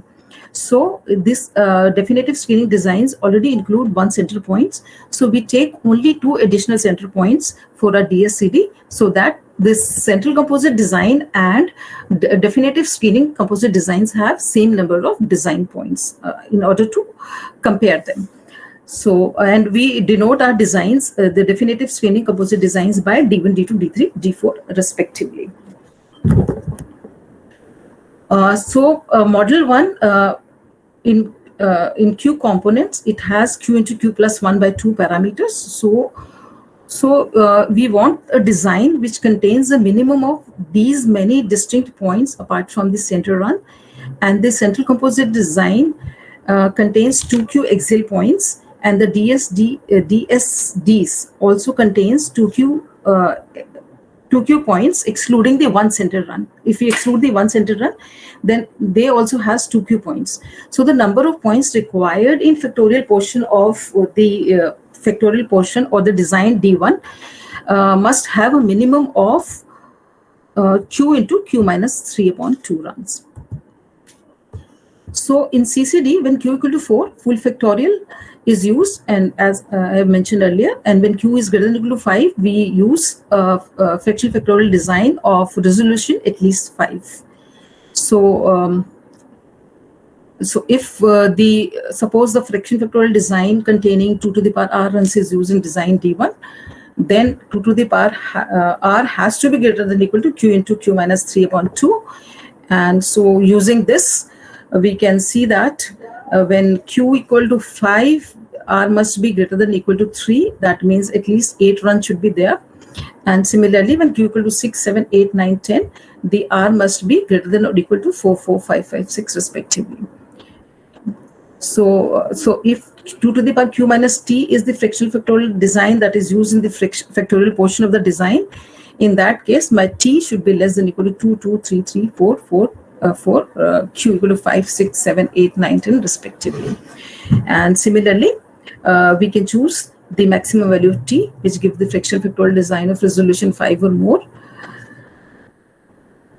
Now, for model 2, in Q components, it contains only 2Q parameters. The smallest fractional factorial design of resolution at least 5 for K equal to 6 is this: 2 6 minus 1 of resolution 6 design with 32 runs, And for k equal to 7, it is with 64 runs, and k equal to 8, it is 64 runs. So we can see that as the number of factors increases, the number of design points is also increasing in the factorial portion. For k equal to k greater than or equal to 9 or more factors, all designs require at least 128 runs. It is mentioned in Montgomery's book. And for k equal to 12, as mentioned in this book by me, the smallest resolution 5 design requires at least 256 runs. So these are the generators we have taken for getting our fractional factorial design in the factorial portion. And these here the number of runs are listed here, and these are D2. D2 means the portion, axial portion in a CCD, or the design portion which we have obtained from the definitive screening designs.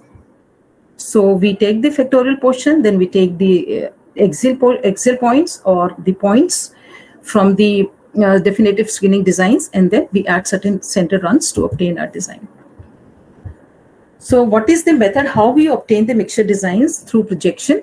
So we suppose D is the matrix which is obtained by stacking these D1, D2, D3, and then we call this an unconstrained design of order n cross q. Then we define a matrix P of order q cross q to project D into a q minus 1 dimensional simplex, because our simplex is now q minus 1 of dimension q minus 1, and we have to project design from the q dimensional space to the q minus 1 dimensional space. So we choose this projection matrix, and then we obtain the entries in the constrained region defined like this, and then x naught is any point, a reference point which satisfies summation x naught u equal to 1, and then this is how we write down the P matrix, where our R dash is 1 upon q, 1 upon q, 1 upon q, and the level of designs are obtained using this xiu equal to alpha ri dpu plus x naught u, and this alpha is basically it gives how scattered the points are. The larger the value of alpha, we have more coverage of the design space. So mixture designs obtained by projecting CCD and these DSDs for q equal to 4 are given here in this table, these two tables.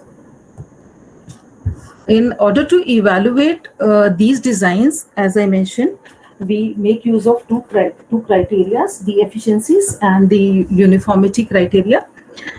A uniform design is basically... Madam, you have 2 more minutes. Only 2 more minutes. Okay. Yeah, it's already 6:30 now. Yeah. Okay. I will not cover the restricted design. So a uniform design is a space-filling design in which design points are scattered uniformly on the experimental region. So this is the formula which is given by Hicknell in 1988 paper. So this measure of discrepancy, center discrepancy, we have used to evaluate our designs. So here the values are given.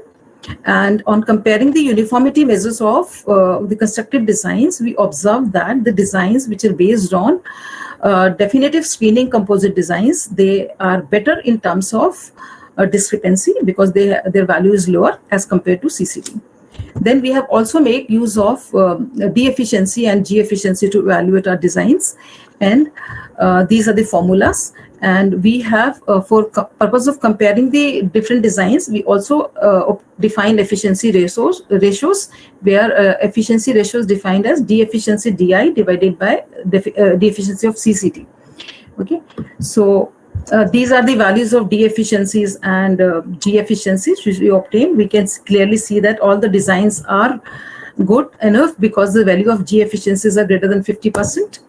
And when we plot these efficiency ratios on the plot, we can see that the yellow line is for the G efficiency ratios. So we can clearly see that all values are greater than 100 except for this q equal to 5, because here the spread was less when we make the spread equal to the spread of the CCD, the value increases to 122.47.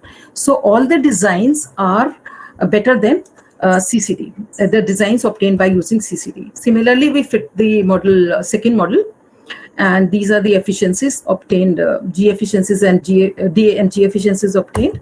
And when we plot, we can clearly see that all the values, the G efficiency graph, all the values are more than 100%. Similarly, for this D efficiency also, except for D equal to Q equal to 5, in which if we make this spread equal to the spread of spread in the case of central composite design, the all the values are greater than 100%. So in general, we can say that all the designs which are obtained using the definitive screening designs, definitive screening composite designs, they are better than CCD. So they can be used as an alternative.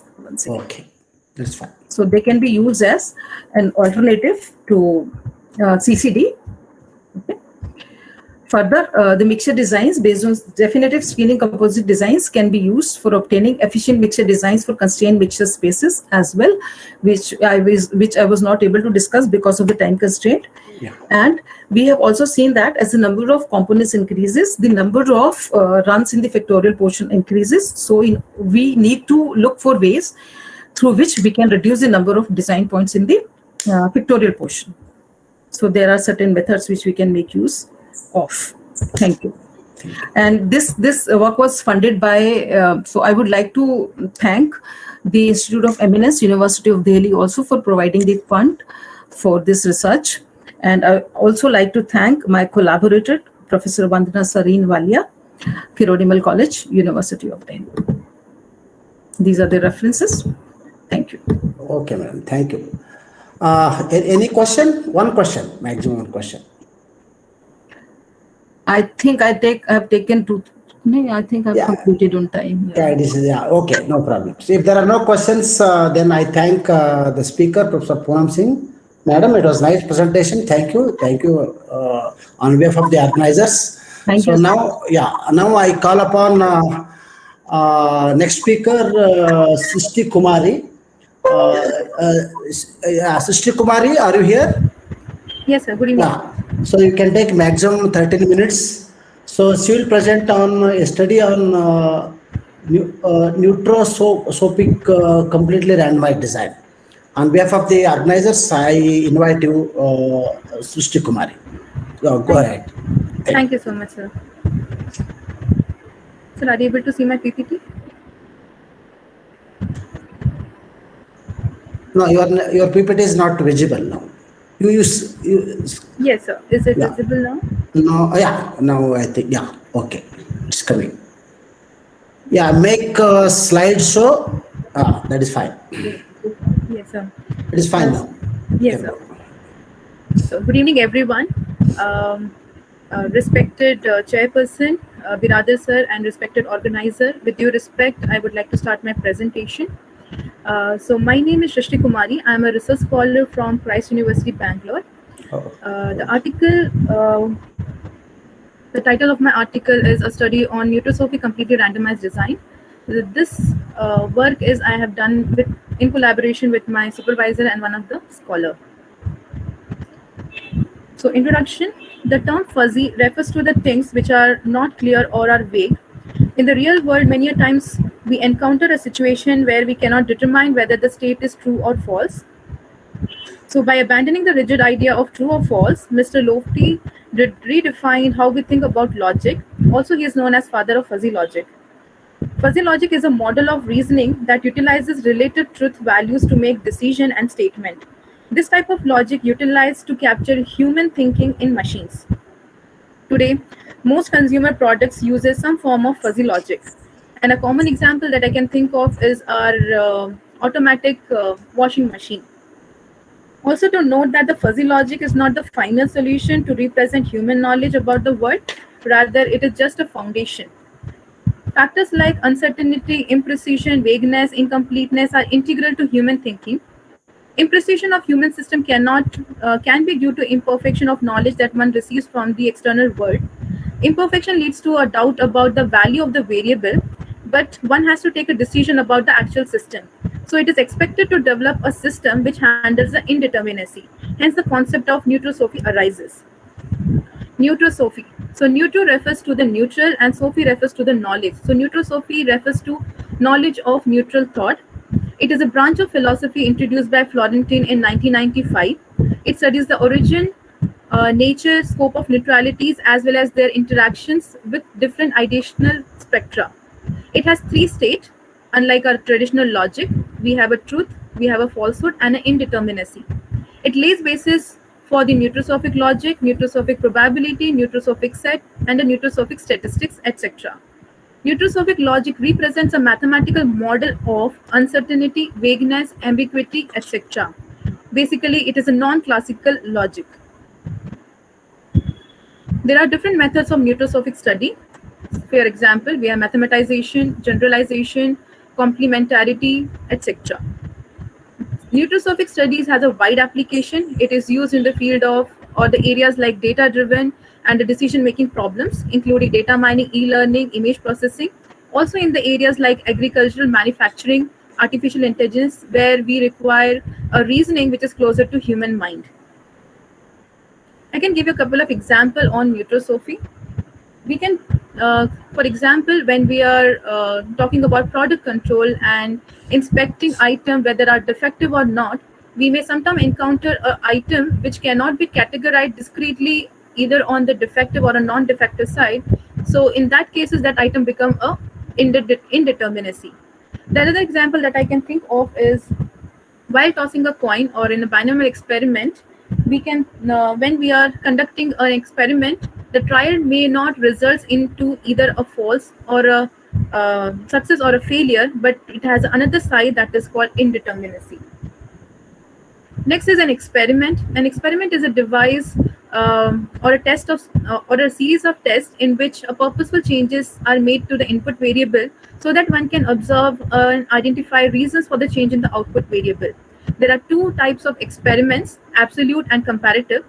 Absolute experiment determines the absolute value of the value of some characteristics, like obtaining an IQ of a people, correlation coefficient, and a comparative experiments are designed to compare the effect of two or more objects. For example, different kinds of crops, cultivation process, or different diets or different medicines. This is a general model where we have a input factors, process, and output response. In addition to these three, we have also called uncontrollable input factors, which can be a temperature or humidity. Design of experiment. It is a branch of applied statistics introduced by Sir Ronald A. Fisher in 1935. It deals with the planning and conduct of experiment to analyze the resulting data so that one can obtain an valid and objective conclusion. We have already seen in the previous diagram about the elements of a process. We have controlled and uncontrolled factors, levels, and output response. DOE allows us to, for one or more multiple input factors to be controlled and determine their effect on the desired output.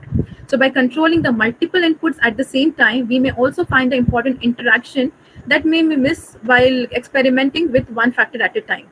So the purpose of DOE is to identify the significant factors, optimize to obtain an optimal process output, reducing the variability, etc. There are three principles of designs: randomization, replication, and local control. Randomization is allocation of treatment to experimental units at random. That will help us to remove the biasness. Second is replication. That is, any treatment is repeated any number of times. That is an efficient way of increasing the precision. And local control takes care of homogeneity. DOE has a large application. It started from the agriculture, but on the later stage, it has also spread, or it is also adopted by the various in the various fields like manufacturing, types of experimental designs. Now, to start with my literature survey, first I have seen or read a couple of papers which are giving me concept of neutral-Sophie when it is introduced and what are the concepts it has been introduced, what are the methods, etc. So the first few papers I read on neutral-Sophie, which tells me about neutral-Sophic logic, neutral-Sophic sets, probabilities, and few examples also I have gone through. Then I have seen a couple of papers which are more restricted to statistics area. For example, nucleosophic statistics or nucleosophic probability distribution. So the second paper I referred, which was on nucleosophic binomial distribution or normal distribution, and also a couple of example which is shown that where the nucleosophic arises, how do we deal with the probabilities, or how do we obtain the probabilities. Next paper I have encountered on nucleosophic Poisson distribution, exponential and uniform distribution. Again, the couple of case studies being discussed. And also in addition to a case study, there was one more case study with respect to the comparison of Poisson and the exponential distribution, nucleosophic Poisson and exponential distribution. The next paper I have discussed on, read on the variable distribution. The fifth paper that I encounter is on nucleosophic analysis of variance, where the objective was to minimize the hostility level among the university students. So, a psychologist collects or apply a HLT test and obtain the results. So, the scores what were recorded were was in nucleosophic interval, unlike what we receive or what we observe in today's scenario, that not today's scenario, the traditional way of having only the crisp number or the precise number. Here the output response was in a nucleosophic interval. So a model, or rather technique was developed, that is a nucleosophic ANOVA, to deal with such kind of data. Next paper I studied on where the two approaches were introduced on measuring the difference between the fuzzy numbers and the suitable and by means of suitable metrics. So the first approach was normal fuzzy random variables with the same variance, and the second was on the large sample test for simple fuzzy random variables. The next paper was on design of experiment, where instead of using a what do you say, the traditional levels, here they have introduced the fuzzy levels. So if my levels are fuzzy in nature, then how do I deal with, how do I carry out my study? Same one more paper was on the Latin square design with the trapezoidal fuzzy numbers. So the proposed test was analyzed under the various types of trapezoidal fuzzy numbers models, such as alpha cut interval, membership function, ranking function, etc.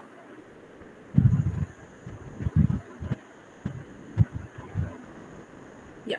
So this is the model that I have that I derived it. That is nucleosophic completed randomized design. I have taken help of one of the paper that was on nucleosophic analysis of variance, where it was discussed about when the output response is imprecise its nature, then how do you carry out or how do you deal with such kind of data set.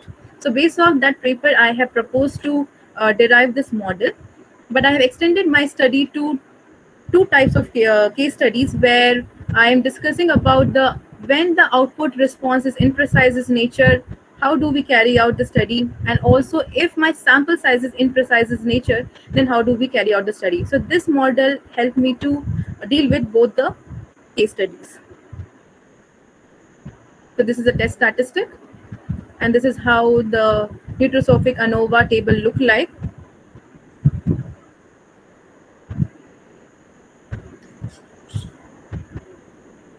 Conclusion. So this study brings out a completely randomized design to study the nucleosophic data in the various fields. So if we try to discuss such cases, it will help us to make our process more robust, and it will definitely make our conclusion, which will be drawn to a closer to a human mind reasoning. These are my references.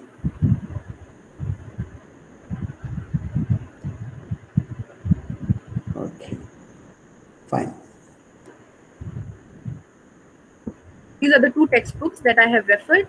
One was on Introduction to Nucleosophic Statistics by Florentine, and another book was on Experimental Design and Analysis by Howard. Thank you, sir. What is the year of publication of the one of the books, the first one?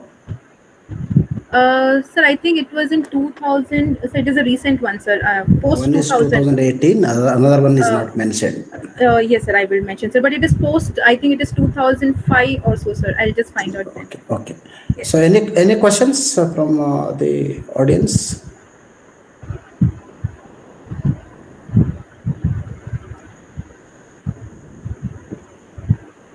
So there are no questions. Then I thank the speaker.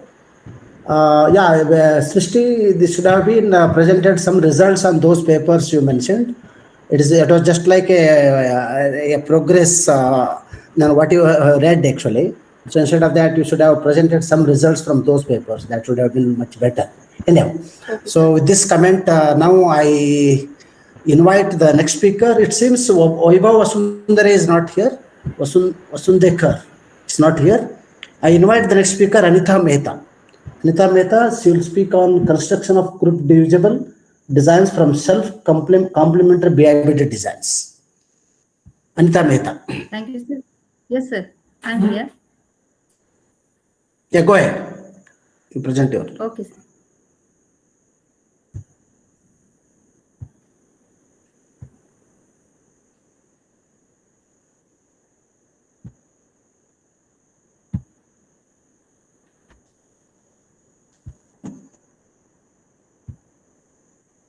Sir, is my screen visible, sir? Yeah, visible, quite visible.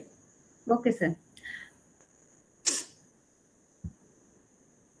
Good evening, everyone. I am Dr. Anita Mehta from Department of Mathematics and Statistics, Mohanlal Sukhadia University, Udaipur, Rajasthan. The title of my paper is Construction of Group Divisible Designs from Self-Complementary BIBDs. This is the introduction. The first 3 points are the review of literature. So I start from the fourth part. The purpose of this paper is to give some new methods of constructing GD designs with parameter VB, RK, lambda 1, lambda 2, Mn from a self-complementary BIBD using incidence matrix. A table of new designs in the range of parameters RK less than equal to 10 is also given. These designs have some statistical advantage. These designs are also useful as 3-vector experiments having balanced as well as orthogonal factorial structures. Here we are taking the parameters 44220122 to construct a group divisible design from a self-complementary design. The construction part. A block design is an incident structure of the elements satisfying certain conditions making the collection of blocks balanced.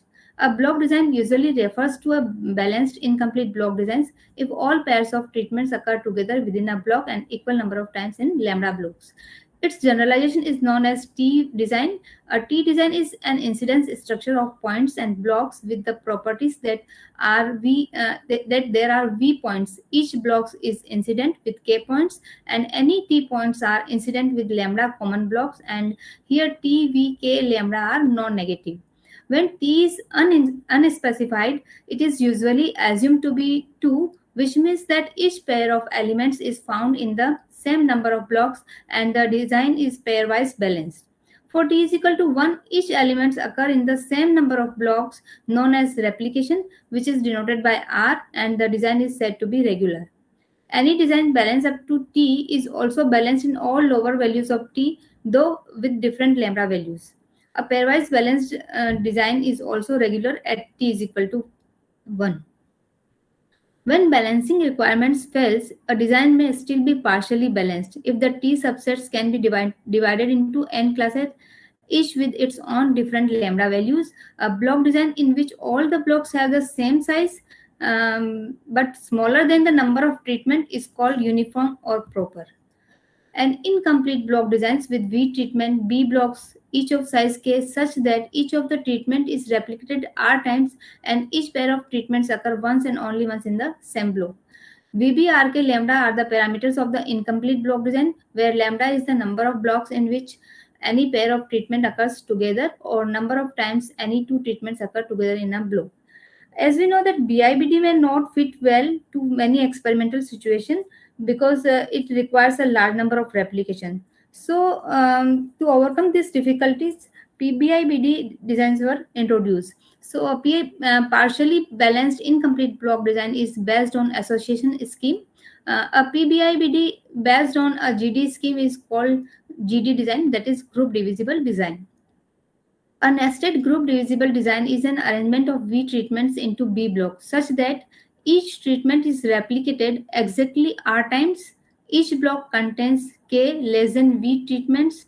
there exists an associate scheme on V is equal to P, M, N treatments which are divided into P sets of M groups of N treatments each, such that any two distinct treatments from the same set and same groups are first associates. Any two distinct treatments from the same set but from different groups are second associates. Any two distinct treatments from different sets are third associates.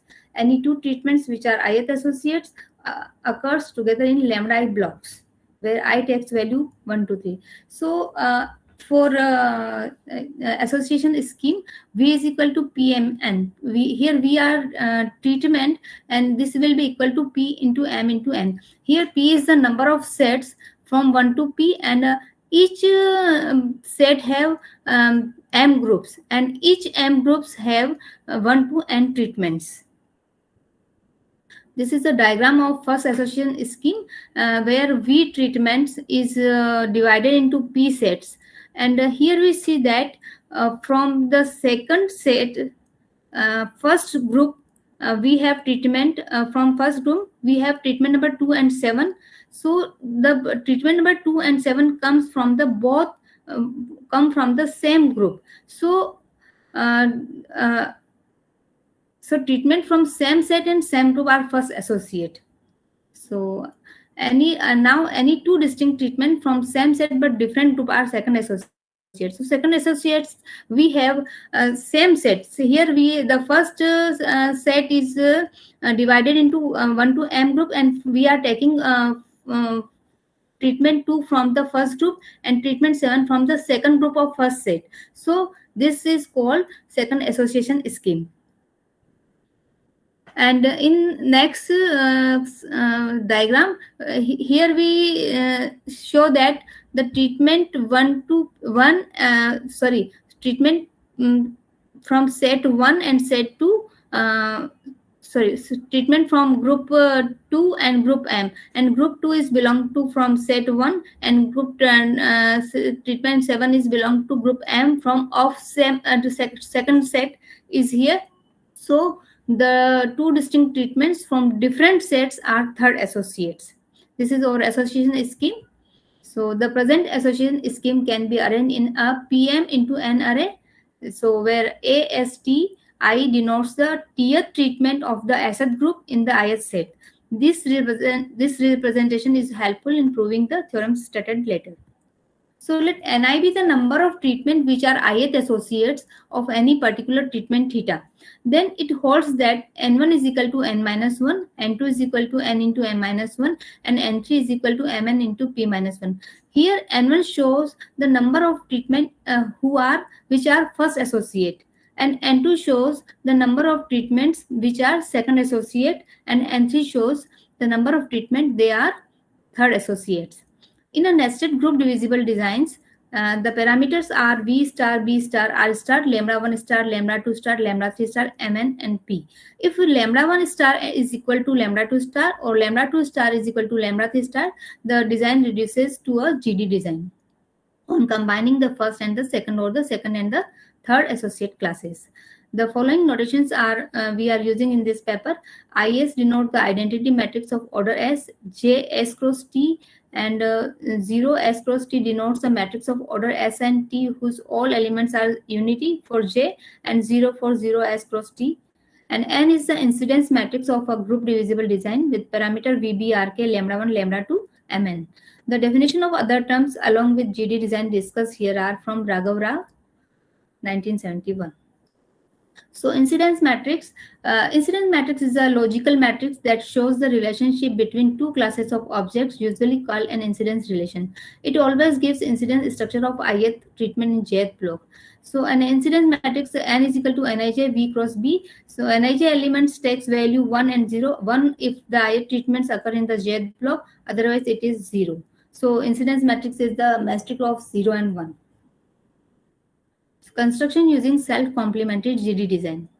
Here onwards, N is the incidence matrix of the order B cross B of a self-complementary GD design. B is equal to 2K, B is equal to 2R, RK, lambda 1, lambda 2, Mn. Also let N complementary of N is equal to J minus N. Suppose we have a GD design with parameter 44220122, then we can easily see that it follows the above design, which is a self-complementary. So V is equal to 2K and it is equal to 4, and B is equal to twice R is equal to 4. So by the definition given by Mitra, a design is said to be self-complementary if in the design half of the blocks are obtained as complementary of the remaining half. So here is our theorem 1.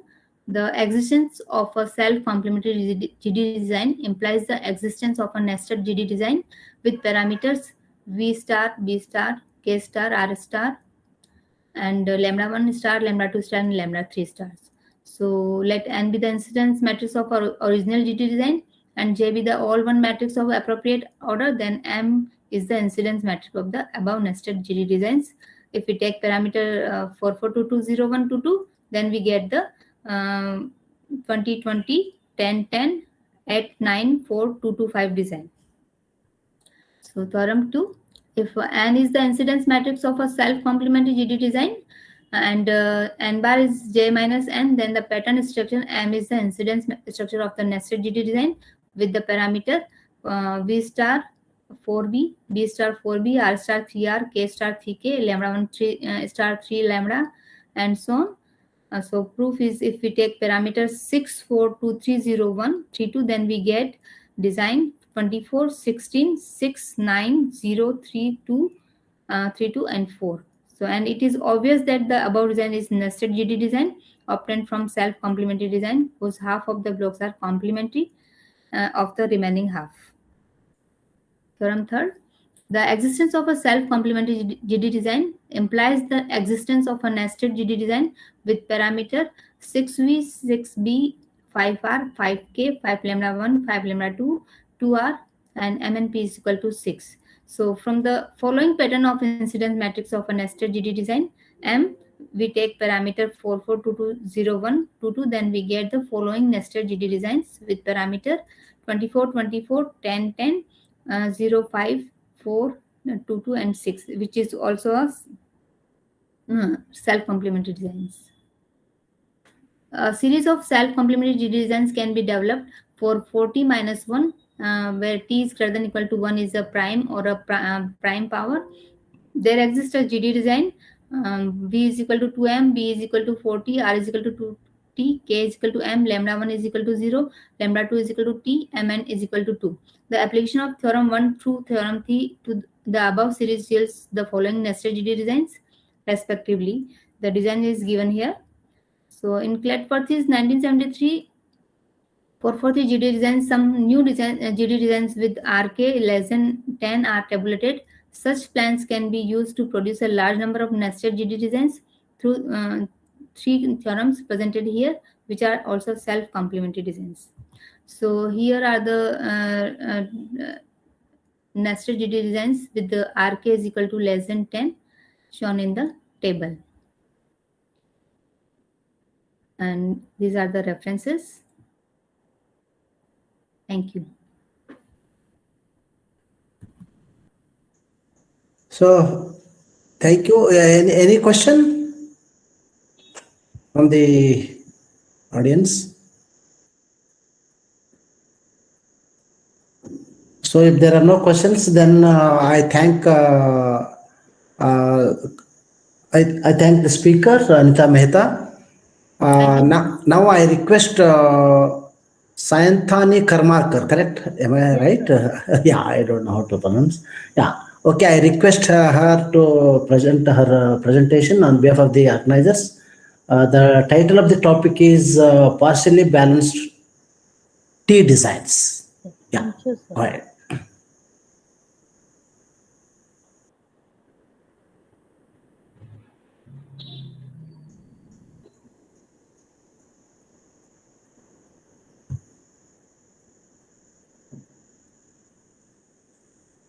For 1 minute, sir, I'm sharing my slides. Okay, you can take your time.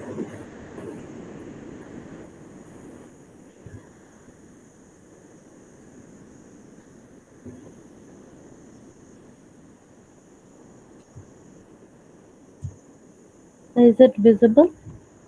Yeah, it is coming actually. Yeah, it is visible now.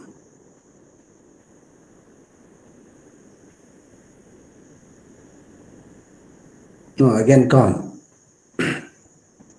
Yes, sir, 1 minute, sir.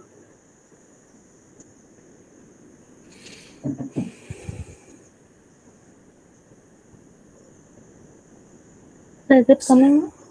Yeah, coming. It is coming. Thank you.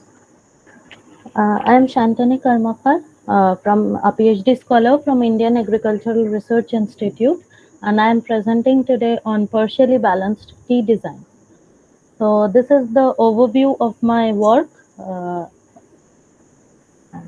Let me start with a brief introduction of incomplete block designs, which popularly play a vital role in bringing out useful information from agricultural experimentation with high precision, utilizing fewer resources.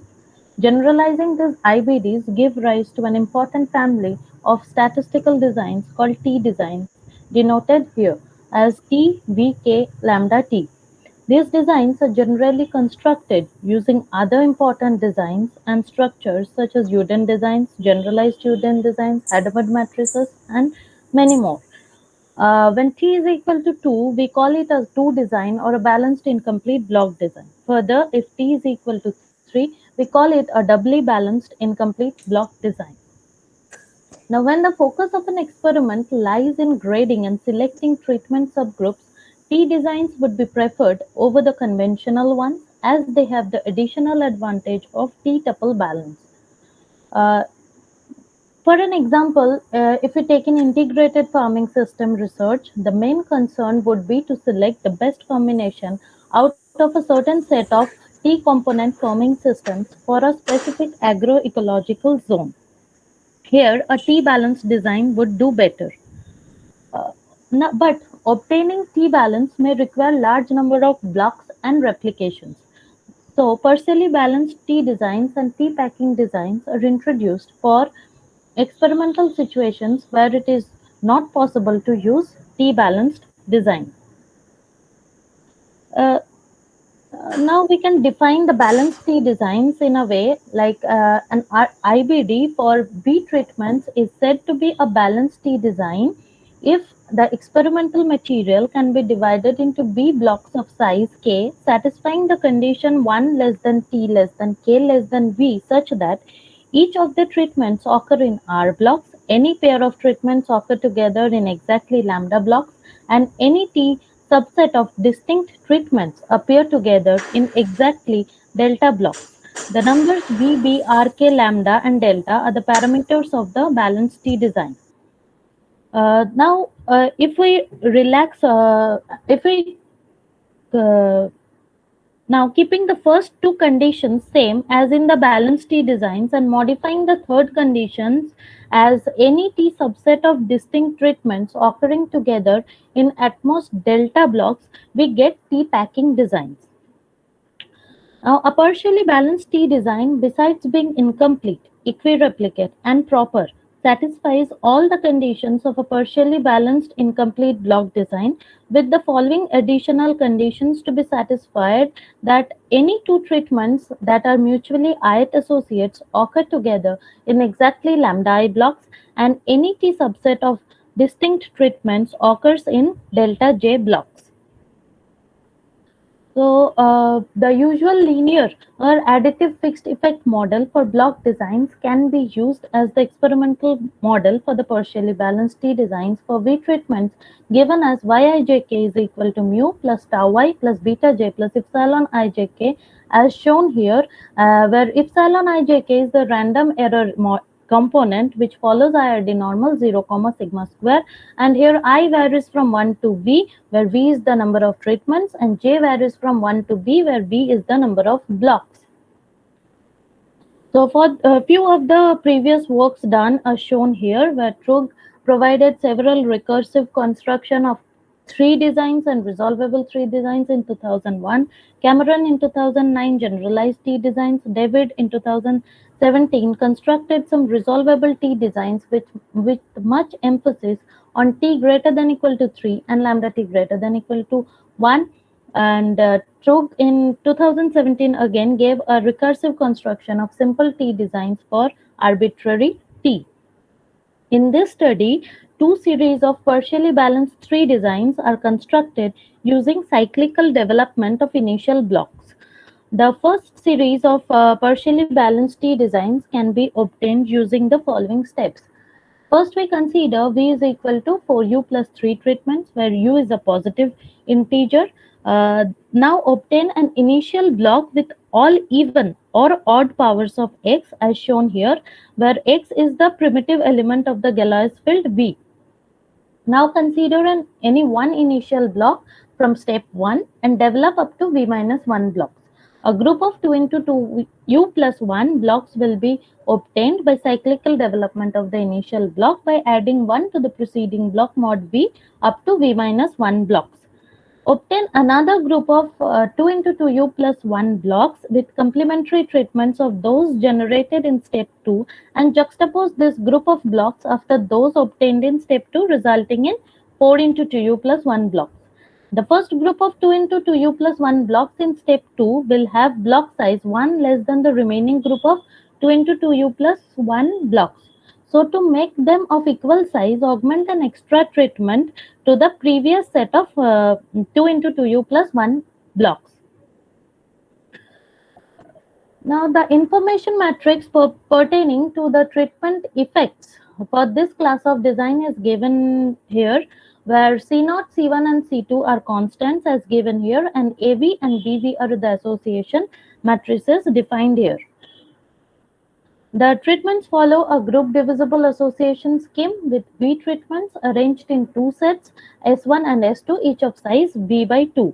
S1 can be formed by taking the elements of S union 4 into U to 4 into U plus 1, where S is given here, taking mod V, with P taking all even values between 0 and 4U.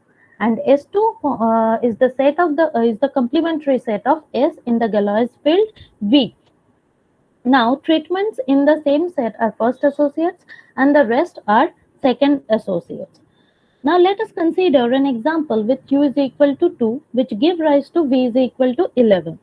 The first group of blocks are obtained by considering an initial block 1, 4, 5, 9, 3 as shown here by taking all even number powers of the primitive element 2 and developing it up to 10 blocks mod 11. Second group of 10 blocks are obtained by considering complementary of these blocks. Now juxtaposing the blocks of both the groups one below the other and adding one extra treatment 12 here to the blocks of the first group will give a partially balanced tree design with each of the triplets occurring either once or twice and the parameter V, B, R, K, lambda 1, lambda 2, delta 1 and delta 2 as shown here. And now as the triplets are occurring at most twice, the partially balanced tree design so obtained is also a tree packing design with V is equal to 12, K is equal to 6 and delta is equal to 2. Here the treatments follow a GD association scheme as I had discussed earlier with S1 as shown here with this set of elements where S is 2, 3, 4, 8 and 11 and S2 is the complementary of the set S. Now the association here I would like to say that 4 into U plus 1 will be equal to 12. So and when we take the union with S, so it will give 2, 3, 4, 8, 11 and 12. Now, the association rule is that the treatments in the same set are first associates and rest are second associates.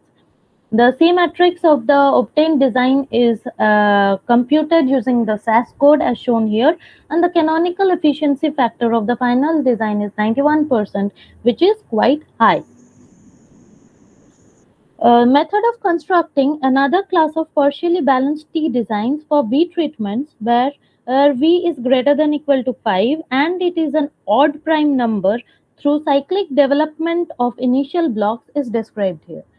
First we consider V minus 1 by 2 initial blocks each of size 3 with the first initial blocks contains as 1, 2 and 3. The remaining V minus 3 by 2 initial blocks are formed by adding 0, 1 and 2 respectively to the elements of the previous initial block mod V. Develop each of the initial blocks cyclically mod V by adding 1 to each of the elements of the preceding block to generate V blocks. Juxtapose all sets of blocks formed from each of the initial blocks one below the other. The design so obtained is a partially balanced T design. The information matrix pertaining to treatment effects for this class of designs is as shown here, and further the design will be a T packing or a 3 packing design. Let us consider an example with V is equal to 7. The three initial blocks as shown here are 1, 2, 3, 1, 3, 5 and 1, 4, 7.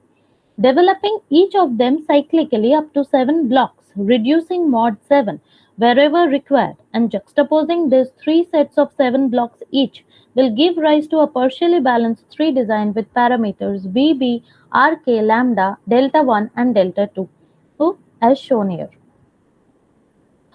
Now, as the triplets are occurring at most once, the partially balanced 3 design so obtained is also a 3 packing design with V is equal to 7, K is equal to 3 and delta is equal to 1. The C matrix of the design computed using SAS code is shown here, indicating that it is a 2 balanced design. The canonical efficiency factor of the design is 78% for this class of design. Here a list of designs for V less than 25 using different methods of construction discussed has been prepared for both Series 1 and Series 2. So the results of this study are that the canonical efficiency factors obtained for the partially balanced 3 designs using Series 1 are higher than those of Series 2. Moreover, as V increases, efficiency increases for designs in Series 1 but decreases for those in Series 2. Considering a bigger sized initial block may help in improving the efficiency of this design. However, when an experiment needs to be conducted in a design with small sized blocks, Series 2 is preferable. The conclusions will be two new series of partially balanced T designs are obtained through cyclic development of initial blocks. These designs are easy to construct as well as cost effective. Both the series combined together result in designs covering a wide range of parametric combinations as shown in the list I have already shown before. The efficiency factors of these designs are quite high and they can be employed as a resource-saving alternative to the popular 3 designs. And these are my references. Thank you.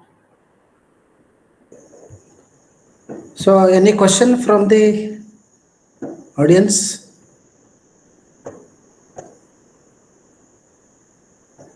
Sayantan, it was very good talk, very good presentation. Thank you. So, thank you on behalf of the organizers. Thank now, you. yeah, thank you. So, any questions still from anybody? Yeah, if there are no questions, then so I thank the speaker again on behalf of the organizers. Now I call upon, I invite next speaker Nimna Begum. Begum, is that right? On bivariate discrete modified viable distributions. Are you here? Yes, sir. Yeah, please go ahead, ma'am.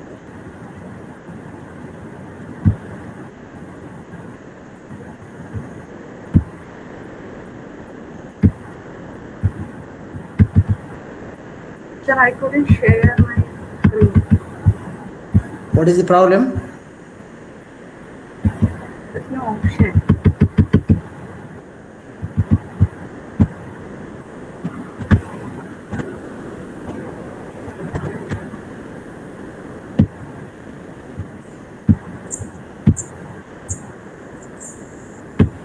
Yeah, you couldn't share, then you can send it to me or organizers mail. We'll share from here. Hello? Hello, sir. I will share. Yeah, okay.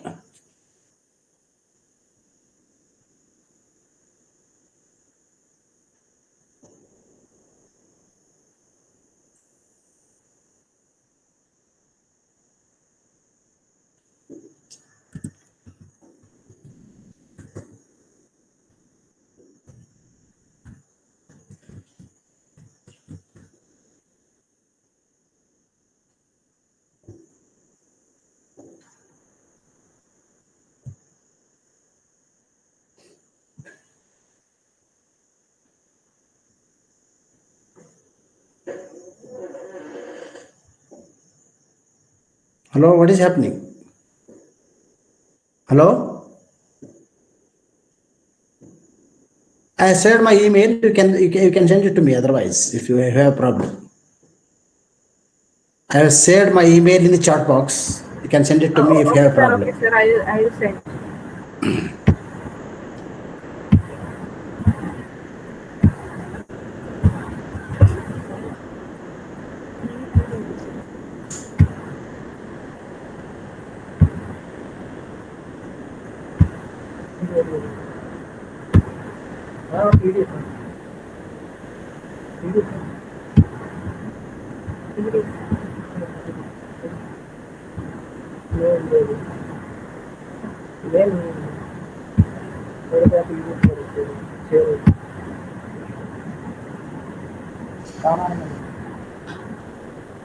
Sir, Tell me. can you see the Yeah, you can. sign? Yeah. Yes, sir. Good evening, all. Myself Nimya Bigaman from Department of Statistics. Palayam. Okay. Okay, go ahead. Okay, sir. Myself Nimya Bigaman from Department of Statistics, University College, Palayam. My topic is bivariate discrete modified variable distribution. For an introduction, study on bivariate distribution attracted the attention of researchers over a modeling data in many areas. Construction of discrete bivariate data is quite common in practice. Discrete bivariate data arise in many real-life situations and are often highly correlated. Several bivariate discrete distributions are available in the literature. Different discrete bivariate distributions are given in Kucherloga and Kucherloga in 1992. Even if the samples are taken from continuous distributions, the observed values are actually discrete because they are measured to only a finite number of decimal places and cannot really constitute all points in a continuum. The observations taken on a continuous scale may be recorded in a way making discrete model more appropriate. So deriving discrete analogs of continuous distribution has drawn attention of researchers. C. Chakraborty in 2015. Different discrete distributions have been derived by discretizing non-continuous distributions. The Weibel distribution is a versatile family of life distribution. Also, it has been extensively used in the analysis of manufactured data due to its physical interpretation and flexibility for empirical fit. Modified Weibel distribution was proposed by Lay et al. In 2003, which is discretized by Nekobi et al. In 2011. Analyzing discrete bivariate data is quite common in practice. Discrete bivariate data arise quite naturally in many real-life situations. Kundu and Nekobi introduced in 2018 introduced a new bivariate discrete Weibel distribution, which can be taken as a discrete analog of Marshall and Olkin bivariate Weibel distribution. The main aim of the present work is to discretize the new discrete modified Weibel distribution proposed by L. Bessioni et al. In 2018. Here some preliminaries are there. Univariate modified Weibel distribution. Here we considering univariate modified Weibel distribution having parameters beta, gamma and lambda with the distribution function which is given in equation 1. Bivariate modified Weibel distribution. L. Bessoni et al. In 2018 proposed a bivariate modified Weibel distribution with the joint survival function, which is given in the below equation. Discrete modified Weibel distribution. The discrete analog of modified Weibel distribution of Lay et al. In 2003 is given by discrete modified Weibel proposed by given by discrete modified Weibel distribution by Nekobi et al. In 2011, which has survival function which is given in equation 2 with corresponding probability mass function which is given in equation 3. Generalized likelihood ratio test. Mixture of bivariate distributions.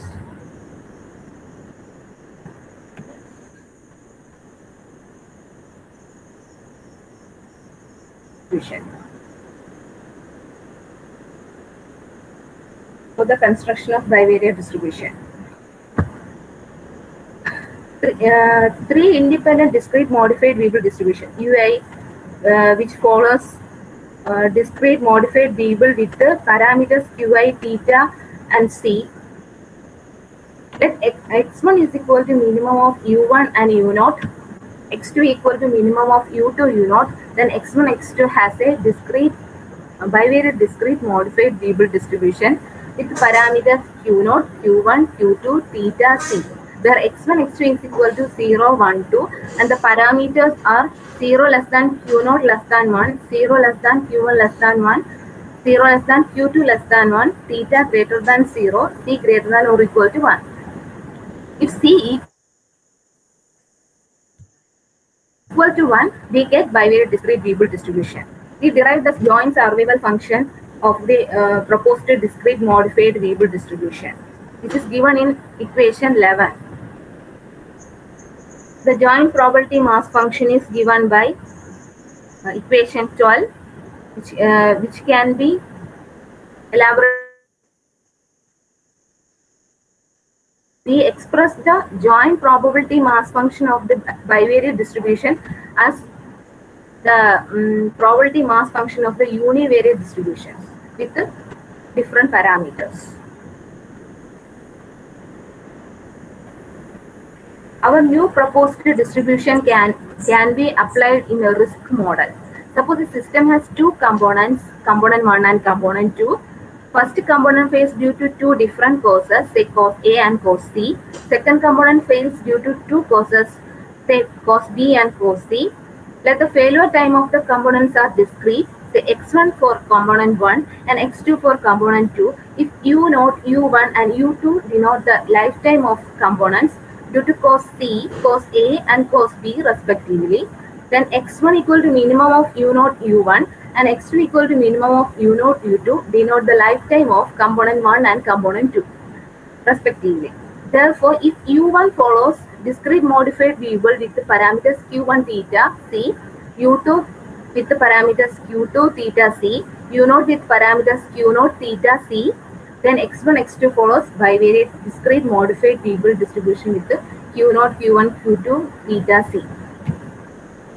Also, we can apply this model for shock model also. The following figure shows the joint probability mass function plotted for two different values of parameters. The joint cumulative distribution function can be obtained by using the equation f of x1, x2 equal to capital F of x1 plus capital F of x2, which is the marginal distribution functions of the distribution plus joint survival function minus 1, which can be further we get as equation 14.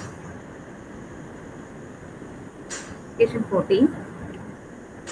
Marginal survival function is given by f of x1 xi is equal to survival function of discrete modified variable with parameters qi, q0, theta c. Proof is given. Conditional probability mass function of x1 given x2 equal to small x2 is given in equation 17. Proof is also given. The conditional survival function of x1 given x2 greater than x2 is also derived.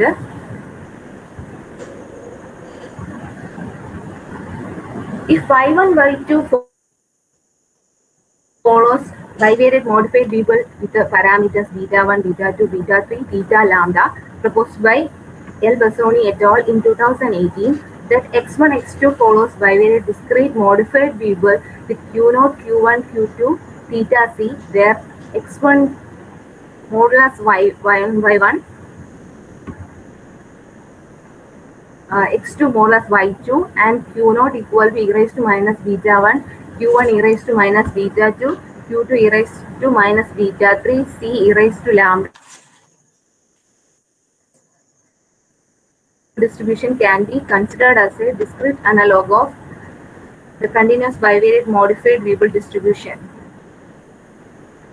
If x1 equal to minimum of y1 y0, sorry u0 u1 u0 and x2 equal to minimum of u2 u0, where ui follows discrete modified Weibull with the parameters qi, theta c, I is equal to 0, 1, 2, then x1 and x2 are positive quadrant dependent.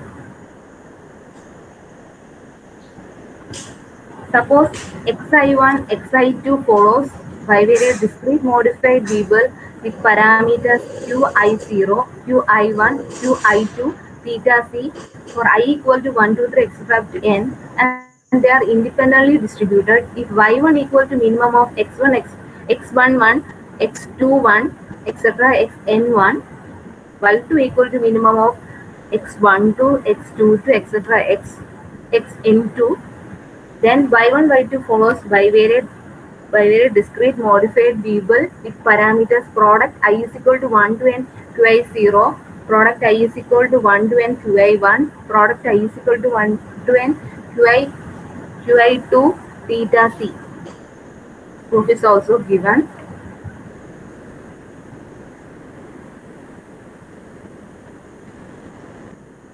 Discrete random variables q0, x1, if discrete random variables x0, x1 and x2 are independent geometric distribution with probability mass function, P of xi equal to x equal to qi raised to x pi, x equal to 0, 1, etc. 0 less than pi, qi less than or equal to 1, pi plus qi equal to 1, I is equal to 0, 1, 2, and ui is equal to xi by c raised to 1 by theta plus 1, p equal to log k. Then minimum of u0 u1, minimum of u0 u2 follows bivariate discrete modified Weibull distribution with parameters q0 q1 q2 theta and c. Proof is also given. We derived the joint hazard rate function for the proposed bivariate modified Weibull distribution, which is given by the equation given below. Plotted for two different values of parameters. It's also given. The joint probability generative function is given by the equation 31. Estimation is done using the maximal likelihood method.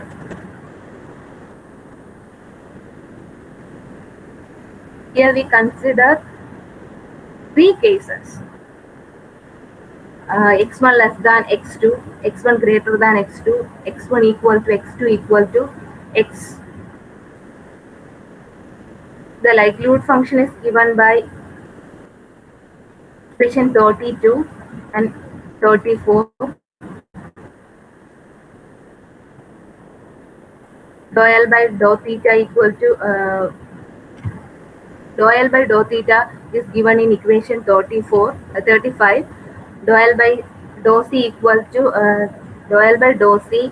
The equation of dou L by dou C is given in 36.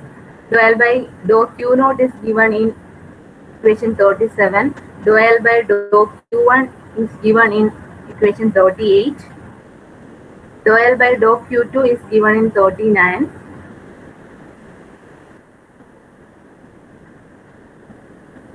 The maximal likelihood estimate of the parameters Q0, Q1, Q2, theta and C can be obtained by solving these 5 nonlinear equations. The solution of these equations cannot be used.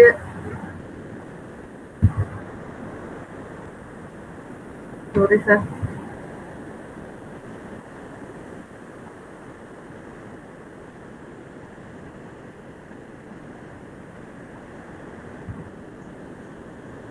Data analysis is done using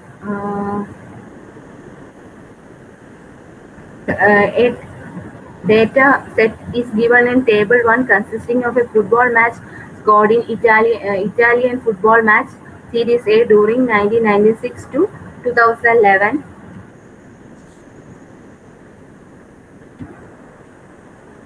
Our proposed model is an extension of bivariate discrete variable distribution. The AICC, comparing these values, we get our proposed model is better than the discrete variable distribution. The testing of additional parameter is done using generalized likelihood ratio test. Here we test the null hypothesis H0 is equal to C equal to 1 against the alternative H1 equal to H1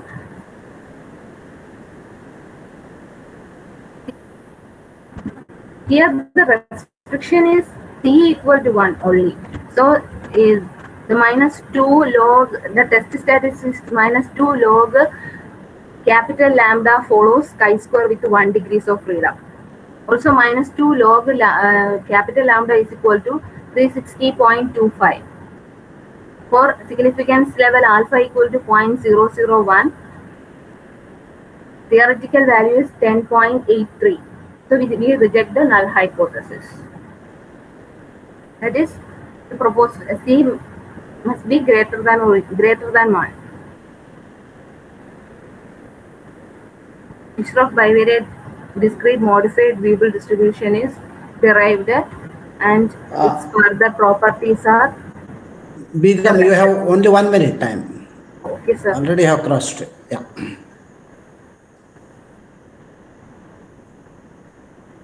These are the references. Sorry, sir. Yeah, okay. Any questions?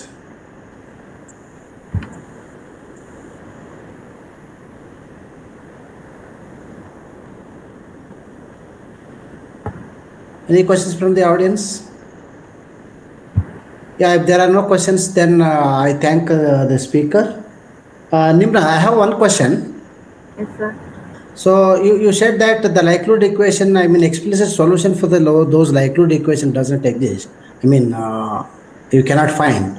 But can you ensure that there exist? I mean, the solution for those likelihood equations, or Yes, sir. We find. How do you we ensure? find it using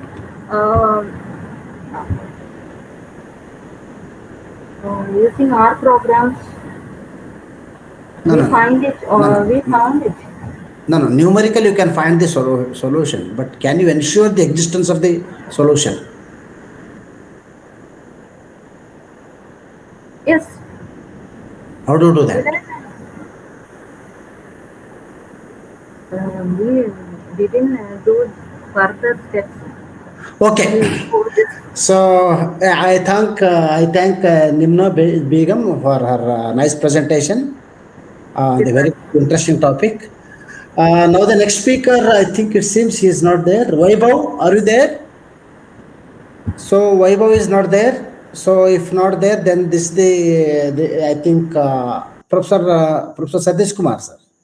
So this almost, I mean, this completes the session. I mean, I thank all the speakers who have presented very nicely on different topics of design of experiments, and one more topic on bivariate discrete variable distribution. So thank you for giving me an opportunity. Hello? Yes? Professor Balkrishna is speaking now. Yeah. Yeah, go ahead, Professor Balkrishna. Have you completed? Completed. Biradar, okay. Please join the Zoom link so we can have a brief meeting. Yeah, sure. That is first one, is that right? MS. Yeah, first one. MCMP4. Yeah. Right. Yeah. On behalf of ISPS, we would like to extend our gratitude to the chair, Professor Biradar, for chairing the session in a nice way and concluded the session within the time frame. I think one fellow was not presented, isn't it? Not reported, yeah, exactly. One fellow by name. My name, please. Vaibhav V. Vasundekar. Vaibhav V. Vasundekar, the third speaker in the contributor session. Third speaker, okay. Yeah, Vaibhav V. Vasundekar, he has not reported. Okay. Except Vaibhav, all others have presented. Present, okay. Yeah. Good. Okay, thank you, Professor. Thank you so much for your support. So, thank you, sir. Thank you for giving me an opportunity. Thank you, Professor Balkrishna, sir. Thank you. Thank you, Satish. Thanks to all speakers, and please join sure. other venue, our MCMP 5. Yeah, that is the only Zoom link. MPNC 4. Zoom